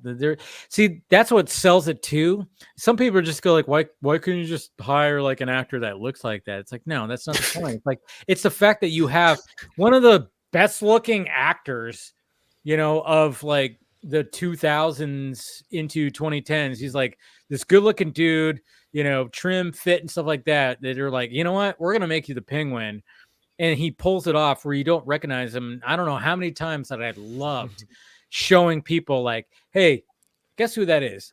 And I'm like, that's Colin Farrell. I'm like, what? No fucking way. I mean, there's just something that's to it. Like, yeah, sure, it's going to be added budget and there's added time to it. But the fact of the matter is like Colin Farrell's not just a pretty face. He's actually a good fucking actor. So he could pull it off and dive into the role. So it's like, and Matt Reeves saw that. So it's like, yeah.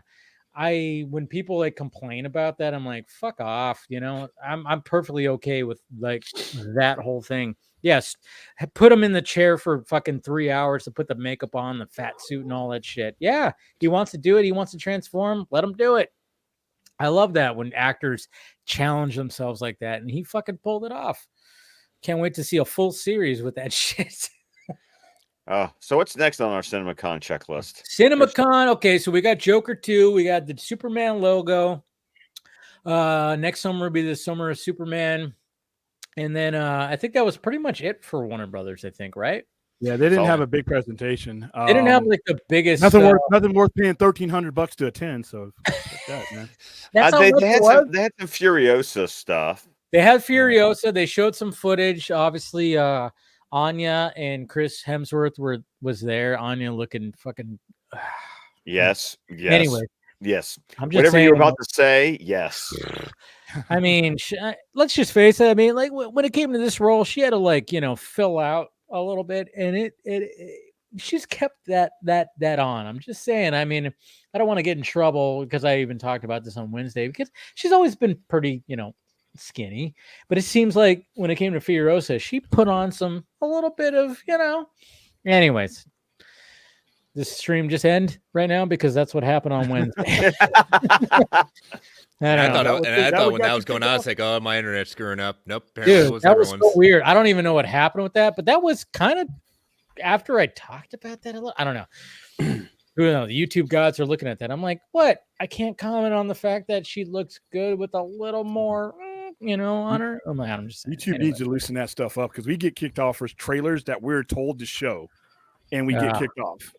We'll get an email saying, show this trailer at this particular time, spread it, do all that, and we'll do it. And then I'll look on somebody in the chat will be like, you guys are off the air, you know that, right? And I'm like, what are you talking about? And then I look clear, sure enough, it doesn't last, but I'm like, you figure YouTube would be a little bit more ahead of that game, man, you know? I don't know. It was very strange because, like I said, it was like no warning, no nothing. Like the software I use for my Film Junkie Live usually lets me know if I've been disconnected. And I went on for 20 minutes after. And then I was like, yeah, I went on for 20 minutes. Yeah, I saw that tweet. I was like, oh, geez, that hurts. It was so like when I finally realized that, I was like, wait a minute, what the fuck? The chat hasn't moved in 20 minutes. Yeah, it was like nothing has moved, nothing. And then all of a sudden, like I looked on Twitter and I saw that like the thing was like not live. And then I looked on YouTube. I'm like, well, shit, I'm not live anymore. Like I have no idea what happened. Like no indication, no nothing. Because like I said, usually it's Streamlabs, what I use for Film Junkie Live. If it disconnects, it'll give me a message. No message, no nothing. It was very StreamYards won't. And plus, like I said, it left the chat going for us, and it's the chat that let us know we got kicked off. Yeah, it was so weird. It was so weird, but you know, I don't know. Anyway, so we have Furiosa, with Warner Brothers, and then well, obviously there was like some, you know, a lot of Disney stuff that happened. There was Lionsgate stuff. The Crow got delayed. Saw got pushed back a whole year too. Which one? Saw 11. Oh yeah, that got don't rush it. You know, that's right. The thing. It's like don't rush things because I haven't even seen the last Saw. You know, and I hear good things about it. So wasn't and half I like bad. Saw. Yeah, was not half bad. I enjoyed it quite a bit. Paramount announced that in fact, the G.I. Joe and Transformers is actually happening. How are we feeling about that? I mean, obviously they teased it, so it's like, is it any shock? Because at the end of that's the thing. It's like the card. The guy had the card at the end. Yeah, it's like they were setting it up. I'm worried about if it's two franchises that have been exhausted to the point where this is too little, too late. That's exactly what I don't think think it is. It's not too little, too late because, I mean, like, I remember the first G.I. Joe movie. It was kind of cool. The only thing that I didn't buy was like, why is Marlon Wayans one of the G.I. Joe soldiers? I can't buy that. I was like, Marlon Wayans is a soldier? I'm like, yeah, I used to watch this guy on In Living Color and the Scary Movie. And then the Wayans brothers show, he was always like the goofball. It's like, you're trying to make him a G.I. Joe? That doesn't even make sense. And I've never seen a single G.I. Joe movie. Oh man. It's crazy because Channing Tatum I could buy as a G.I. Joe. Yeah. But then of course, then the second one they bring in Dwayne Johnson, and I go, I could buy that too. But then they fucked with the original. It was messy as all hell because they were like, because people didn't quite buy the first G.I. Joe movie that much. So then they were like, let's bring in Dwayne Johnson, let's bring in The Rock. And then they got rid of Channing Tatum, even though I felt wanted out.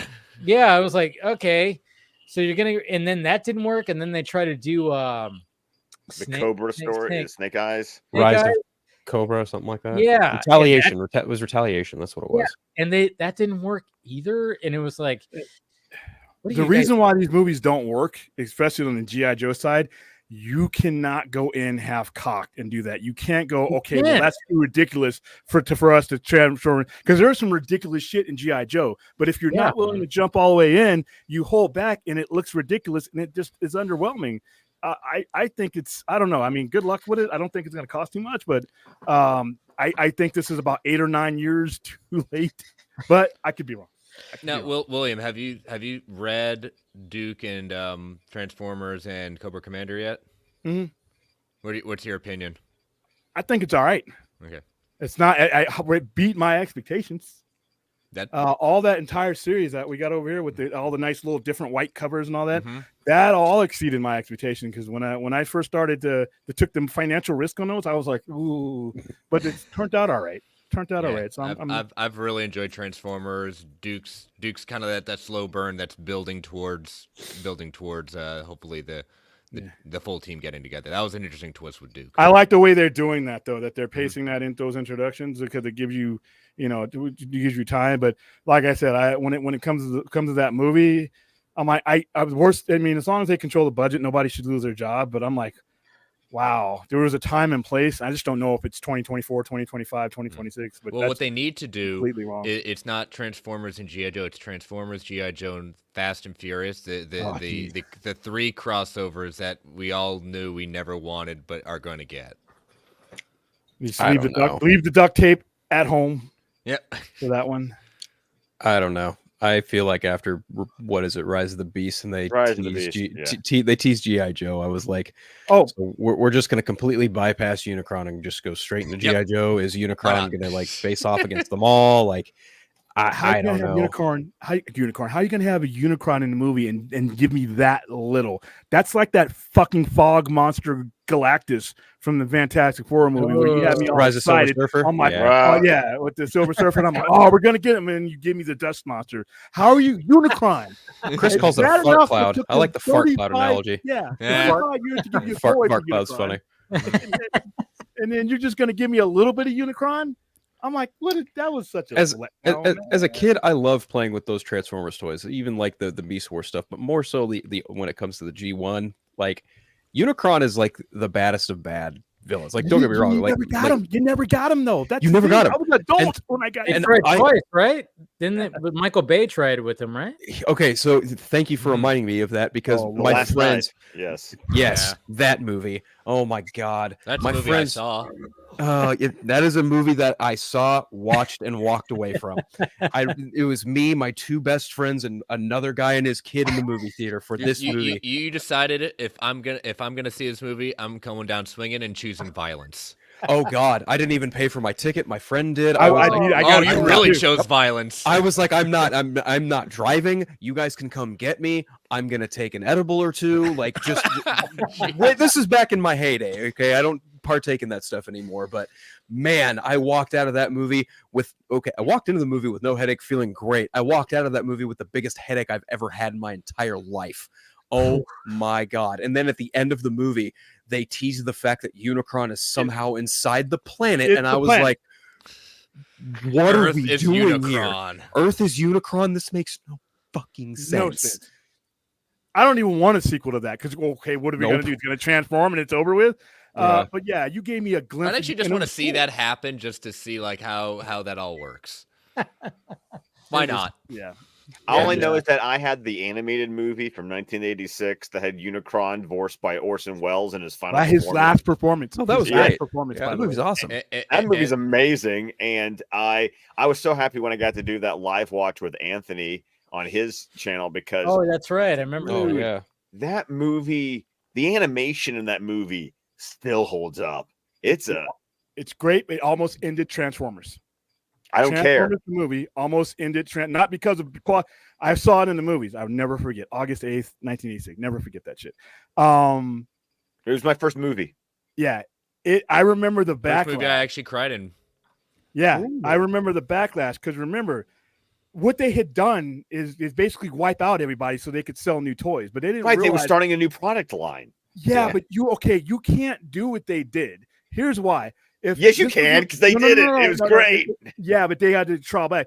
If it was Macross or if it was Robotech, things like that, where you had led your years of cartoons you lead in and you gave them that was not consistent with what Transformers was. I remember sitting in there and the first 5 minutes, wow, Wheeljack gone, Prowl gone. And there were kids that were traumatized in there with us. And they're like, oh shit. And when they killed Prime was never supposed to come back. But the revolt and Hasbro was worried about we're not going to sell toys now and then that's what the whole return of Optimus Prime, that was not supposed to happen. But that movie pissed off a lot of people. It's good. Dude, Stan Bush, I'll never forget when Optimus Prime transforms. Okay, it took them all this time, right? And they're getting wiped out by the Decepticons. Optimus Prime rolls in there by himself and fucks up everybody. Yes. Everybody to the touch, to Stan Bush's The Touch. I wanted to stand up and I'm like, and every time I hear that song and I think of that, and he beats the hell out of Megatron, and then Judd, what's his face, who's playing Rodimus or Hot Rod, gets everybody screwed up. But I love the movie, but like I said, I remember the backlash. There were people like, I can't believe you killed Prime. I'm like, well, they said they were going to do that in the commercial. It wasn't the fact that they killed a whole bunch of Autobots that were like beloved. Yeah. And they wiped out basically everybody except for Bumblebee and. Did Jazz survive, or did Jazz get killed? Jazz survived. Jazz survived. Okay. Wheeljack did not. Brawn did not. Ironhide did not. Ironhide's death probably traumatized everyone else who got past the other deaths because he got shot point blank with Megatron's cannon. Yeah. What I loved, however, was the death of Starscream. That was really good. Oh, yeah. Yes. Yeah, when he's sitting there getting his crown and Megatron shows up, or Galvatron at this point shows up, and he's like, "Is that you, Galvatron?" He's like, "I'll give you a hint," and then he just blasts the shit out of him. You had Leonard Nimoy in that. You had Robert Stack was in that. No shit, Leonard Nimoy. Leonard Nimoy voices Megatron and Galvatron. Yeah. Yep. Orson Welles' last performance before he passed away before the movie was released. Can't miss that voice. That's Nimoy and Orson Welles distinctive. Yeah. There was cussing in there because you didn't hear cussing in Transformers. And Spike saying crap. Said, shit, when he was getting there we go. Yeah. And they said, damn it. Because they actually said, I love listening to, there was like the 25th anniversary release. On the commentary, they said, we intentionally wrote cuss words into the movie to get a PG. We didn't want a G rating. So they intentionally put in 2 or 3 cuss words just to guarantee a PG rating. I can get behind that.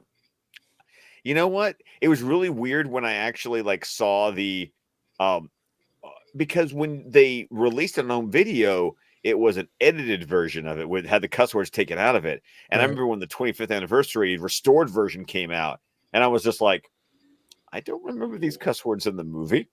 No, I remember seeing it in the theater, and then they put a TV version on. And if you remember, G.I. Joe, the movie came out afterward. Yes, I do. Duke was supposed to die in that movie. Right. They were making that movie when the backlash from this came on, and that's when they didn't kill. Remember, Serpentor straightened up a snake and threw it, and then Falcon jumped in front of him. or he jumped in front of Falcon because that was his brother. Duke was supposed to die in that movie, but they rolled it back because of the backlash from the Transformers the movie. It was funny. I remember that story. Yeah. Okay, what else for CinemaCon, Dave? CinemaCon. Well, we had the like I said, Lionsgate. Oh wait, I don't know if this was announced at CinemaCon per se, but it came out like during CinemaCon. It was Teenage Mutant Ninja Turtles Last Ronin. Yes, film I wanted coming. to bring up that R-rated, baby. R-rated. Yeah. So there was Yeah. Of course, we don't like who is producing it, Mr. Walter Okay. Hamada, but but we could get past that. Whatever. He's where he belongs. He's where he belongs. Yeah, he's wherever. It's. I mean, obviously, not in Warner Brothers. Thing. Obviously, like anybody who is been a part of the whole Snyder thing, we know that Walter Hamada is a cocksucker, and he still remains. You know what? You know what's funny, guys? You know who I saw last night? By the way, Dan Lin. I almost said hi to him.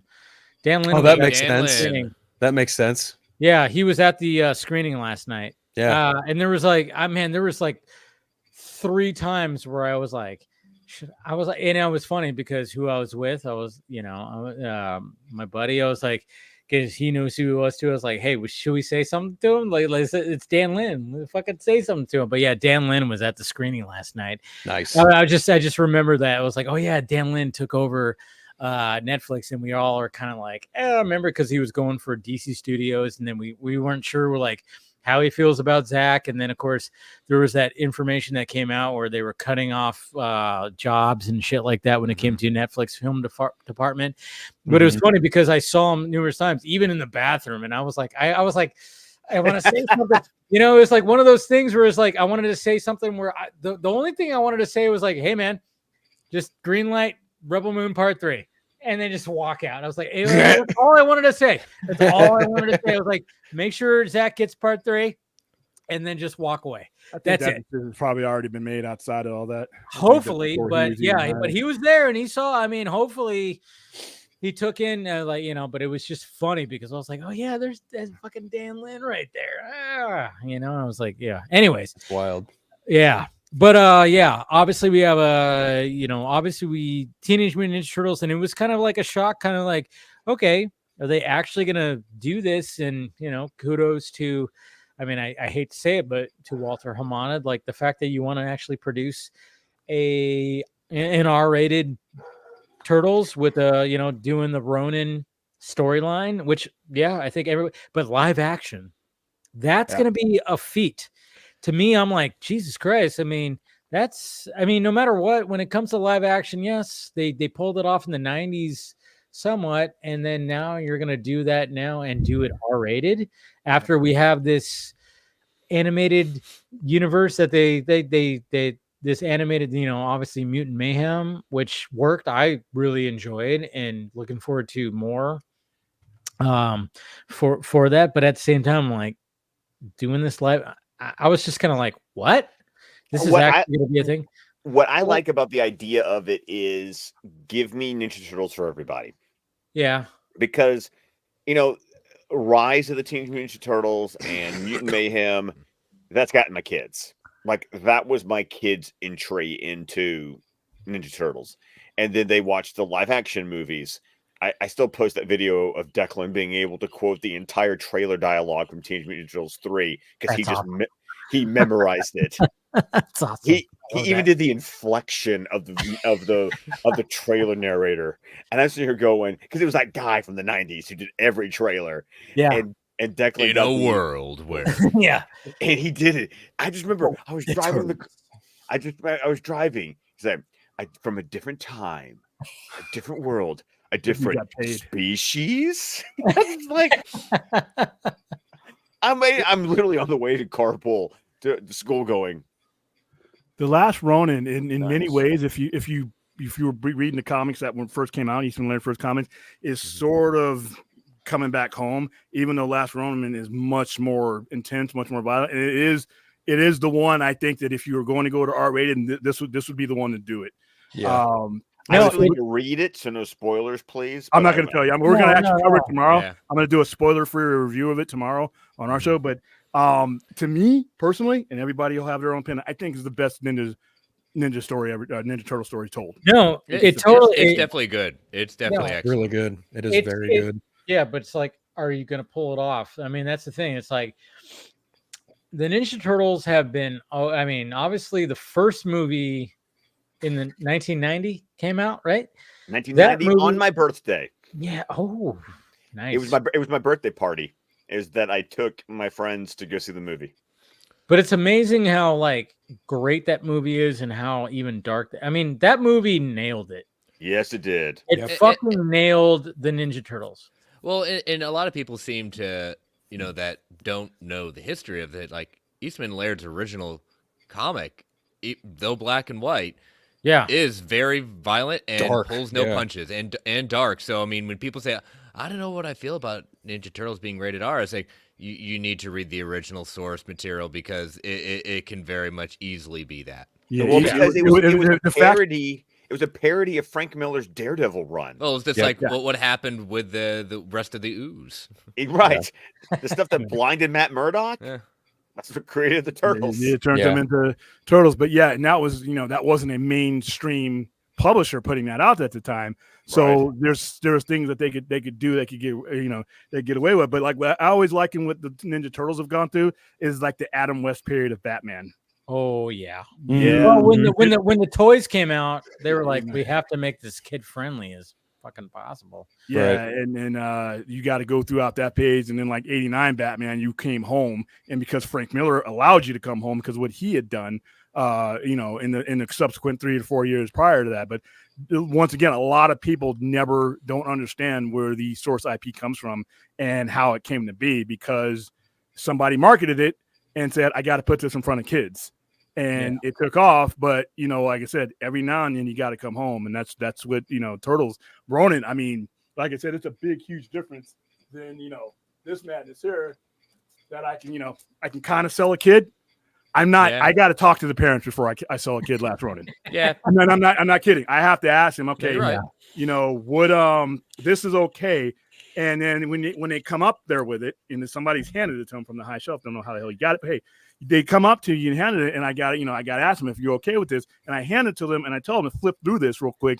And I kind of give them, the lowdown and some of the stuff like that. And if they're okay with it, then we do it. But it's because there's a big difference between the stuff that they've homogenized and made for kids and some of the stuff that goes in there. The tone is different. It's kind of a depressing book, but it's kind of inspiring at the same time.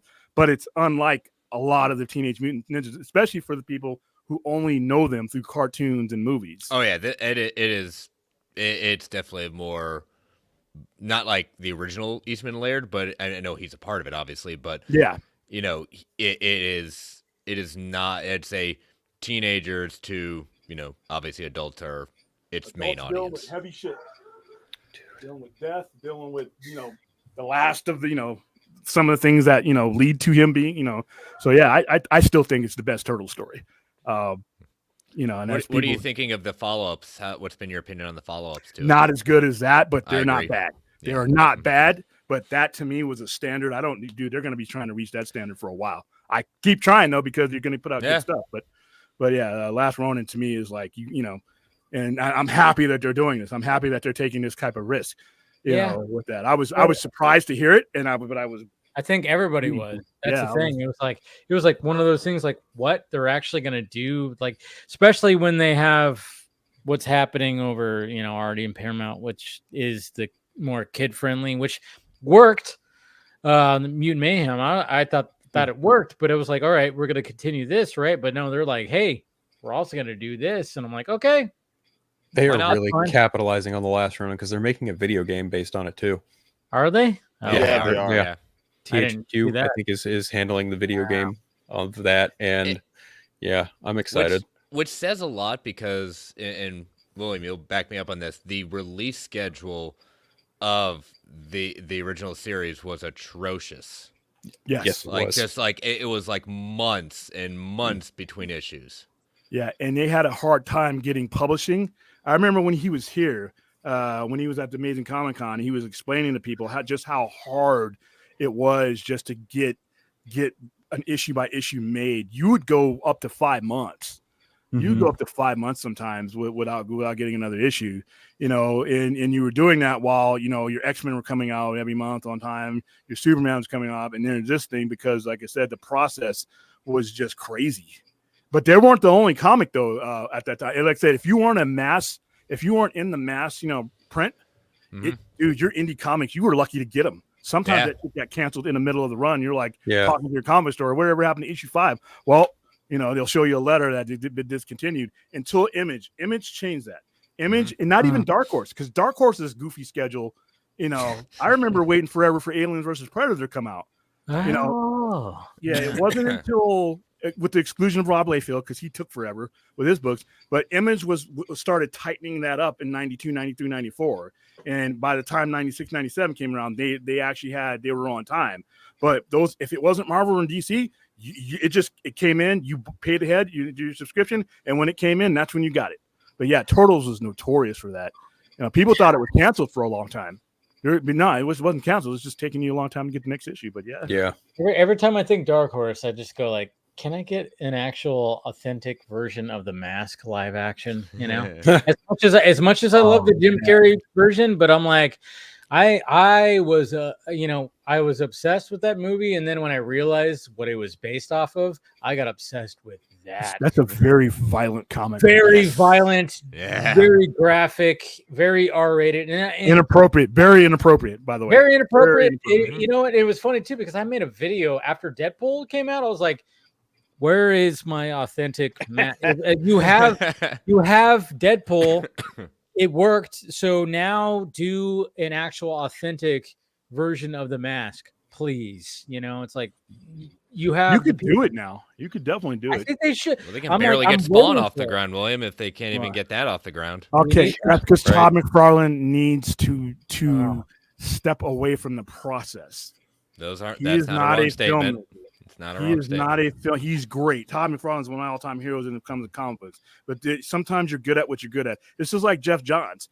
Jeff Johns, I know a lot of people think he's. Why'd you say that name? Hold on. Jeff Johns, you can say piece of all this stuff right there. 80% of what Jeff Johns' problem is him being allowed to exist in circles and roles that he is not suited for. He is a great creator. It's all subjective. But when he starts to have more control and there's nobody to say, no, you can't do that until Watchmen Doomsday Clock. And when he starts getting into things like filmmaking, he's not a filmmaker and he's not an editor-in-chief. He's a storyteller. And if you keep him in that box, he'd be fine. McFarlane is an artist. He's a creator. He's not a filmmaker. Let Blumhouse do their thing, man. He's also not a good writer either. He's a great toy maker, though. But I got some guys that can do that, though. He provides good backing. Great toy maker. Step away and let Jason Blumhouse just do your shit. See, that's and it's funny too, because this was like months ago, but I remember watching The Crow before we even saw what the new Crow is all about, which got delayed also, which I don't think anybody cared about being delayed. It's like, oh, okay, that's pushed back to August. That's fine. Whatever. But anyways, when I was watching the 1994 Crow, I just remember going like, the Spawn movie should have been in the same fucking tone as this, because just watching those, I mean, do you remember watching those HBO cartoons? Oh, the animated. Oh, yeah. Oh, dude. Yeah. And a young Todd McFarlane would be like, in his like little studio, and then he'd turn around, he's like wearing a suit, and he's just like talking about like the episode. I'm like, that worked. And I'm like, and then just the animation and the style, it's like, okay, that fit. Who did the animation? Eric Rodofsky. The same studio that did the X-Men series. No shit. Yeah. Oh, wow. That's awesome. Yeah. And Keith David was the voice of Spawn. Yes, Keith David. Immortal Keith David, boy. Oh, dude. God.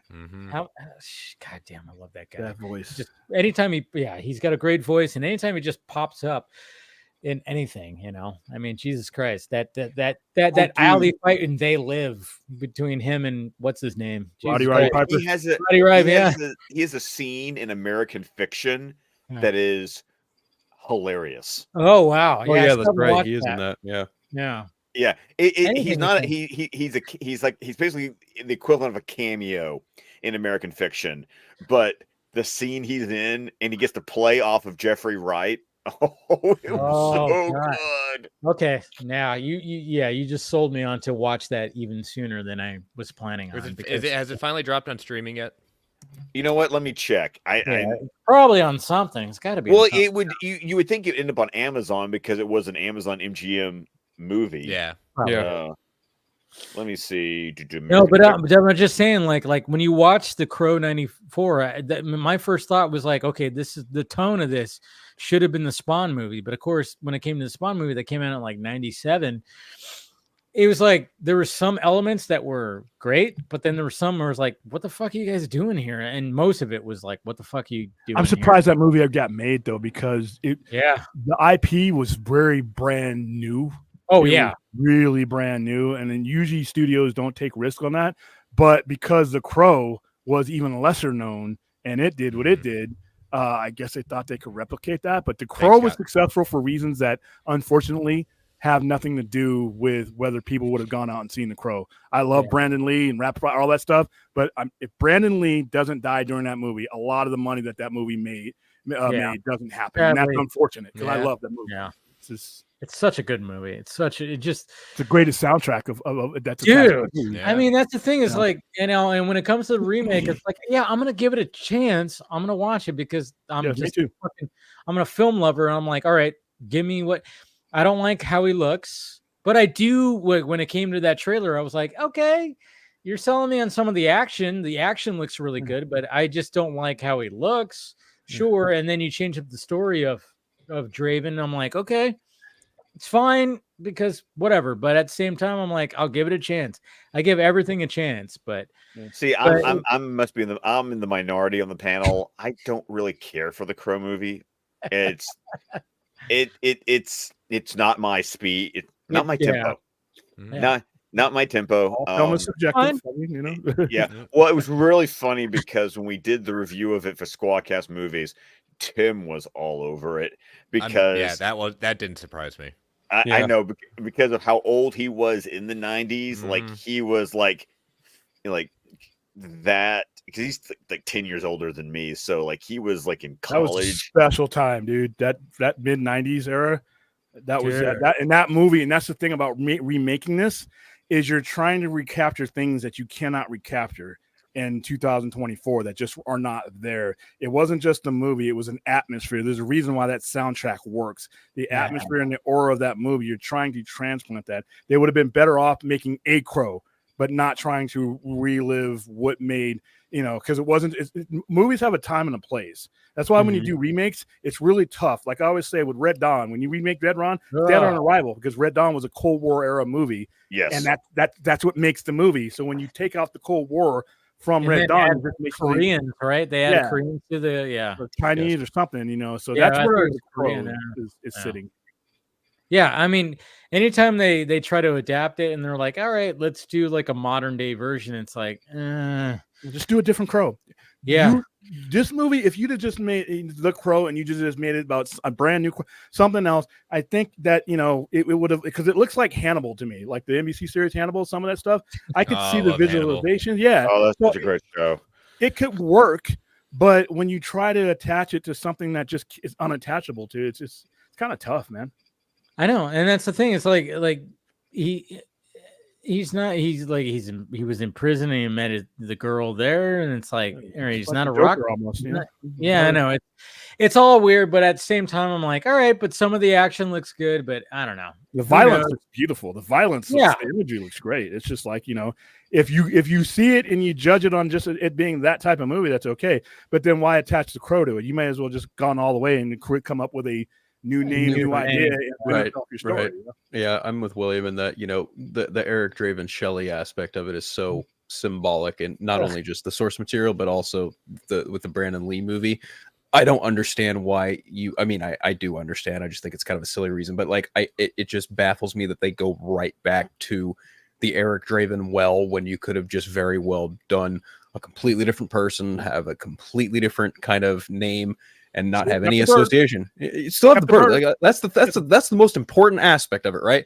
Like having the bird, the Crow, not the Draven. So exactly right. So to just go back to the whole Eric Draven thing and like label it a reboot, reimagining, whatever. It's like, you know, you would have fared so much better. I think I even said this when it was first announced. When we first saw the trailer, I was like, they would have fared so much better had they just done a completely different version of the Crow that was not Eric Draven. They would have been fine. But no, here we are doing Eric Draven in the modern 2024 sense, and it's not going to feel the same at all. It's going to be, you know, what's even funnier is like when my friend and I saw Godzilla Kong, we got a PG-13 version of that trailer before Godzilla Kong.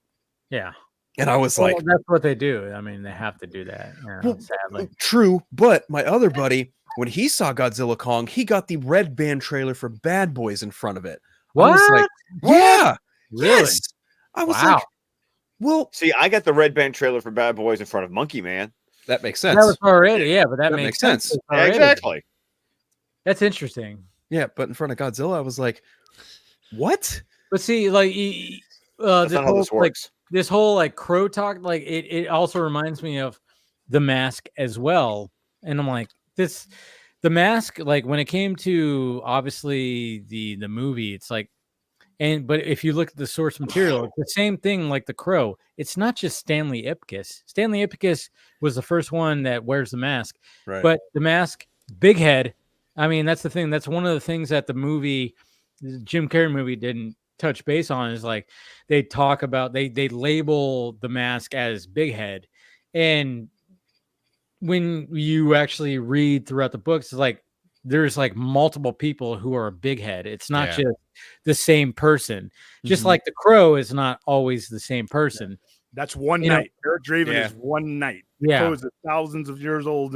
Exactly. And he talks in the comics. I mean, so I didn't expect that, but the Crow to me at the 1994 was the most accurate of the comic book characters to be portrayed. The only thing other than how he died, where he died, all that, they did some theatrics, but I bought it. It was fine. But I trying to relive certain eras. That's why I say reboots and remakes. You know, it's just to me, it's just bad idea and just lack of imagination. And when you're being paid. It would be different if I was coming up with an idea and just mailing it to you and say, "Can you take my idea?" No, these are people who are in positions and are paid to make compelling stories, and they keep going back to the same well. Sometimes it's just like, I mean, but at the same time, I'm like, yeah, there should be more of the Crow, but at the same time, it's like try to capture. I don't know. Give me a World War II Holocaust death camp one where you go. The Crow comes back and has to hunt down Nazis that have been integrated into Project Paperclip or something like that. There's a lot of different ways you could have done it or can still do it.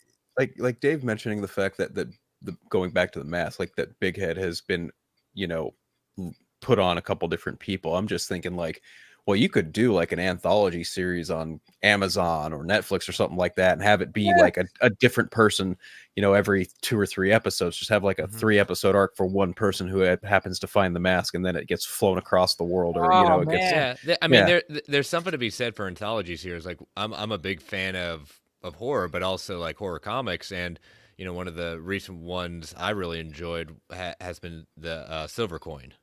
Oh, okay, yeah, I know about that book. Mm-hmm. They reached back for that. Yeah. They reached back to a type of storytelling that almost got comics banned. Yeah. All that shit. But now it's cool that we can kind of do that. We can kind of, because like I said, the stuff when they first started that style and started that type of anthology, that's what got the Senate and the Congress involved, and they was poisoning kids' minds. And I see the chat Pretty Fly saying Ice Cream Man's another one of my favorites. I mean, there's so many things that they could do, but at the same time, it's like they're so risky. And I mean, it's funny too, because I mean, like I said, I was obsessed with The Mask, and it's funny because when I obviously I watched the movie so many times, and I was like, oh, I love this so much, Jim Carrey and everything like that. It's Zuni. It's like it was like a cartoon brought to life. Then you read the actual source material and you go, oh my God, because I mean, there's literally things in the movie that are in the book, but they're so watered down. It's absolutely insane, because like for instance, like the mechanic that fucked him over, he like in the movie, it's a comical thing where he just like, he shoves mufflers up their asses, and they're like, we need to proctologist, whatever the fuck. And it's all comical, but I'm like, oh yeah, in the comic book, like both of those mechanics die. One of them has a muffler shoved down his throat, and he's just laying there on top of a car with a muffler shoved down his throat. The other he's fine. He's fine. That's fine. Like what Zach says, he's fine. And then the other guy is literally like got the cherry picker chain all in him, and he's held up, and he's just like hanging there dead. And it's like, oh my god, it's like. And then even like when he does like the balloon things where he like makes like a Tommy gun and he shoots at the gangsters. In the movie they just run off, but in the comic book he blows them all away, like, and just it's just. They did a good job of watering it down, but I'm like, I want the real version. I want the real version. Let's do this. You want a faithful adaptation of the source material. Yes. The problem is that it is when we get that, and then you get people who are like, I can't put this in front of kids. I'm cutting my audience and by a quarter. Okay, or something you know like what? Do what they're doing. You know what? Fuck the kids. I agree. But see, I get people coming after me when I say that about other IPs. Because I said fuck the kids about other IPs, cartoons. We've been saying that for a while. Knives come out at me. So, I only say on a case-by-case basis. In the case of The Mask, where the source material is super gratuitous and not at all meant for children, fuck the kids. You had to get like I said, that's a parental advisory. I'm sorry, as Chris and I here as fathers on this stream is just kind of like me saying, you know what? I have looked at my son, like when I've gone to see movies like The Flash or I saw The Batman, and they're like, we're going to see a Batman movie. And I literally looked at him and said, this is Daddy's Batman movie. It's called parenting. Yeah. It's called going, you can't watch this yet. Yeah, they have, super pets, and we have, like you said, the Batman. But that's the thing. It's like, what's so funny too is like, even go back to The Mask, is like my mom, I've told this story before, but it was just because I was so obsessed with the movie, because I was like, it was such a cool concept, and I was obsessed with Jim Carrey at the time too, back in like 94, 95. I remember she like came home from the grocery store, and this is remember when the grocery store guys where they had like the turn thing, like mine didn't even have the I turn got one thing. of those. Mine was actually, in the magazine section, like the food fair. I still remember getting Spider-Man 2099 #1, and comics. That was that's where the comic books were, right at the register, like where you go. And so she came home and she was like, hey, I got a comic book of The Mask. And I was like, oh my God. And then when I read it, it was The Mask Strikes Back. This was like before, this was after this was before the original Mask and The Mask Returns.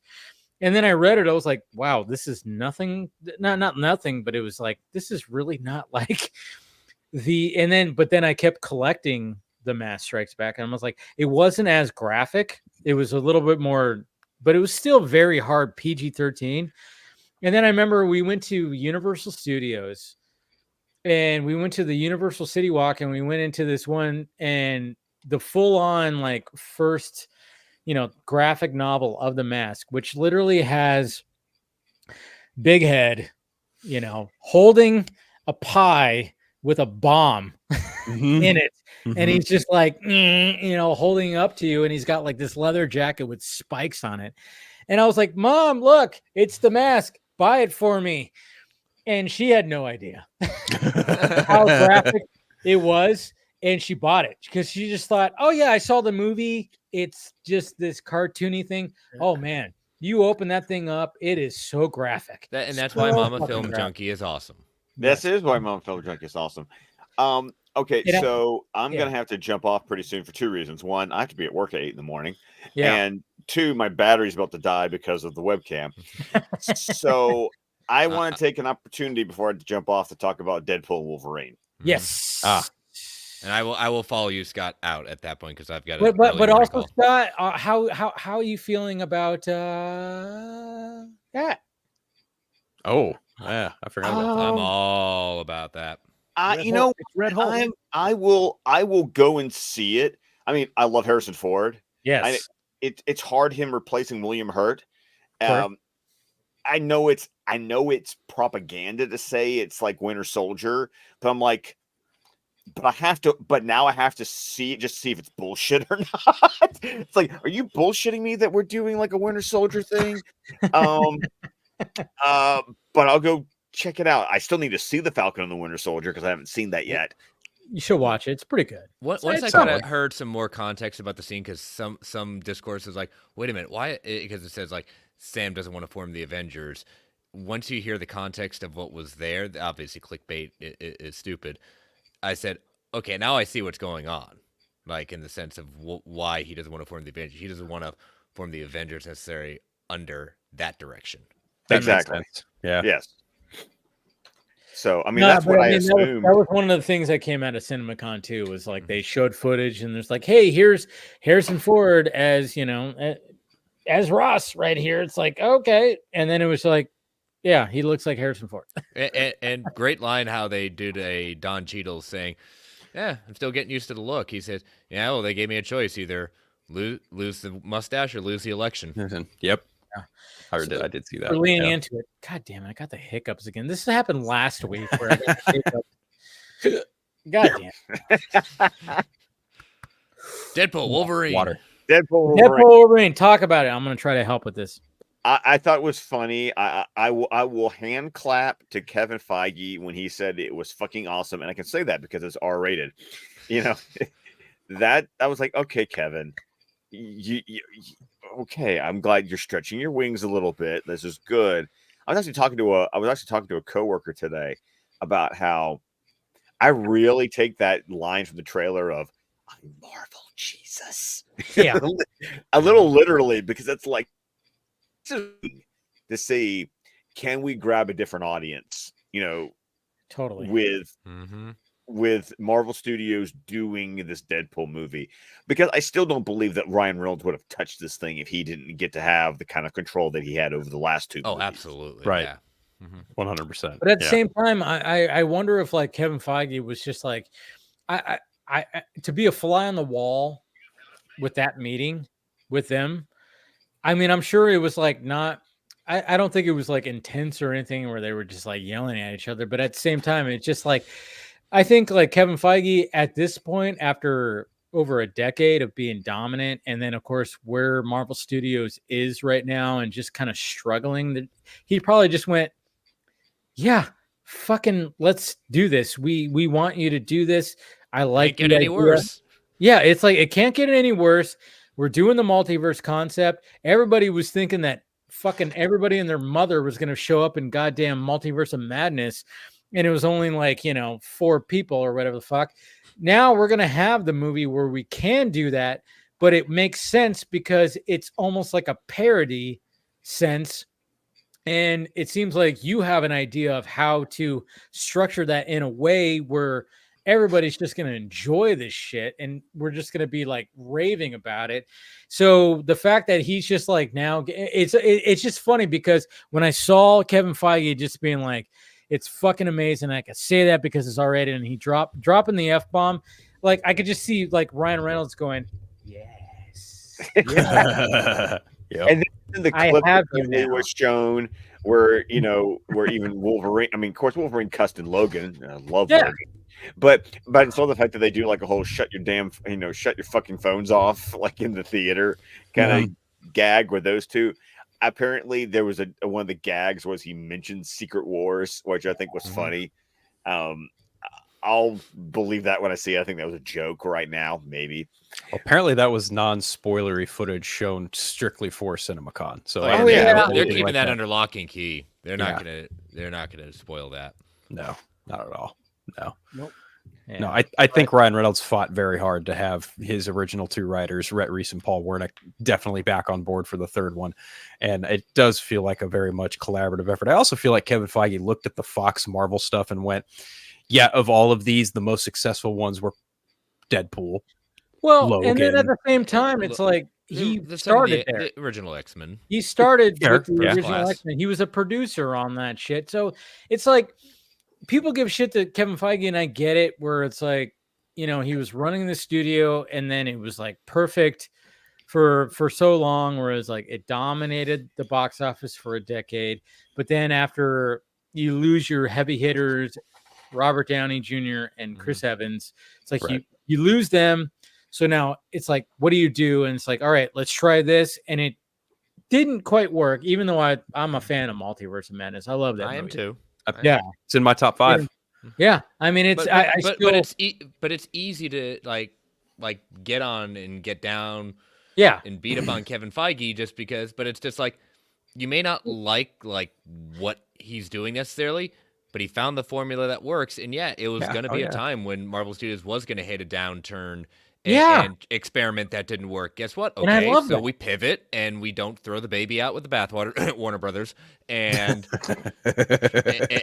and try to retool and say, okay, we're not going totally back to formula, but we're going to bring back some of the things that we can market. I think you bring up just an excellent point in that when Feige experiments with Marvel Studios and something doesn't pan out, he's like, oh, okay, fine. We're just going to kind of go in this direction a little bit and not completely throw the baby out with the bathwater per se. We're just going to add, we're going to try a different soap. We're going to try something else. We're going to experiment a little bit more. And I feel like at this point where they are at Marvel Studios, they kind of need to experiment more so than they have before. And honestly, I think also a big criticism I think they faced, I think anyone on this panel could probably agree, like their biggest hindrance from phase 4 and 5 was the fact they ended phase 4 without any kind of Avengers movie whatsoever.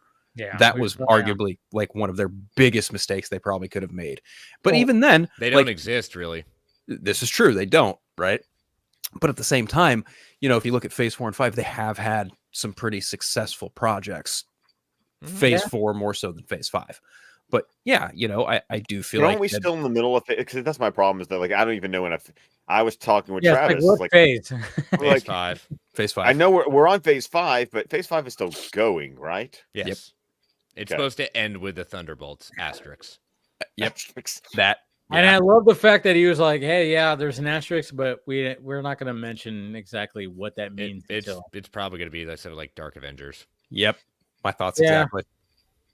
You know what? I mean, like when that whole thing was like when Florence pew pew pew pew. Oh, it's hard to say her name without saying pew pew pew. When she did her whole set video, I'm like, obviously that was 100% planned. But at the same time, it's like, utilize your star to.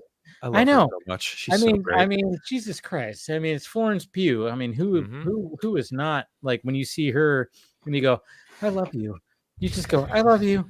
You're so. I forget you have an accent and it's so great. Because I still love her story from Graham Norton, where she talks about meeting Timothy Chalamet and how she always referred to him as Timothy Chalamet Bing Bong. That's awesome. That's amazing. Because they were in Little Women together, and right. And apparently she was like, "I'm going to meet Timothy. I'm going to meet Timothy. Please don't call me. Hello, this is Timothy Chalamet, Bing Bong." And apparently her grandmother now, like that, she thinks that's like his actual name. So like when they were at like some Oscars or some party, her grandmother walked into her. I met Timothy Chalamet, Bing Bong. Dude, see, that's what. Oh man. See, my Facebook reels realized that I like Emily Blunt, John Krasinski interviews, and Graham Norton. That's what I get a lot on my and Taylor Tomlinson stand up. That's basically Taylor Tomlinson. I love her. I love her. She is so hilarious. Yeah. But that's basically the extent of my Facebook reels. Nice. That's fair. Makes sense. But I know you guys have to go. Some of you guys have to go, I got to literally jump on another story when we get done with this one. So, all right. We're wrapping this up anyways. But go ahead, plug whoever has to go right now. Scott, you were first. So. Scott first, of course. Yep. Okay. Well, of course, you can find me on Twitter, ScottDC27. You can find me on Instagram at McMerlin, and you can find me on Vero at Scott McClellan. You can find my podcast at DC Squadcast, where a podcast can be found. Hopefully, Tim and I will be able to record a trailer review of Joker 2. I asked him. We'll see what happens. I'm trying, guys. And yes, DC Fanimated stream here on the Film Junkie YouTube channel will be returning with a new night. We just don't know what that new night is yet. We're trying to figure that out because we're working on it. It's a work in progress. But it will be happening. And then, of course, last two nights been my fault because, the previous Thursday, I was like, oh, we're not doing it Thursday. And then we were like, oh, wait, that was my fault. And then, of course, I was at the Rebel Moon thing last night. But yeah, we're going to figure it out. We'll figure it out. We'll let you guys know. But DC Fanimated is definitely still happening because we love doing that. I love doing it so much. Yeah. All right, guys. I will see you later. Thanks, Scott. Take care, Scott. Have a good night. All right. Who else is going? I'm out. So okay. So we'll go with Chris. And I know William, you have to go next. So, follow me on all the socials at Chris Balga. You can follow all my shows on the Geek Ultimate Alliance Network. You subscribe to Geek Ultimate Alliance Network, World's Finest True Believers, and Marvel Alliance, both on the feed. So, as always, Dave, William, Phil, pleasure. Thank you, Chris. Always great to have you. All right, William. You can just at the Sci-Fi Center at any social media or just Google the Sci-Fi Center. You'll find me. Tomorrow we're doing your favorite movie. We are doing Justice League, but not the version that we all know. Really? For charity. For charity. The only way I would subject myself and our didn't someone ask for me to be there for some kind of nerd battle or some shit like that? Or am I misremembering last Saturday? That might have been. There's always somebody trying to challenge somebody in our chat to a nerd battle. Yeah. But yeah, we're doing this for charity, so we can reach our goal, and that's one of them. But to be honest with you, like I said, without that movie, a lot of us wouldn't have found each other because it was us seeking answers to what the hell we just saw that led us all to the same watering holes and gathering points around the internet. So it serves its purpose still. So, but we're going to be doing it because somebody requested it, and like I said, it's going to be it's a fundraising stream. So we're trying to reach 15 grand before the 27th now, because the 27th is the local walk here, and we're going to hand them a giant check for half of whatever we raise. So half goes to the national organization, and the other half is going to go to the local organization. So whatever that half is, hopefully we can get this. Right now we're at 11.3. Hopefully tomorrow we can use this misery to move us closer to at least 12 tomorrow night. So if you guys are around available, that's it's better than a Scary Movie. It's an improvement. So what? That's getting a reboot, by the way. Yeah, I know. Yeah, we heard. My co-host got tagged 100 times this morning when. Brad got. I'm sure he did, but at the same time, it's like I'd rather watch any scary movie before watching Justice League. Well, who knows? We might do a rewatch if we get enough money. All right, thanks, man. All right, take care. Take it easy. All right, Phil. What else do we have to talk about when it comes to CinemaCon? What have we not talked about? Well, obviously we had. I'm trying to think. Me too. I think we hit pretty much everything, right? Yeah, we probably covered all of that. There hasn't been much else. There was Warner Brothers with their Joker and a lot of other shit, right? And then they had Paramount with their whole giant slate of stuff they announced, and then there are a little bit of pushbacks. Marvel Studios. Oh, you know what? Marvel Studios did they showcased the Fantastic Four and Thunderbolts will both be shot in IMAX. That's true, which is good. That. But one of the things that I did you see, because we did talk. Well, I mean, obviously we talked about it before. Like this was. Did you see the Batman Beyond animation footage? I did see that. I did because like a month and a half ago, probably maybe we got images of this Batman Beyond, but now we have footage of that, and I'm like, just fucking do it. I mean, even though it's like very much like Spider-Verse, and I even saw people like comment about there's like, hey, it's too much like Spider-Verse. I'm like, so what? Because that animation style is awesome. What is wrong with the animation style? It's like, what? So just because Spider-Verse is doing it, we can't utilize that animation style? I think there's a so the gist of Spider-Verse, that's the tag, that's the hook, right? There's a spider multiverse of characters encompassing the Spider-Man mantle. Whereas I think with Batman Beyond, you can like really zero it in and do something a little bit more contained. You don't have to do something superbly multiverse and bring up other versions of Batman, right? Like that was the point of Batman Beyond. And I think that just seeing that test footage or whatever it was, concept trailer, like it very much reminded me of the Rebirth Part 2 episode where Terry jumps down off the building. He's kind of getting his wings in the groove, right? It very much felt like that. So I wonder if they were to do this movie, would it be like not necessarily a reboot, like kind of a reimagining of Rebirth mixed with some other instances, some other stuff. But were they just using that as just conceptualizing, what it would look like? I'm kind of wondering like what all it was meant to be, if not just more than just a concept. And really, I'm just kind of with you. I'm just like, just greenlight it. Seriously, just make it happen. I mean, like you just said Rebirth, and I'm just like, I just totally just got to, because I have that the Rebirth books, and I remember that first issue cover, and I'm like, yeah, I'm like, but when I saw that footage, I'm like, I mean, again though, I'm like, who cares if it's like a similar style as Spider-Verse? It works. And when I saw that, I'm like, it doesn't have to be like when the pitch of the whole like multiverse thing, we don't have to have that. But my whole thing was like, okay, if we're gonna have Michael Keaton one last time, just make Bruce Wayne look like him and have him voice it. Easy gig. You could, do that. And this movie wouldn't even cost that much. It's like, just do it. Why not? I don't know. But at the same time, they're probably thinking, what's the point? I don't know. It's just like a whole thing. And Batman Beyond has always been an interesting concept because it's such a good concept. But it almost seems like Warner Brothers has always been afraid of trying to do anything with that concept. Because I remember there was a pitch for this after Spider-Verse, the first Spider-Verse came out. I remember hearing about that, and they were like, oh yeah, they wanted it. The Warner Brothers got a pitch to do like something similar, and they would have all the different, it would have like a multiverse Batman. And it was like, oh shit, that'd be interesting. And I think there was even like a concept art or something like that. And that was like in 2018 or something like that. Wow. And then, and then we have this concept, and then everybody's like, what the fuck? And it's like, I don't know. Batman Beyond just seems like, I remember even doing a video back like a few years ago, even going like, oh, if Denis Villeneuve were going to do a superhero movie, after watching, of course, Blade Runner 2049. 2049 is like, all right, he could tackle this easily.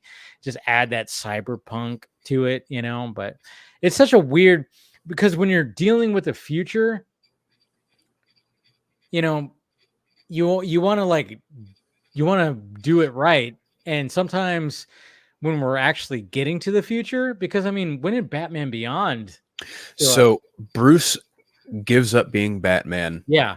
In 2019, if I remember correctly, he quits being Batman. He uses the gun on the person after he has a heart attack in 2019, and he hangs up the cowl. And then it jumps forward like 20 years later in 2039.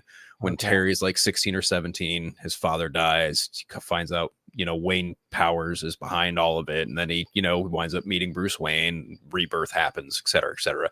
So yeah, it's around 2039. So we're creeping up on that about 15 years. Yeah. But it's always funny because, I mean, when you even think about Blade Runner, the original Blade Runner, what year was that? It's like 2019. Yeah. So, and we weren't quite exactly, and same with Back to the Future Part 2. It's like, oh yeah, when you go to 2015, it's like, oh, we don't have hoverboards or flying cars or, all that kind of stuff. It's always funny when we see like the prediction of like what the future is going to be. And, sometimes, I mean, to be honest, it's like when I watch like a Blade Runner or a Batman Beyond, it's like, I could see where that could be the future. But it's like, okay, but it's you got it wrong by maybe 2 decades or something like that. It's like, yeah, maybe that's not 2019. You said like 20. Yeah, it's like 20 years, maybe it'll get there to that point. I don't know. But at the same time, I'm just kind of thinking like, which Bruce Wayne could we have? Is it Michael Keaton? Is it Ben Affleck? Is it Christian Bale? I mean, that's the thing. It's like when it comes to Batman Beyond, Christian Bale, that's out of the question because of just the way that is. But I think like if they were to actually do something when it comes to Batman Beyond, the only 2 Batmen they can actually utilize is either Ben Affleck or Michael Keaton. And if they're going to do an animation thing, it's like, all right, if Michael Keaton, and that's the thing, is like they should have just, as much as I enjoyed The Flash, they should have brought Michael Keaton back for Batman Beyond before that. I don't know. I don't know how you feel about that. How are you feeling about that? I mean, you enjoyed The Flash, right? Or kind of, maybe not? I don't know. It's like 50-50. Yeah. It's like 51-49 for me, 51 not so much. I mean, that's the thing. That's the thing. It's like, and as Batman fans, would you have preferred if they brought him back for Batman Beyond? I feel like him doing Batman Beyond is it's the easy thing because of his age, right? Because of his iconic, nature accompanied with that version of his character, right? Like I think it's very easy to be like, yes, Michael Keaton is around that age to be the perfect Batman, or the perfect Bruce Wayne to be a Batman Beyond, right? Me personally, I would actually take a bit more of a legacy route to it. I would actually prefer to see another voice actor take on the live action presence, i.e. either like personally, probably Bruce Greenwood. I would cast him as old man Bruce Wayne and cast someone else as Terry McGinnis. Just as like, if I were doing a Batman Beyond movie, I would kind of take a Paul Dini approach where they weren't necessarily just doing straight up Batman Beyond. They were trying to do Batman Beyond, but also showcase a lot of other Batman's history. Paul Dini mentioned that when him and Burnett were doing the script, that way back in like 1999, 2000, whenever, they had like nods to Dark Knight Returns, they had nods to other Batman comics in it too. And I was like, that's honestly the kind of approach I think you should take if you're going to do a live action movie. Now, if you're going animated route, I would just say all new voices entirely. I mean, yeah, you could bring in someone like a Ben Affleck or a Michael Keaton to voice old man Bruce Wayne, because obviously, Kevin Conroy cannot do the voice of Bruce Wayne. So, I think it would be fun if you could find a way to bring back Will Friedle in some capacity. I don't know what capacity that would be, but I feel like having him back would at least garner a lot of goodwill for OG fans. But ultimately, at this point, I feel like when it comes to Batman Beyond, if you do a live action route, yeah, you cut it would be very easy to just look at Michael Keaton and be like, yeah, they should have done it. Honestly, I feel like if of anything that was good to me in The Flash, it was probably everything encompassed with Batman. And I could be biased in that because I am a Batman fan, No, but I'm with you on that. I mean, I like the concept of like, all right, we're going to take the Flashpoint story but we're going to do it a different way, and we're going to incorporate Michael Keaton's Batman. I'm like, all right, I dig that. Now that there's a lot of things that worked with the Flash when it came to that aspect, but there's a lot of things that, of course, didn't work for it. But at the same time, I'm like, man, that Batman Beyond movie was like right there for Michael Keaton to do something. And I don't know. I found it super funny that Kevin Smith was like, oh yeah, Michael Uslan's waiting at home to see how the Flash performs, to see if they'll greenlight a Batman Beyond film. And then Michael Uslan came out and was like, no, I wasn't. And I'm like, are you sure about that? You sure you weren't waiting for a phone call from the studio the weekend of the Flash being like, hey, you want to do Batman Beyond with Michael Keaton? I don't know. I'm not trying to be that guy, but it's just, I mean, from what I heard from like behind the scenes was part of like, hey, if Michael Keaton was coming back, he was like wanting that Batman Beyond kind of thing. I mean, who knows if it's true? Like I said, it was all hearsay. I was like just talking to my friend, but it was just, if Michael Keaton was coming back for everything, he wanted that Batman Beyond movie, and he also wanted Tim Burton to direct it, which would have been interesting. It would have just finished off their trilogy, which would have been cool. Yeah. And to see Tim Burton tackle Batman again in a futuristic sense would have been very interesting. Maybe it wouldn't have worked. I don't know. That really feels like a tough task, right? Because if you look at if you look at Tim Burton as a filmmaker, right? Like look at his filmography.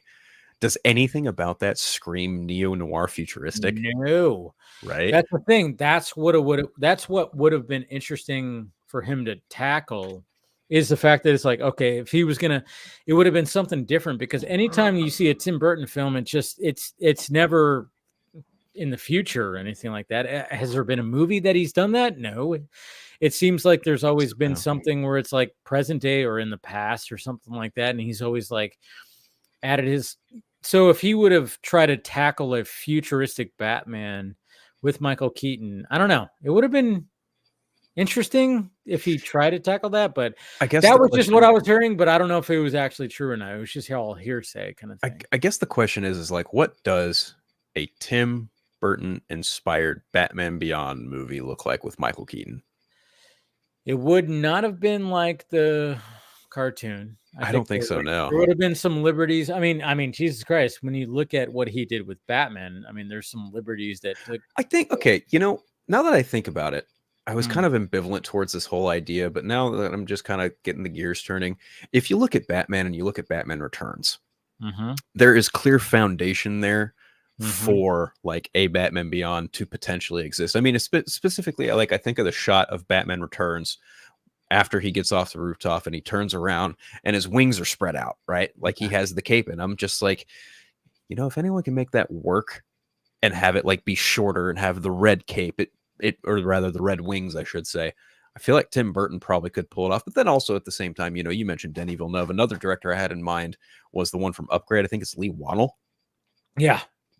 He made Upgrade on like, $15 million budget, something like that. I'm like, hand him $100 million, see if he can crack Batman Beyond for that. Obviously, Denis Villeneuve has that visual prowess to bring to life, those epic skyscrapers you need for a Neo Gotham City, right? Yeah. I mean, it really, at the end of the day, it just kind of boils down to, what filmmaker you have attached to it and how they approach making the movie. I mean, if you specifically with like Denny and Blade Runner 2049, he took a similar approach that really did, they had models built like cityscapes and, locations and stuff, which was very inspired by Star Wars. And I feel like you could do the same thing for Batman Beyond, but no, I mean, yeah, and that's a good point. But, but at the same time, it's like if they didn't want to take a risk as much, I mean, obviously now where we're at, it was like Denis Villeneuve. He's up on the mountain right now because of what he's done with Dune. But if you were, the fact that you brought up Lee Wannell, I'm like, God damn, he can even do something with that too. And nowadays it's like we have to cut down these budgets. And I think someone like that would be like, oh, I could do this on a, under $100 million for sure. And it's like, damn. I don't know. It just seems like such a hard project to. That's why when we think animation, it's like that's the way to go, because live action just seems like it's just way too difficult. But I think one of these days somebody's going to tackle it. But I think right now the most difficult aspect of doing a Batman Beyond live action film, really the most difficult aspect, at least to me, feels like it would be the suit and how you handle him talking. True. Because if you look at the way it was animated way back when, it's just an all black mask and you just see the lip move, sure. But like, how does that translate to a live action form? You know what I mean? Somebody has to nail that. And you can't make it, because I mean, it's such a weird thing because it needs to be darker than like a Blue Beetle. I mean, Blue Beetle, I enjoyed it. I totally did, but it needs to be darker than that. I think what I would do, I would kind of take like a BVS approach, but then also like a John Ridley, I Am Batman, the new Batman, like have it just be a face shield, no mouth, just do the voice, no moving, do a voice mod, but no moving lips. That's what I would do. But have like maybe the eyes show emotion. I don't know, something like that. It's like you have to show some kind of motion with the character, and the eyes are always like what everybody says is like the eyes are always showing them. Yeah, do something with the eyes, but not have. That's always, I think that would be, always the challenge is always like the mouth. But no, you can probably do something where it's like just keep the mouth covered, but have the eyes show emotion or something. I don't know.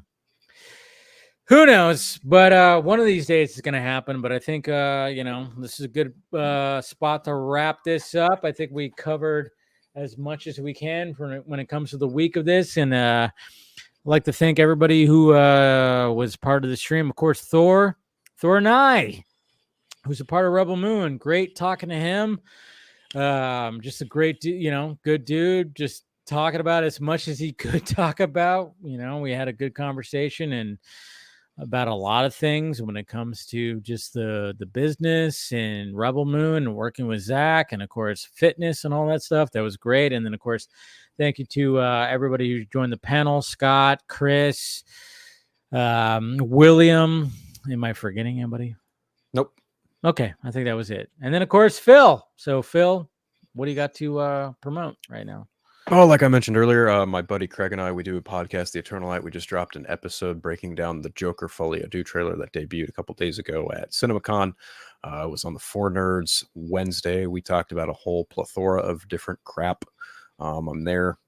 I'm also here most Fridays. Thank you again for always inviting me. It's always a pleasure getting to talk to you about pretty much anything. I love talking to you about this stuff, bro. Especially like Batman, anything, right? Like that's always the fun stuff. But yeah, I'm looking forward to Rebel Moon next week. That'll be cool. I'm seeing Ministry of Ungentlemanly Warfare tomorrow. Ooh, you get an early screening, huh? Nice. Lucky. I'm so jealous right now. A friend of mine asked me to go see Civil War tonight, but I was like, I have prior commitments. So I'll probably maybe try and catch that on Sunday, but I'm just a little, that one I feel like is going to hit a little too close to home. So I'm kind of holding off on that one a little bit. I don't know if you plan on catching that this weekend, but I am. Because I like Alex Garland. He's good, but I'm kind of curious to see what this is like. His last one was when it came to Men. I don't know if you saw Men. It was like one of those where like, okay, this is good, but I'm not going to watch this again anytime soon. It was like one of those. Maybe this will be. I don't know. Who knows? Anyways. But that's pretty much it. Yeah. All right. If anyone wants to follow me on any socials, it's just that, except Twitter. There you go. Not on Twitter. Not in the wild, wild west. That is Twitter. But thank you guys for watching tonight, and like I said, thank you to Thor to coming in and talking shop. That was fun. It was fun. He was a delight to talk to and everything. So all right, guys, we love you, and follow me on all the sock meds that are around me. Do all that, and yes, guys. Let me find that. Too much wine tonight. Yeah. Anyways, all right, guys. Talk to you later.